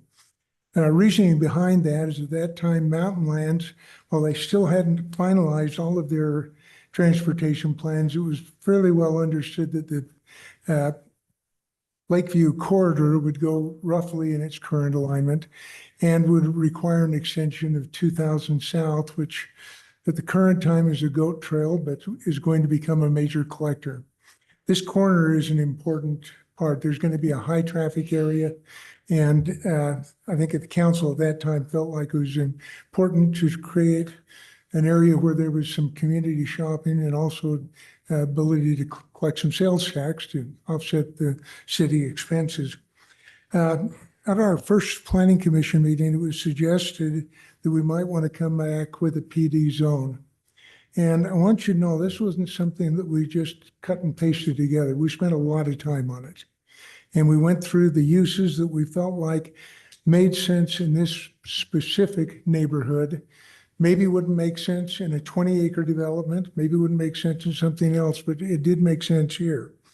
Of the 35 uses that we have listed, all but 3 are permitted uses in the C3 zone. There are some uses in the C3 zone that we were adamantly opposed to. We don't think that is in a good location for a motel, marijuana dispensary, secondhand metals dealer, a euphemism for a hawk shop, massage therapy, a tattoo parlor, and it goes on and on. C3 actually allows 79 uses. There were 3 that we added. One was a small antique dealer. I have to get my glasses, I apologize. Auto rental, the reason we looked at that is this is close proximity to the Provo Airport. For those of you that have traveled there, know they have a very limited supply of cars. They generally have to bring them in from other sites. This would be a place that was closer to that. We haven't talked to anybody in that business. They might come there, might not, but we felt like it would be in keeping with the neighborhood community of it. Apparel alterations and dry cleaning services, drop off and pickup only. Again, we felt like that fit within the small neighborhood that we were looking at. The last one we had was some office warehousing. I think almost anything that would go there would probably fall under the standard land use categories anyway, but it looked like it'd be a good location because of the proximity to the major thoroughfares there. For somebody that had a small business, say a heating shop or plumber or whatever, might find that a good place to locate out of. We don't have any tenants at this point until we get the zoning in place. We're not going looking for them. One of the reasons that we're moving ahead and trying to get this taken care of now is the city and UDOT and Mountain Lands, all of those are combining together to complete Lakeview Parkway and 2000 South. Both of those are going to be limited access roads. We're trying to make sure that we get our entrances in the right place that'll function for the project, and also to make sure that we get our utilities where they're supposed to be. They finish that road, we don't get cut into it for a long time. We want to make sure we do this right. And so we've tried to be a little preemptive on that. It was mentioned we initially did an application 2 years ago. At that point in time, we were told that the road construction was imminent. When we found out that it had been delayed a couple of years, and we continued it until the current time. Creating the PD zone, and I don't know how many of you sat down and read it side by side with the PD3, but I think you're going to find that our standards are at least as high as what is in the PD3, with one exception, and that's setbacks. And we have looked at a smaller setback. That may sound counterproductive when you're looking at impact on the neighborhood, but I'd like you to follow through this. If you have a 20-foot tall building, you have a 20-foot setback. 6 to 10 feet of that is taken up with the landscape corridor, which means you have room for somebody to drive behind the building, but not park there permanently, not store anything, and only small vehicles. Pickup, something that's going to be obscured by the 7-foot block fence that's required to go around the project. Larger box trucks can't get back there. Obviously, semis, things that would create noise. And there will not be any parking behind those buildings. We've adjusted it so it's with height, but even with the 35-foot setback, the ability to utilize that space behind for anything other than just quick delivery is really obstructed.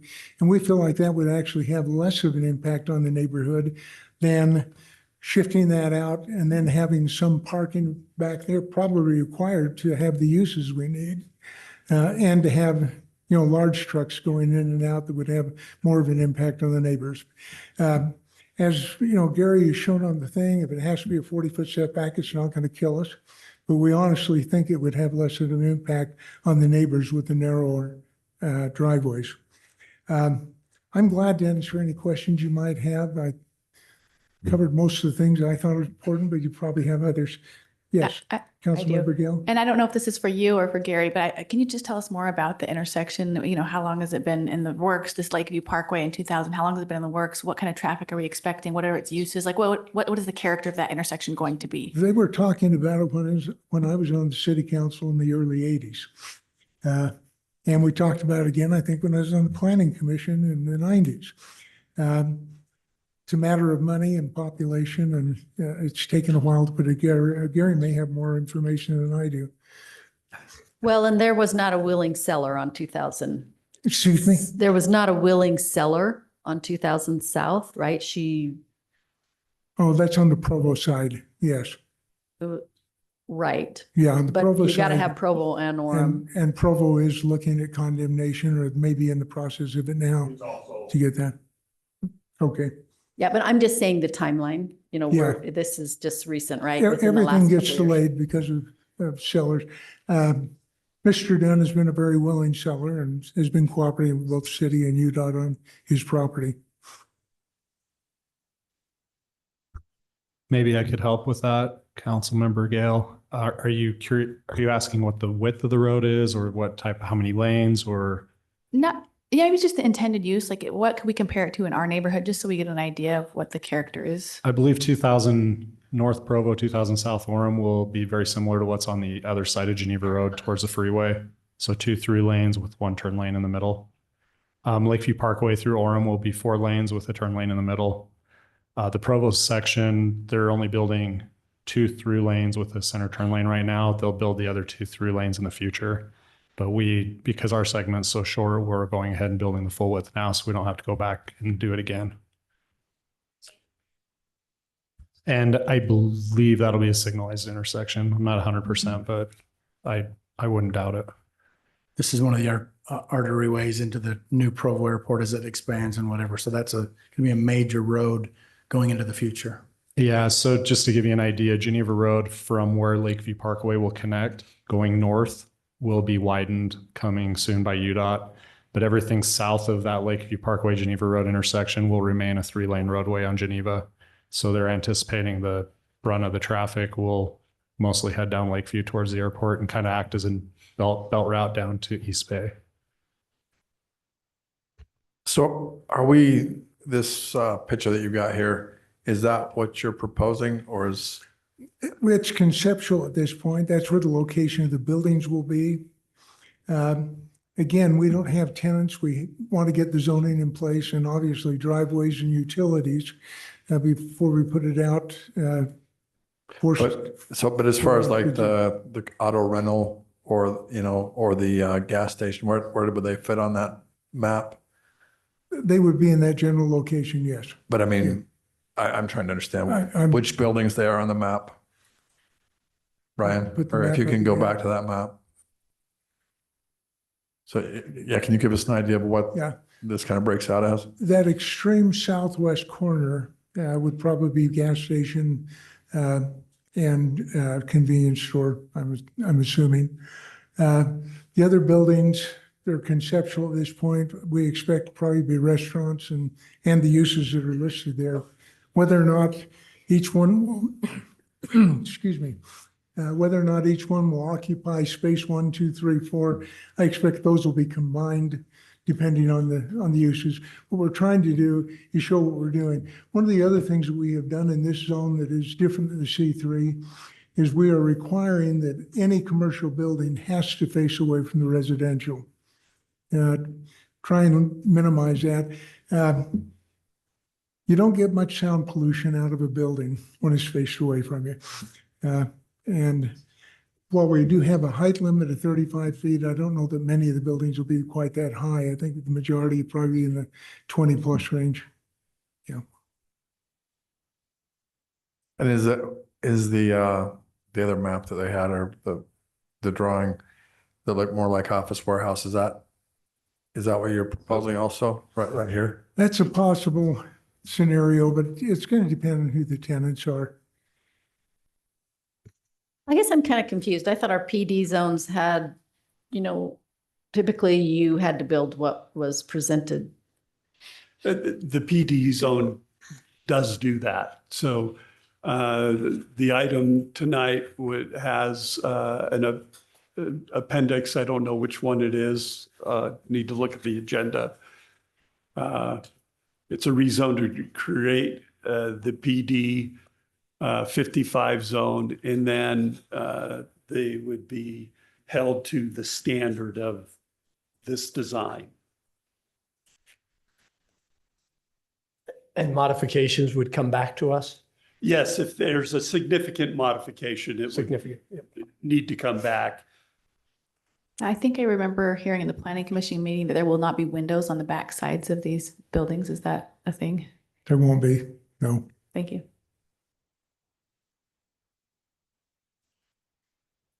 And that would be one, if a elevation showed a window on the back side, and we don't want a window on the back side, we would not consider that a significant change to bring back to the council. But if there's a window shown and there's not a text that prohibits the window on the backside, then the developer could put in windows on the back. I don't think we have any intention of windows on the back. We had an architect come up with a conceptual sketch of the buildings, and If you want to add that to the zone as part of a motion, I have no problem with that at all.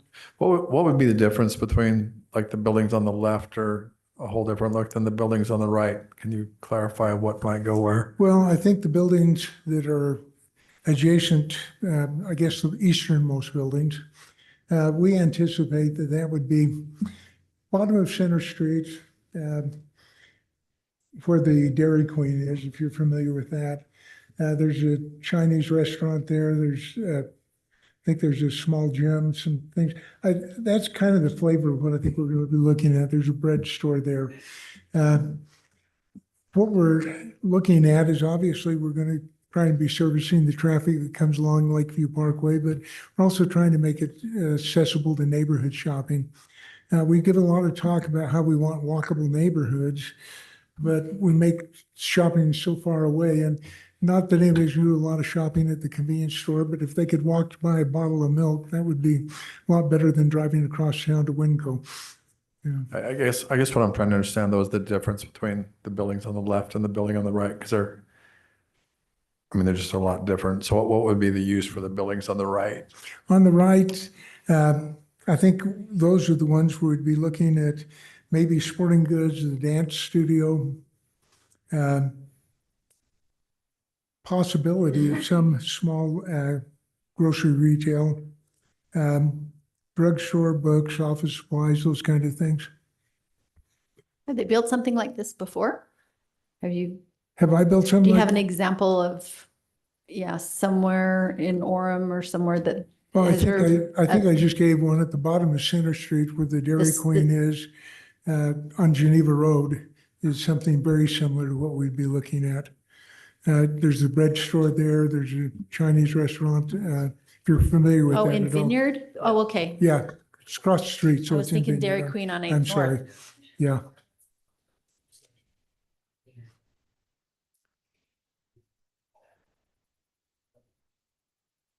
Hey, Gary and Ryan, I could have sworn in the planning commission, the holdup was the gas station. And because it was denied 7-0 because the residents didn't want a gas station, but now you're telling us that it's in a C3 zone. So where was the miscommunication? Was that Jason Bench or I don't know what the. No, I think at the planning commission. Wait, Paul, do you remember that? It was the gas station was the There was discussion on the gas station, but the planning commission said they wanted to be a C3 zone. We didn't understand that because our zone is more restrictive than it. But the C3 But I thought a does C3 allow didn't. for I gas didn't. stations. I didn't think the C3 had a gas station in it, but I guess it can. So C3 does have a gas station in it. But you're correct. At planning commission, that was a major concern of the residents in the area. Correct. Having a gas station there.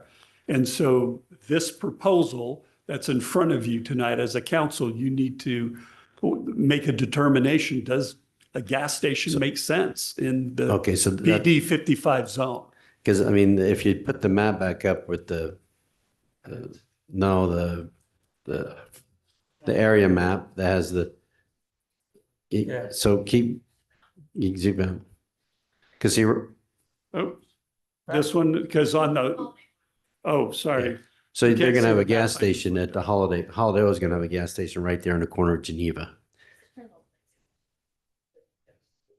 So right on Geneva, there's going to be a gas station right there in the corner. Right. At the end of the I don't know. orange I don't know line. if that's going to handle 2 gas stations. I don't know. And that's the concern of the neighbors, and I get it.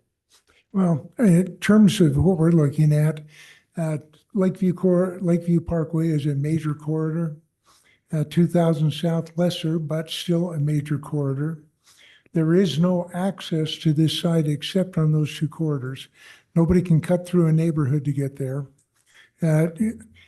Typically, those are the kind of uses you want to have on major corridors. But if the neighbors don't want it, is that a deal breaker? The gas station? This piece, unlike the other one, would be further away from houses, the gas station would be. I remember when the concern on that other one, they were right in the backyard. This is in the corner of 9.5 acres or so, 9.43 acres, right? It's significantly away. I'd say 500-600 feet.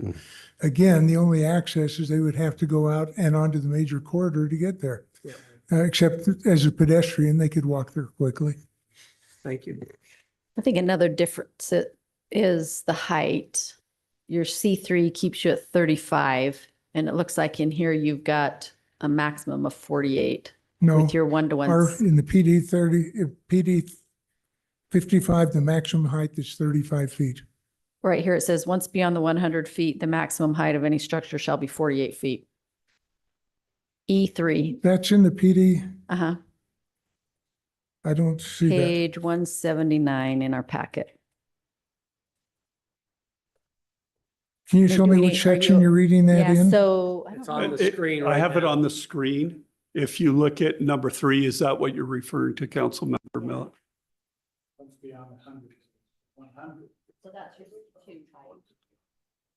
We can strike that. It's not going to be 35 feet is the highest. Is that talking about a 100-foot setback? Yeah. That's a C2. The only place I could exist is where the gas station is. We're not going to do that.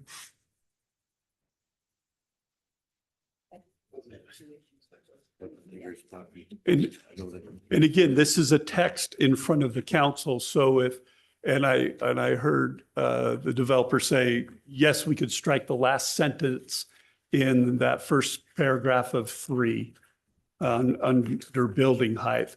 So you could strike once beyond the 100 feet, just strike that out because the intent is only to have 35-foot tall buildings. Okay. It might just be easier to say the maximum height is 35 feet, period, and not Correct. not confuse it with whether it's within 100 feet or not 100 feet. Okay. Any other questions or you ready to open in public? Okay. I think we're good as far as questions for now. I apologize in the height. On the copy I've got, it's 35 feet. We didn't have the other. I'm wondering if when we sent it to the city, we may have sent an earlier copy. I apologize for that. Okay. But our tent's 35 feet. Oh, thank you. All right, let's open this up for the neighbors in the general area. If you'd like to have something to say, feel free to come up. And can you give me an idea on how many people want to speak? Okay, good. All right, go ahead and come on up and.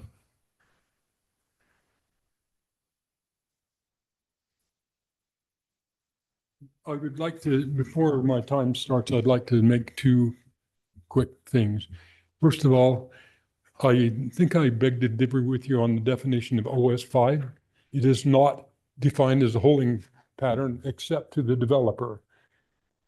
It can be a permanent designation. It can stay what it is, in other words. Okay.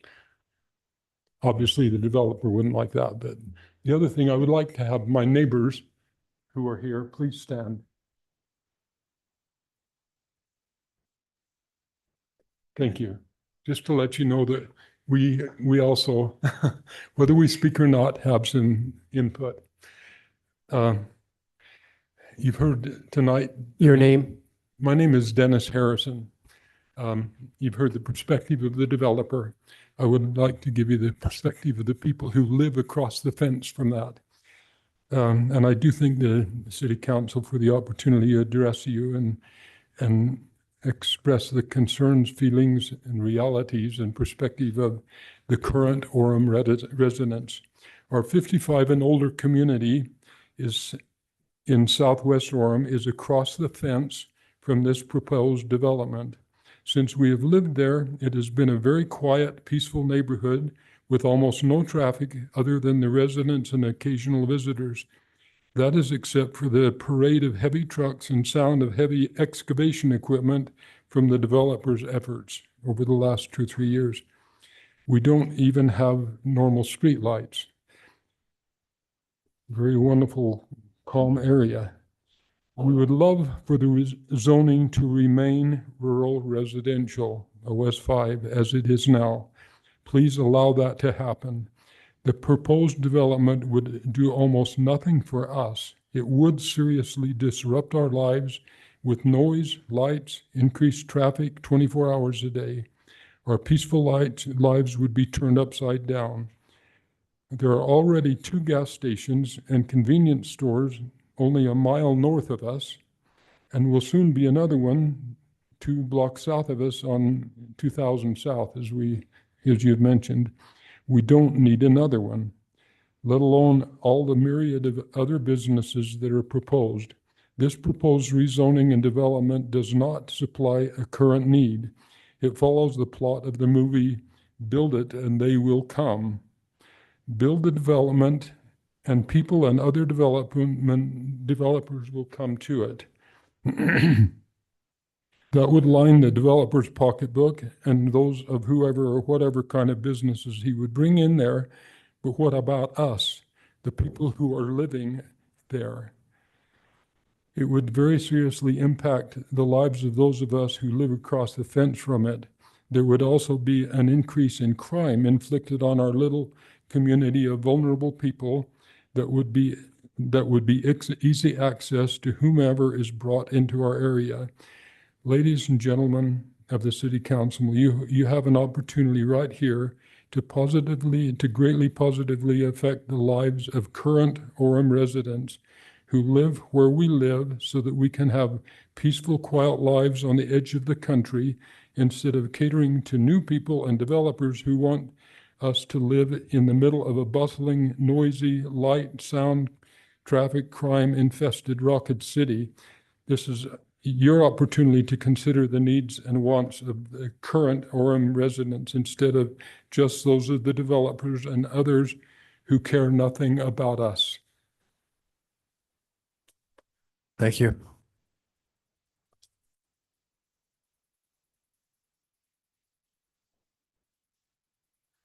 What a treat to see democracy in action. I'm Roland Griffith. I'm a retired Army colonel. I was in the special operations for most of my career, so I believe in volunteerism. The best unit you can find in organizations are those who have a standard, those who volunteer, and those who are held to the standard. Mayor, thank you for keeping up with and honoring your pledge about what you wanted was let's make this year where we rise above that, being the life we see around us, that united in honesty, service, and goodwill towards all. So first and foremost, in my now less than 3 minutes, I'm just grateful as someone who swore an oath for 33 years of my life to defend the Constitution. I was thrilled to be here and watch democracy in action. I've lived in Europe. We've lived in Europe. I've been in 3 wars. I know what chaos looks like.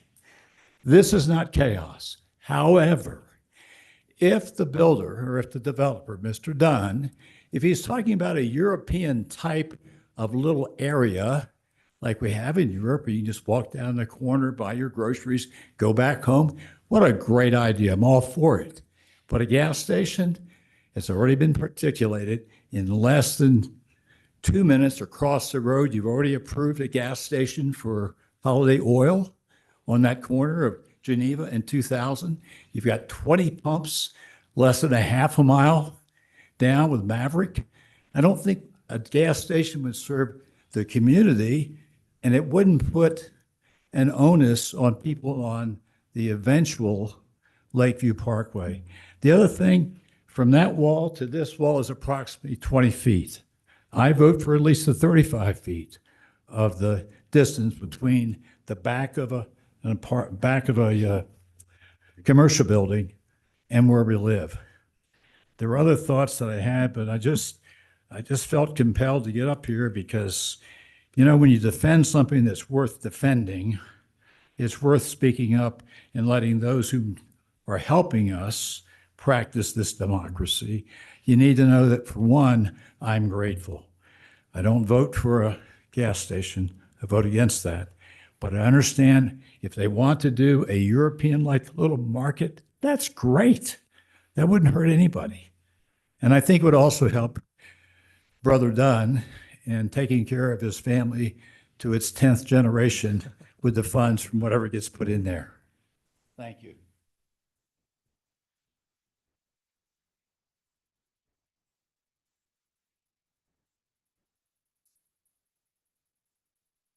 Do we have anybody else? This is your chance.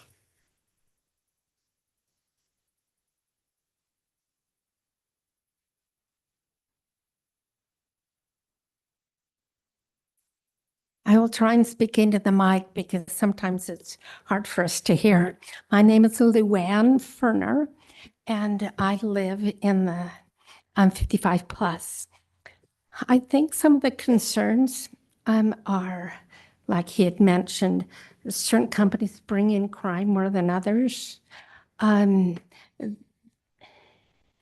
the noise factor, traffic, lots of different things. If it had to go to a commercial area, it might even be fun, like he was talking about a grocery store, have it more of a professional, because businesses that are done at like 5 or 6, so we don't have in the evening a lot of people, oh, I wonder what's over there. Let's and the traffic and the different things, the noise that might happen. Warehouses, you know, in the middle of the night, who wants to wake up to them backing up or something? So if it's, I don't know if you would say tastefully done, but if you'd be cognizant, I mean, like Vineyard, it has that whole big section, but it's a couple of miles away from the residents. So if it's going to be so close, it would be nice if it was companies that, like, for instance, close at 5 or 6, or something, a really nice grocery store that you would just have people coming in and going out and getting a few things.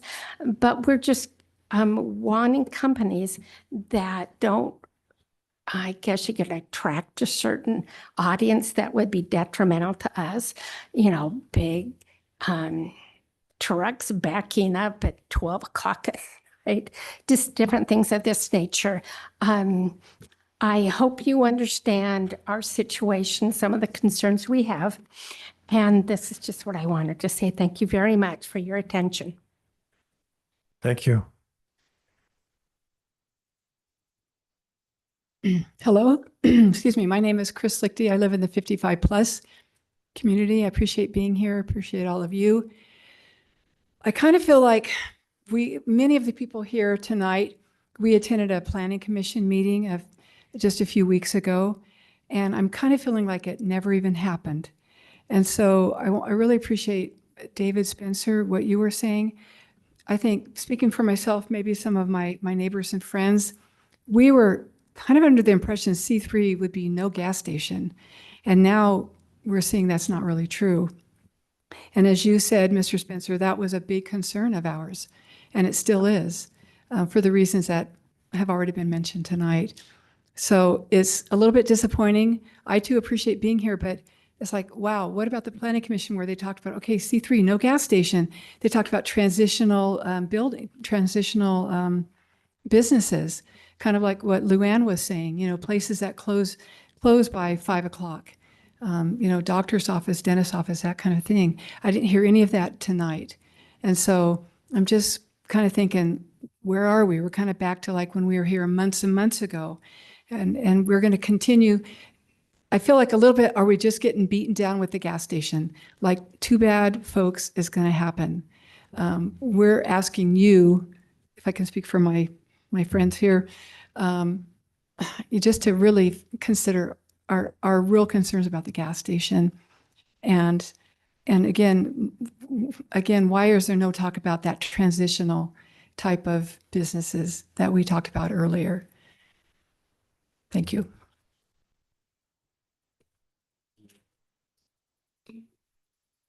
Okay. Okay, we'll have this be the last comment. Oh, right there. My name's Peggy Clark and I live in the community. Okay. Peggy, what was your last name? Okay, there. One of the things that really concerns me and probably can't do anything about are the heights of this building, these buildings being 2 stories or as much as 35 or 36 feet. I've driven around to a lot of strip malls, shopping centers. There's not very many 2 stories. Most of them are 1 story. And so I vision that those buildings being so tall in our view there. And then that also makes me think, if they're that tall, there's twice as many businesses as in a typical strip mall, for instance. And so I'm just wondering how many total businesses are going to get crowded into that amount of space that's there with that second stories. I drove behind Lowe's and tried to compare how tall that was. It's really tall, especially if it's only 10 feet from the fence. So I hope that there won't be any consideration that those buildings would be that close to the neighbors, because that's really close. So I appreciate that you're considering our feelings and our concerns. In addition to our senior community, we have many young families and young people that are to the west there on their map. You know, we're just some of the people, but those who live in those townhomes are very affected too, and many of them have children and families. So we're concerned about what might happen as far as the safety of our neighborhood. So we want to have that as a consideration too, and keep Orem the family city. Thank you. Thank you. One more. Just one more. Or the young families. And just super quick, if we can pull up that map of the area real quick. Your name? My name is Aiden Greenwade. So my wife and I are the family, she was just talking about directly west of that development here. Our fence is backed up to this gate. I agree with everybody else. My wife and I both do. The gas station doesn't really fit here. We have plenty, 20 pumps. It's 40 pumps at that Maverick gas station right across. To start a family, you know, our bedroom window is facing this area. If there's a gas station there, they're gonna be able to see right into our window, our bedroom window. So I definitely agree with all my neighbors. As a young person, I represent quite a few of the age group in this neighborhood. We are young, we have families. A gas station right across, I could have misunderstood, a 7-foot fence. It's not super high. I could jump it, a lot of people can jump it. Whether can be changed or not, that'd be great. But a gas station, we don't feel would be a super beneficial thing for us as a family, but then also the neighborhood, quite frankly, has plenty. So that's just my 2 cents. Thank you so much. Okay, thank you. All right, let's go ahead and bring this back to the council. We'll close the public hearing. Do we have questions, comments? I do have a question, and maybe it's Paul or for you.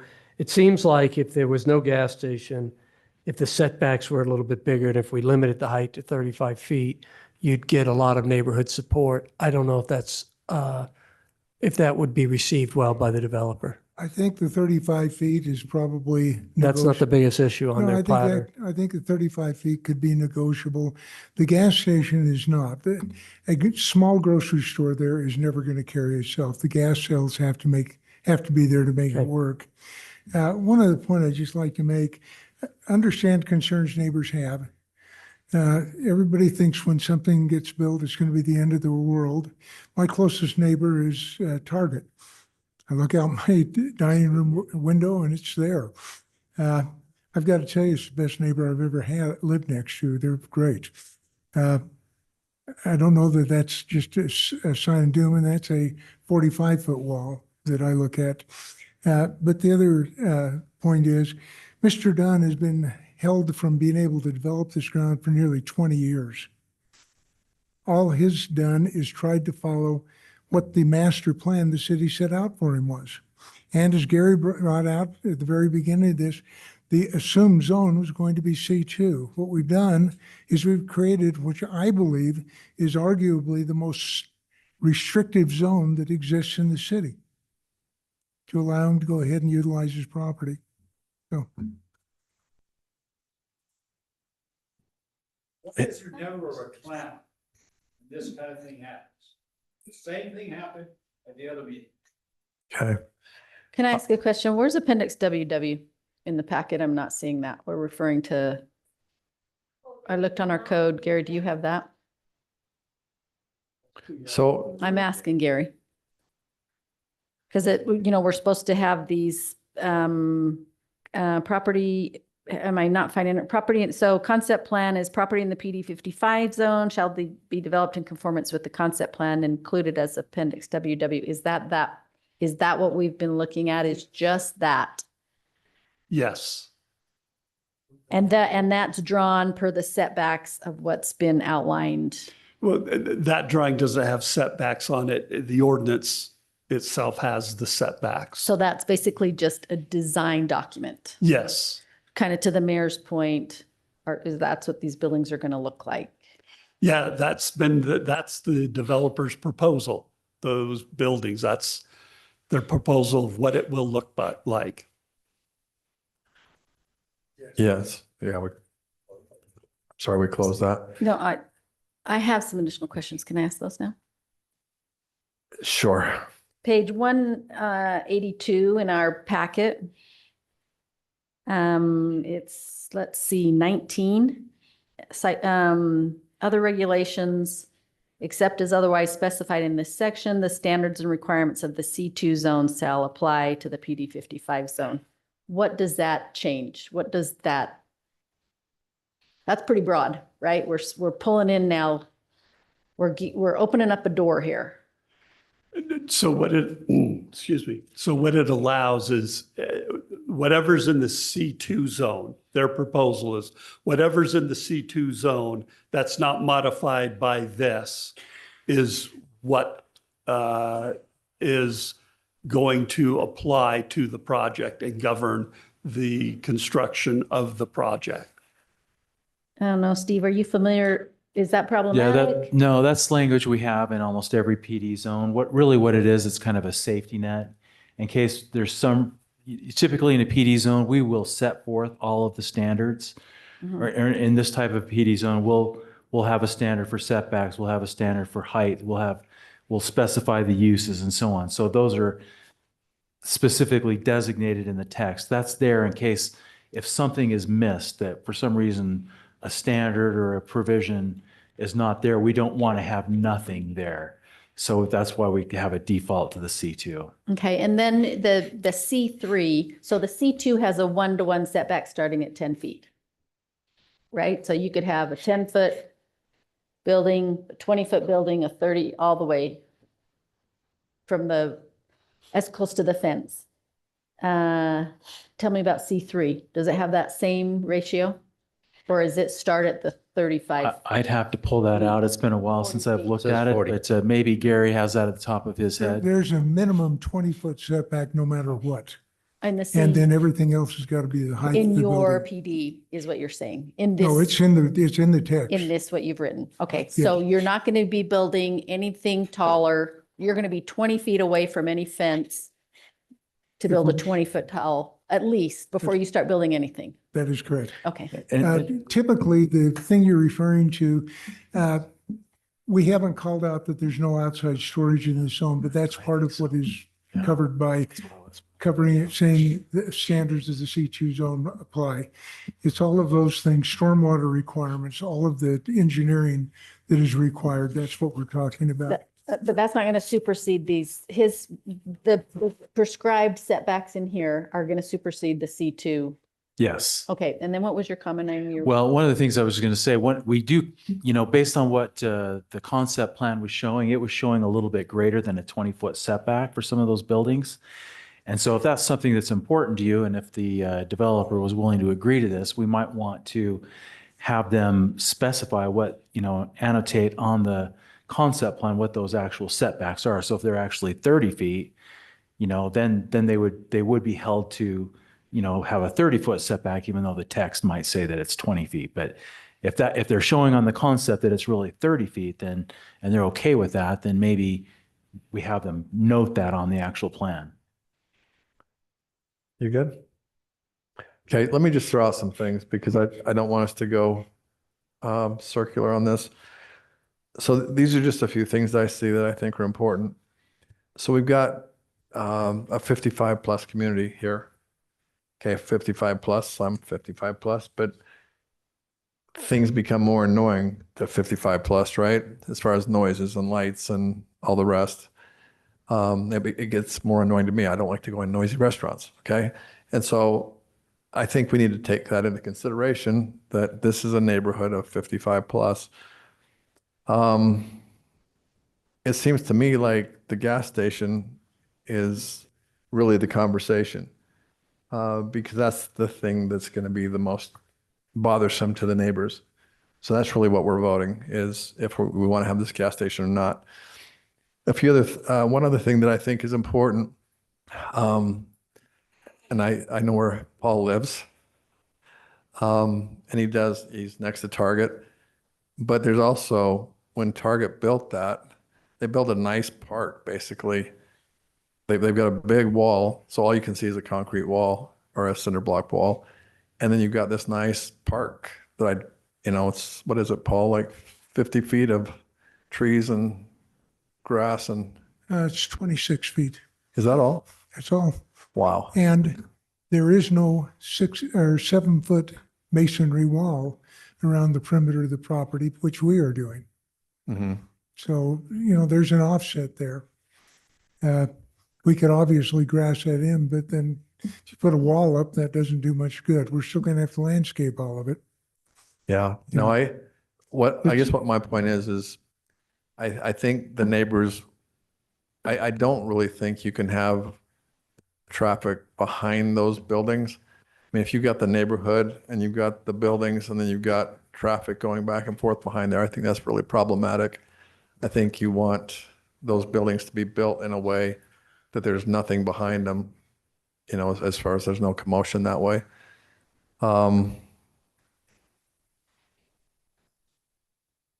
Well, the problem is if you think of most places that are set up like that, they've got a lot more room to deal with.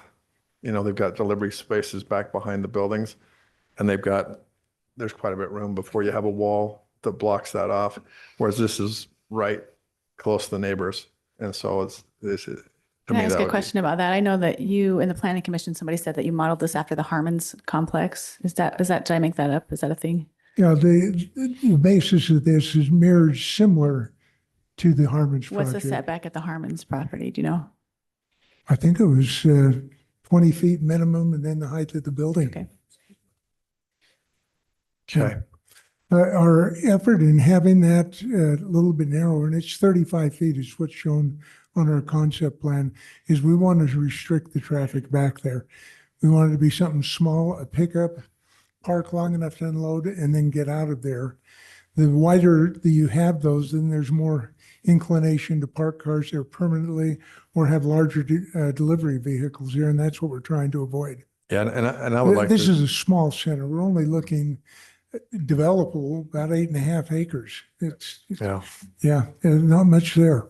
Anyway, and that is part of the problem, is that it's small. I just don't want to have traffic behind those buildings affect, in somebody's backyard kind of thing.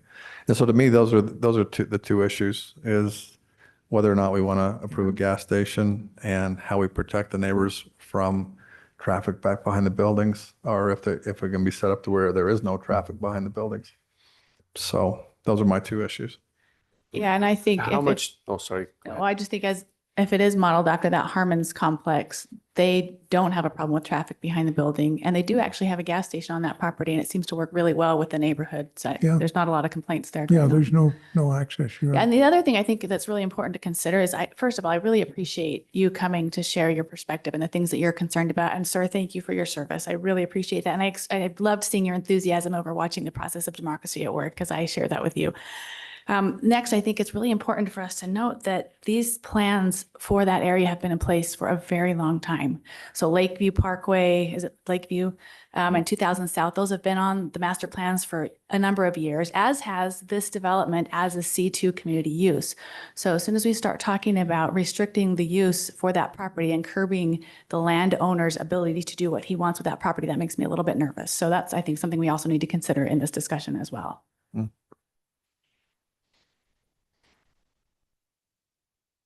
I was just going to ask the question. So a masonry wall is basically a cement wall, like it's a good sound barrier. Concrete or concrete block, yes. And how, I'm just trying to envision what you can see over a 7-foot wall if people Well, are. 7 feet's about where my hand is.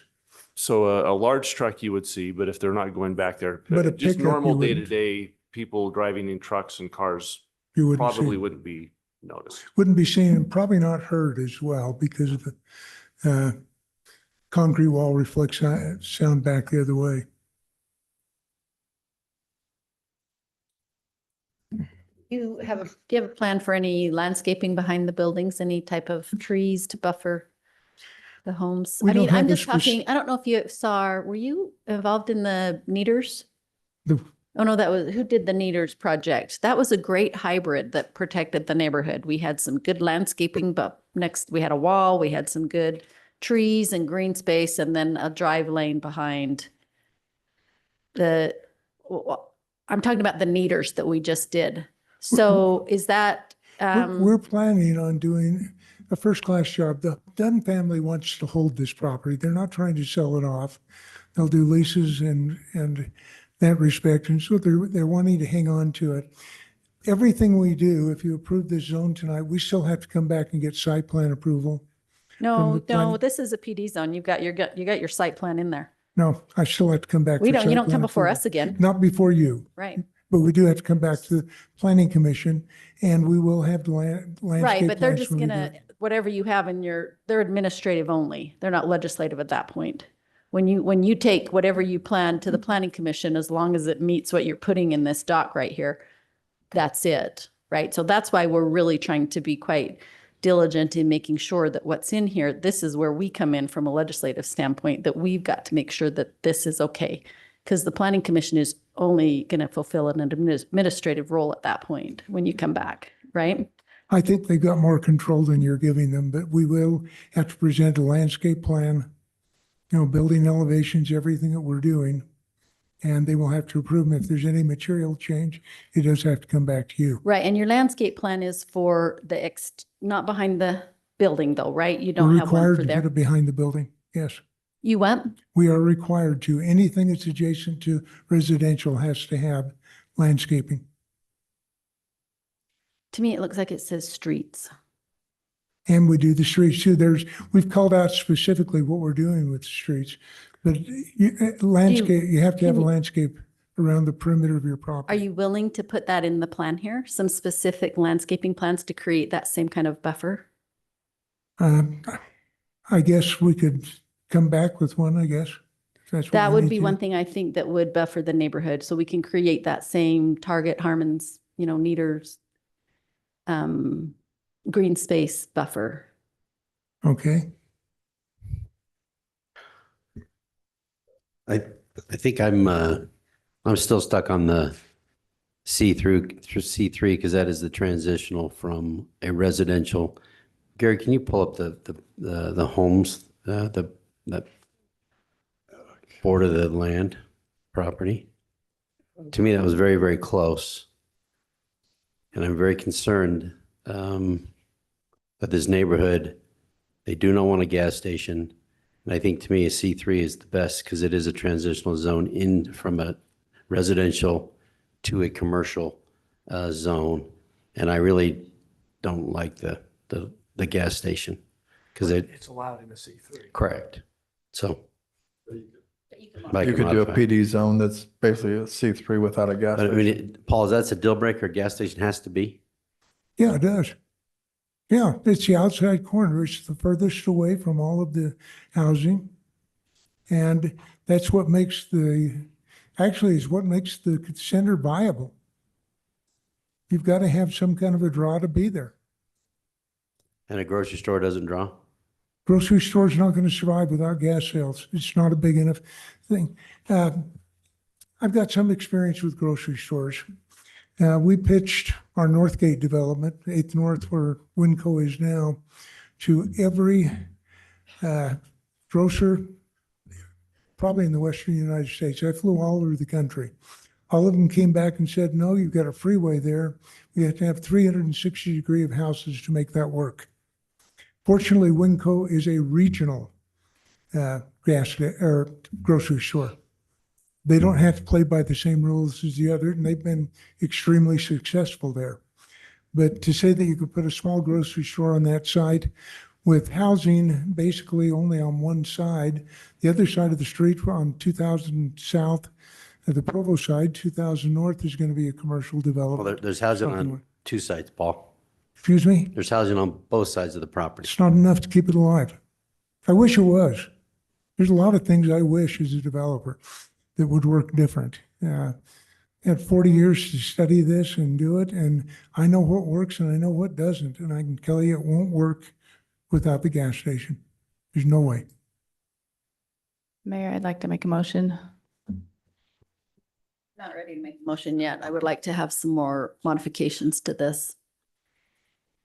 I mean, the landscaping, you agreed to that? Do you want the landscape buffer? So you've got 10 feet along the streets. Do you want to add are you willing to add a 10-feet buffer to the back fence?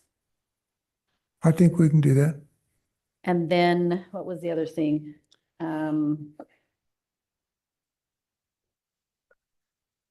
The height, the 7-foot wall, the 7-foot. that's in it, right? That's in it already. Oh, can I ask? So it has like, and I'm just saying, because in my neighborhood, we had this issue. You got a 6 a.m. Is that standard? Site maintenance 6 to 10? I thought it was 7 to 10. Do you know, Steve? Sorry, what was the question? So site maintenance hours are 6 a.m. to 10 p.m. I feel like 6 a.m. is too early. Can we switch that to 7 a.m.? Are you familiar with? Well, that's to So restrict deliveries to dumpster, those snow signs, yeah. removal is what Yeah. it says in here. Common area maintenance. Are Yeah, you okay with that? yeah. Because, I mean, that, you guys don't want to be, no one wants to be woken up at 6 a.m. by the trash truck, right?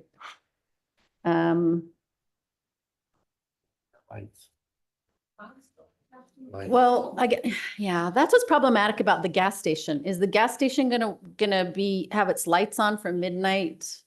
You know, that was the problem we had with the Holiday Oil was the 24/7 pumps. If you read the text on the, in the ordinance, it requires that all the lighting is directed away from residents. Nothing can bleed out of our property lines. Mhm. Now, that doesn't mean that you couldn't, walk out on the sidewalk and see that there's a light there. But as far as it, being able to go into people's windows or whatever, no. We're restricted on doing that. Okay. What is the distance to the gas station from the back of I the think lots? to the houses on the east, I think we're about 450 feet. And to the ones to the north, it'll be probably another 50 to 75 feet in addition to that. It's a ways. If you want to look at it in terms of the homes just above and to the side, it's, what? 3 to 5 houses wide on either side. That's quite a ways away. Mhm.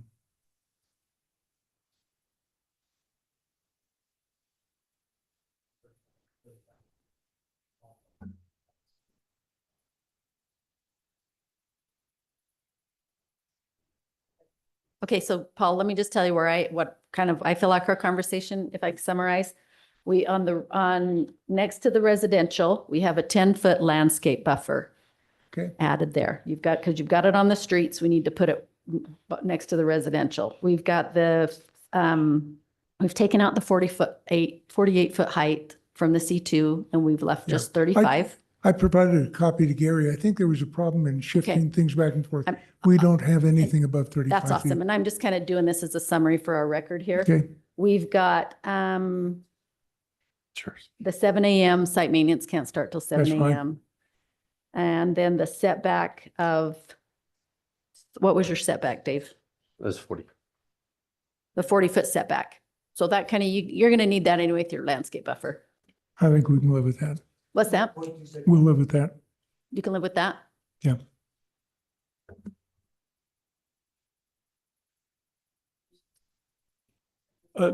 What's that?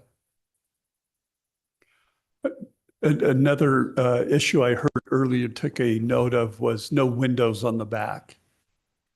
Yeah. That's fine. Let's put that in as well.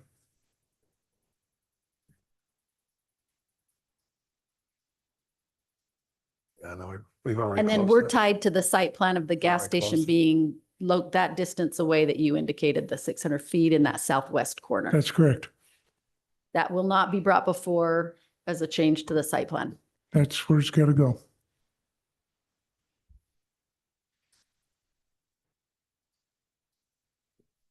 Does anyone else have any comments? Okay. Would somebody like to make a motion? Jen? Jen, you want to make a motion? So I'll move.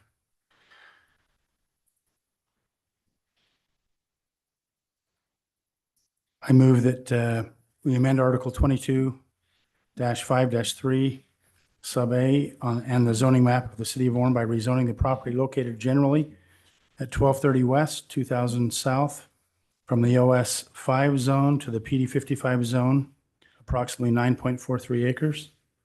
With the amendments. With the amendments that were discussed and on record, which are the 10-foot landscape buffer next to the residential area, 35-foot max height, and site maintenance, no windows on the back. And 40-foot setback 40-foot setback on the residential. residential side.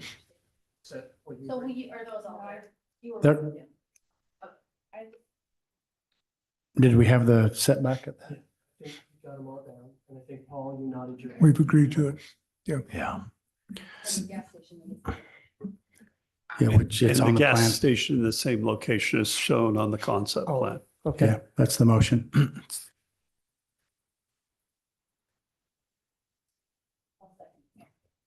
I'll second a little bit reluctantly, but second.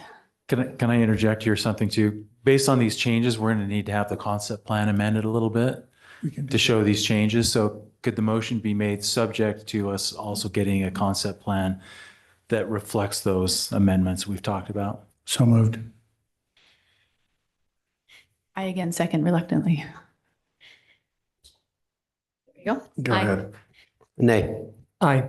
Nay. Aye. Aye. Aye. Thank you. I'll get together with Gary this week and we'll make sure everything's corrected. Thank you.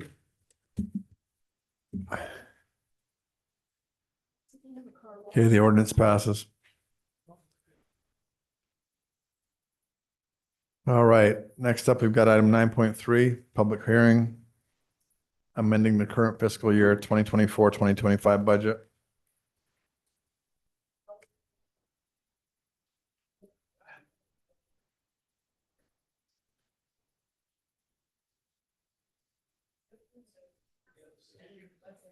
What else we got?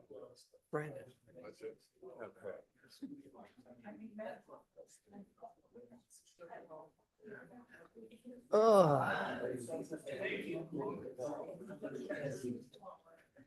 So Brent, this would be good enough reason just for you to move for Orem just because of this situation. Late nights driving down.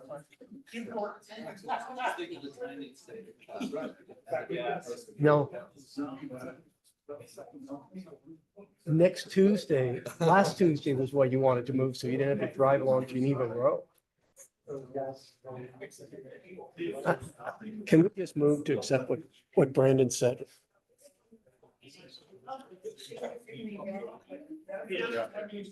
Well, are we ready to go, Mayor?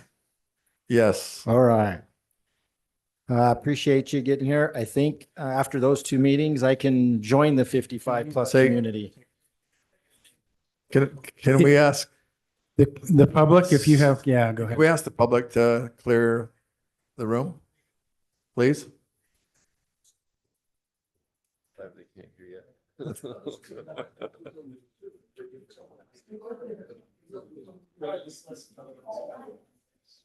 didn't you do that?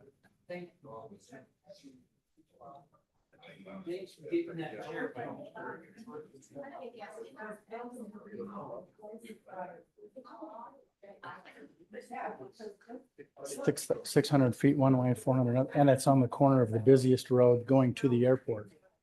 You're gonna.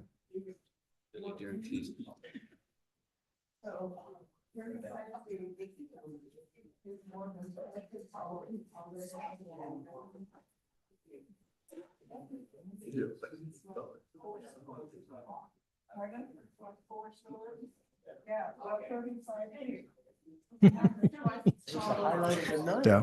I know. Well, this is where I like to be, you know. Okay, Brandon. Finish it off with all these neat numbers. So, you know, this is a little earlier than we would normally come to you with some budget amendments. We usually don't come till October, but we had some things, particularly as you've seen some of the emails related to the LWCF grants. And so we have one in particular that we wanted to get going in relation to Windsor Park. And so we had some, obviously some other things that we have in relation to various grants as well. And so we thought, well, we might as well, you have a light agenda tonight. And so we thought we could go ahead and get this taken care of. Note number one, obviously, as per usual, we have anything on there that's listed with a note number one are various grants that the city has been awarded. And we're just adding those grants into our budget. And as mentioned, down in the middle section here and in the Fund 45 Capital Improvements Project Fund, you can see the LWCF Windsor Park grant for the $411,000 plus dollars. We also received the Bike Skills Park. I forget which phase that is, phase 3, I think it is. And so that's also another big piece in there. Are there any questions about any of What's Fund 73? So Fund 73 is our Orem Community Foundation. Okay. It's our 501c3 Right. organization. And so a lot of the times they donate to that organization. Those funds are then moved out to where we need to spend them and wherever that particular project might be. And the Woodbury item was actually, they normally pay us that in June, but they didn't pay it till July. They didn't give us that donation till July. So we had to account, that wasn't part of our budget. And so we had to account for that extra donation for the current fiscal year. So that one just happened to be a timing issue. Item number 2, as part of our CARE awards, there were approved use of surplus funds to make those grant awards. And so number 2 takes care of using those reserve funds for those awards. Item note 3 is in relation to the participation funds for the drug task force.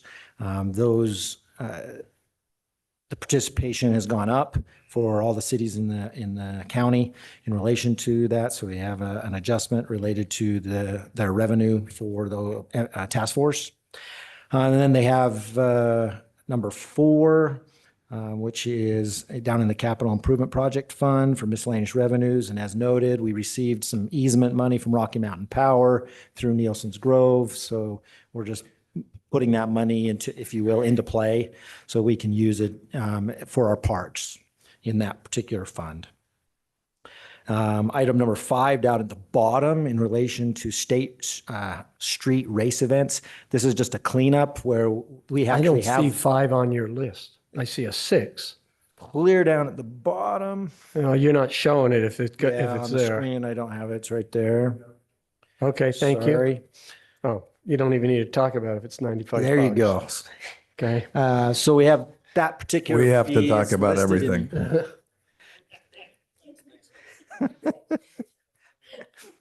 You want the gavel to hit me? So that fee is listed in 2 different places in our budget, and they had 2 different rates. Okay. So we're just making sure that's updated so they both have the same rate. And what is number 6? And item number 6 up the top. So Wrecked if vehicle. How you do we will get- recall, I don't know if you've seen the video of Lane Gray's vehicle out in the parking lot.